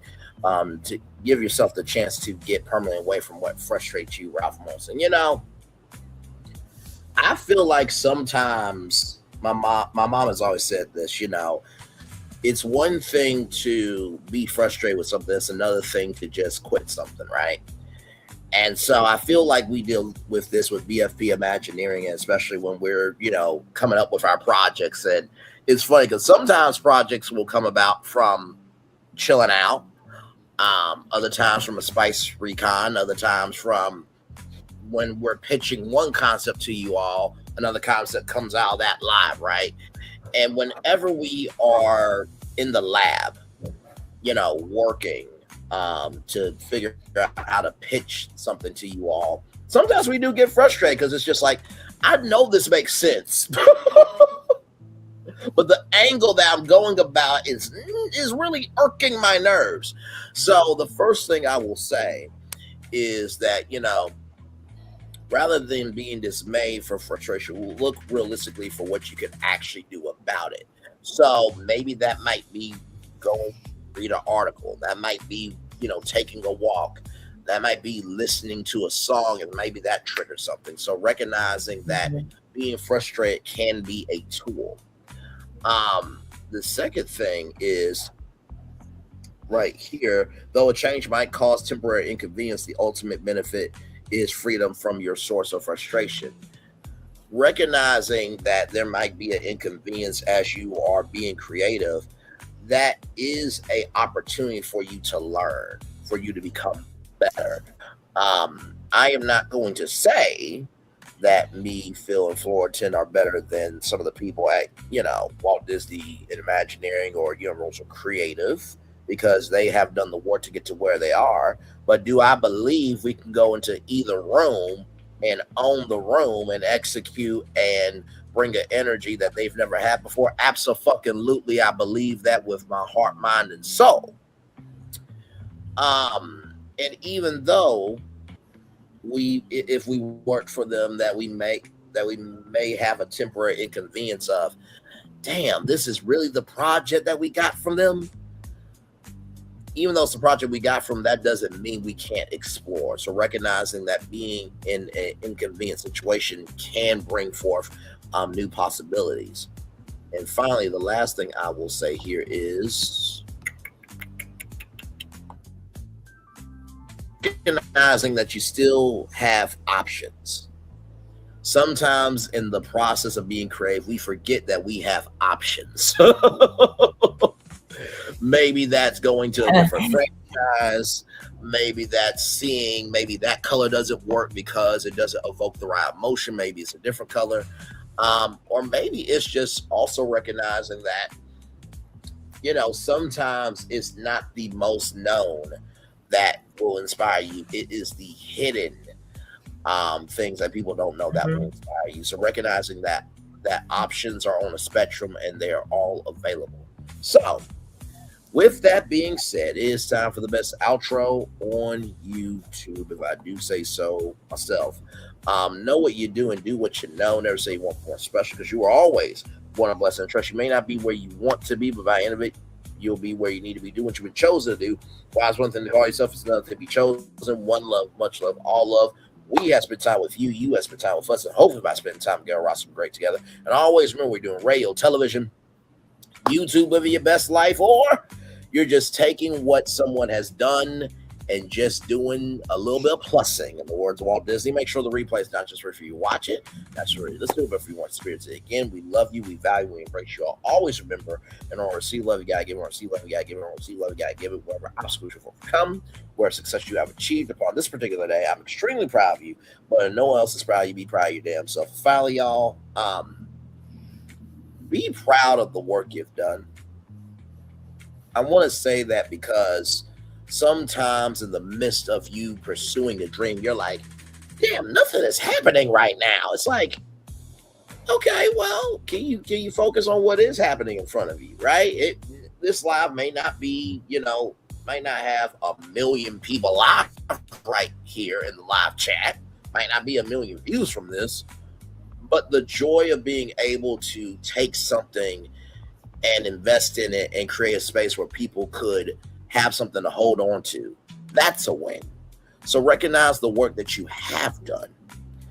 And I think the reason why I'm saying this is because when we don't have the result that comes our way, we get frustrated in that.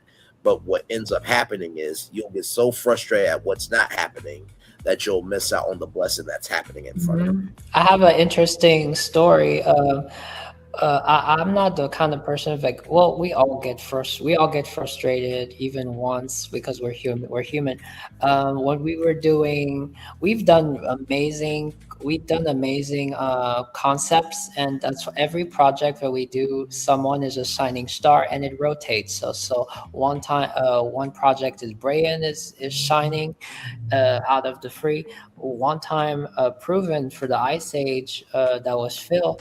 And one time I was kind of frustrated was during the Ice Age thing. So Brian was Phil was doing amazing work, and then Brian was doing amazing work, and I was just I was not really my strength was not really into the whole Ice Age thing. So I would say I was a little bit frustrated not because I was frustrated about it, because I felt like when y'all were doing amazing work, I felt like I had to catch up. But that's the mistake. Sometimes when we do projects and we're not, it's not our strength, and it's okay. But then, you know what, I took my frustration and I decided, I'm going to do something that I feel good doing and that works. And that's why I did I worked on the Australia plot. And it's funny when we read back now, we read people's comments and articles, they're bringing up Ice Age, and now Buoy came out and people are all talking about Australia. Mm-hmm. No, and I think that talking about the 28 acres as well. Yes, no, for sure. The 28 acres that is next to Animal Kingdom Lodge. And that was a great example, Florentin, because I believe that sometimes that's more of us being our own worst enemy, right?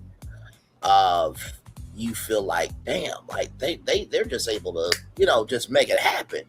But also, too, we, me, myself, Phil, all of us in our own way, we all get, mental block, right? But also too, with what you did with Australia, that is an extension of Animal Kingdom. It was just in a different fashion. That's it. You know what I mean? So it all works together. No, it's like when we did the Epcot Resort, and in the beginning I did the Epcot City. Like I was going to do the Epcot City the same way as you all, and then Phil saw the concept art that I did, and I think I didn't mean to put Phil down because my Epcot, as you know, looked like that one guy who I don't want to quote him. He was using design language as lingo. The shape language. But he had concept work that looked like mine, and I didn't like mine, especially when it seemed to magically disappear on me for a day or two, which similar incident happened to the Sunset Room. So I had to, and it still never came back. So I had to redo it from scratch and throw in the kitchen sink. Right. But my Epcot resort seemed to be very good and stuff. But then when it came to hotel rooms, it started making the hotel rooms look like a bunch of bushes. That's too much greenery for me. The thing is, when one of us is going the extra mile, we do like concepts, and then we say we're done, and then we see Phil, he goes the extra mile for Ice Age. Then we feel like we didn't, like me and Brian feel like we didn't do enough, and we have to keep going. And then when it comes to the Epcot resort, then it rotates. Like Phil can see, like, I went the extra mile and Brian did the extra mile, and then Phil needs to catch up. So it's sometimes when we see each other and we're like, we have our shining moments, and then we don't, and that's okay. And it's not a race. It's not a race. It's not a competition. Yeah. We just need to be amazed at the passion that what we do, and keep dreaming. Yes. Yeah. It all works together for the good. Yeah, and what I was telling you, Florentin, while I'm at in the Epcot Resort, which I haven't touched since first week of December, so it's been a while. I'm so 10% done with it that it will be practically one of my last ideas. Indeed. And that's okay. I mean, it's not probably necessarily true. It'd be something almost like my final dream before so if anything happens, that will be my. Speaking of frustration, Phil had a lot of frustration moments with me because his technology, his computer has, we'd be so excited to do our own show, and then in the middle of the show, like, his computer would act up, or something to do with his sound. So he's an example. He had a lot of frustrating moments because of his technology. But you know what? He never. I watched him through. He never gave up. Even if it took an hour. Then to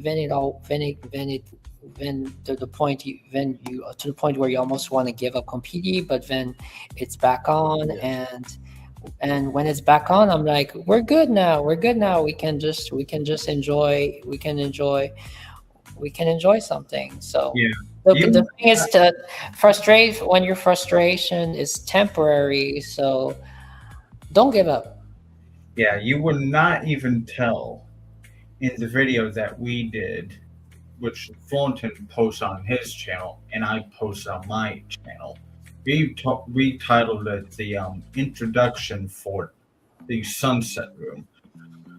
Thornton can tell you that I was pretty much enraged for 2 hours, and you cannot tell it in my voice or presentation of the whole introduction video of the Sunset Room. Right. Which we did not present the Sunset Room that day because of 2 hours of how to do this. This sucks. Yes. Having no hotspot data. Understood. Well, great job, guys. One love, much love, all love. I feel the love and send it right back to you. Commercial break and fireworks coming your way for the day that was, for the day that's coming, for the blessings that are on the way for you, me, all of us, as the society, as people, as culture. I feel the love, and we feel the love, and we send it right back to you. Good night, everybody. Have a great weekend. Love y'all. Bye-bye.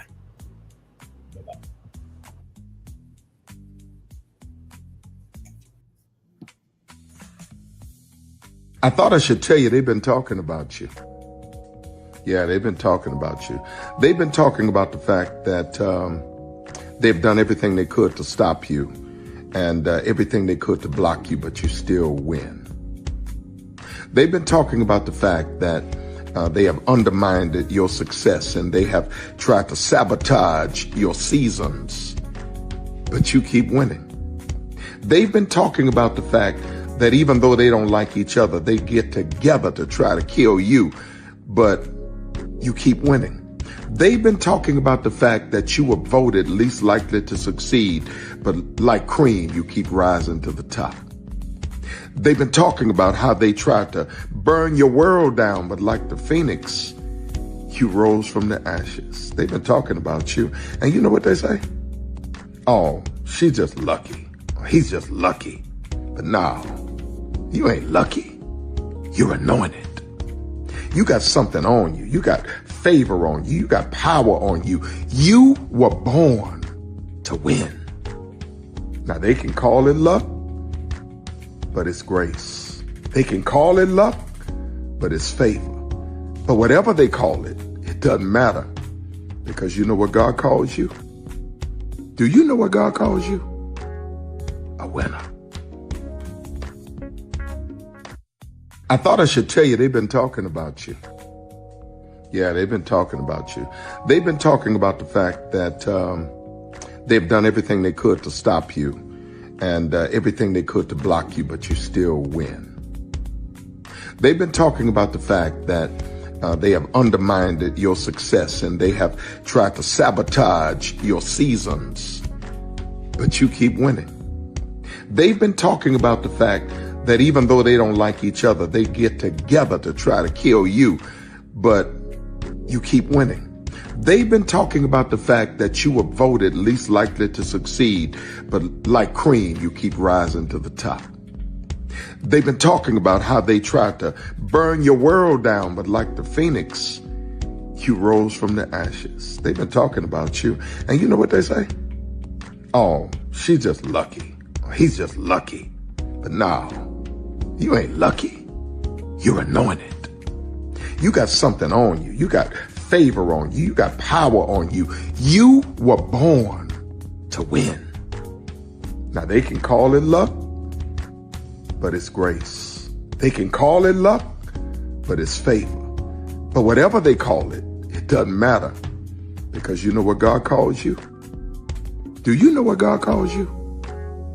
A winner. I thought I should tell you they've been talking about you. Yeah, they've been talking about you. They've been talking about the fact that they've done everything they could to stop you and everything they could to block you, but you still win. They've been talking about the fact that they have undermined your success and they have tried to sabotage your seasons, but you keep winning. They've been talking about the fact that even though they don't like each other, they get together to try to kill you, but you keep winning. They've been talking about the fact that you were voted least likely to succeed, but like cream, you keep rising to the top. They've been talking about how they tried to burn your world down, but like the phoenix, you rose from the ashes. They've been talking about you, and you know what they say? Oh, she's just lucky. He's just lucky. But no, you ain't lucky. You're anointed. You got something on you. You got favor on you. You got power on you. You were born to win. Now they can call it luck, but it's grace. They can call it luck, but it's favor. But whatever they call it, it doesn't matter, because you know what God calls you? Do you know what God calls you? A winner. I thought I should tell you they... Good evening. My name is Mark Woodbury. I'm the chairman and CEO of Universal Destinations and Experiences. Well, we're finally here. Tomorrow we begin a new chapter at Universal Orlando Resort as we open Epic Universe. We built this place for you. I want to thank you, our fans, for your love of our stories, characters, and immersive experiences that inspired this incredible place. Epic Universe represents over 8 years of meticulous planning, immense creativity, and innovation, combined with unmatched craftsmanship and operational excellence on the part of thousands of people who have brought to life the stories and characters that live beyond each of Epic's portals. But it represents so much more. Your love of Universal and the deep connections we've shared together here in Orlando over the past 30 years inspired us to dream bigger and to push the boundaries to create something extraordinary for you and for generations of fans and families to come. And tomorrow, as we open Epic Universe, I can't wait for you to experience this place for yourself. Now it's your turn to step inside, to lose yourself, and to share this place with the ones you love most. As we open this park, we hope your world becomes a little more epic. Tomorrow, Epic Universe becomes yours.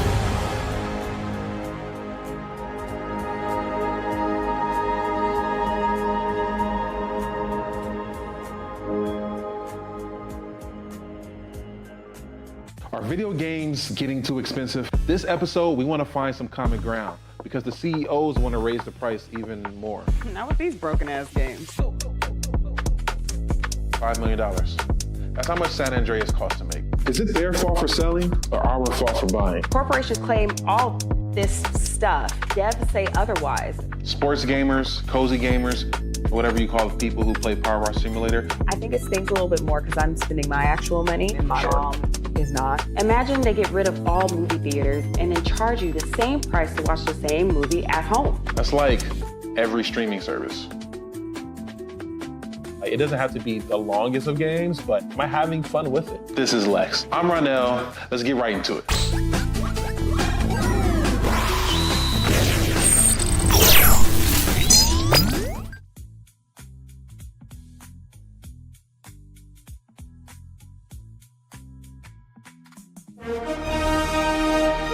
Prepare for a journey beyond imagination, beyond belief, beyond anything you've experienced before.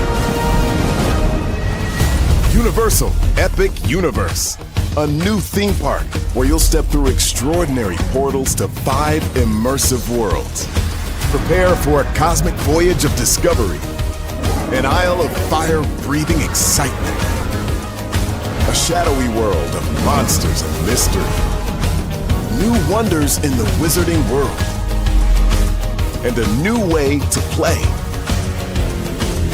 Plus the splendor of a magnificent resort hotel overlooking the park. It's all new excitement at Universal Orlando Resort.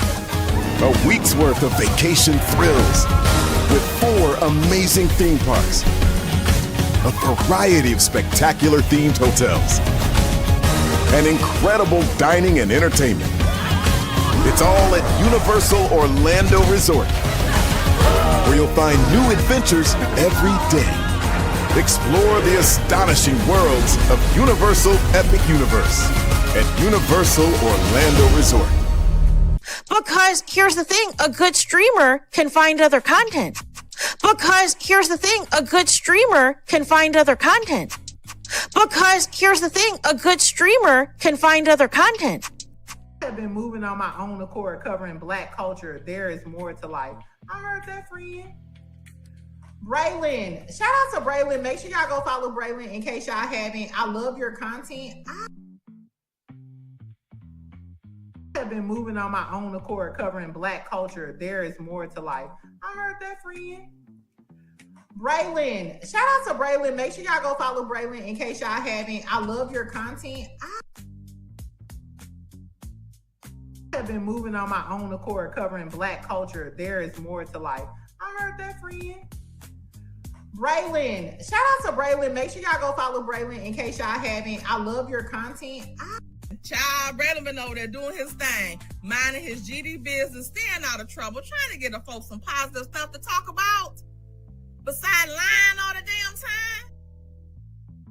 Child, Braylon been over there doing his thing, minding his GD business, staying out of trouble, trying to get the folks some positive stuff to talk about. Besides lying all the damn time. Child, Braylon been over there doing his thing, minding his GD business, staying out of trouble, trying to get the folks some positive stuff to talk about.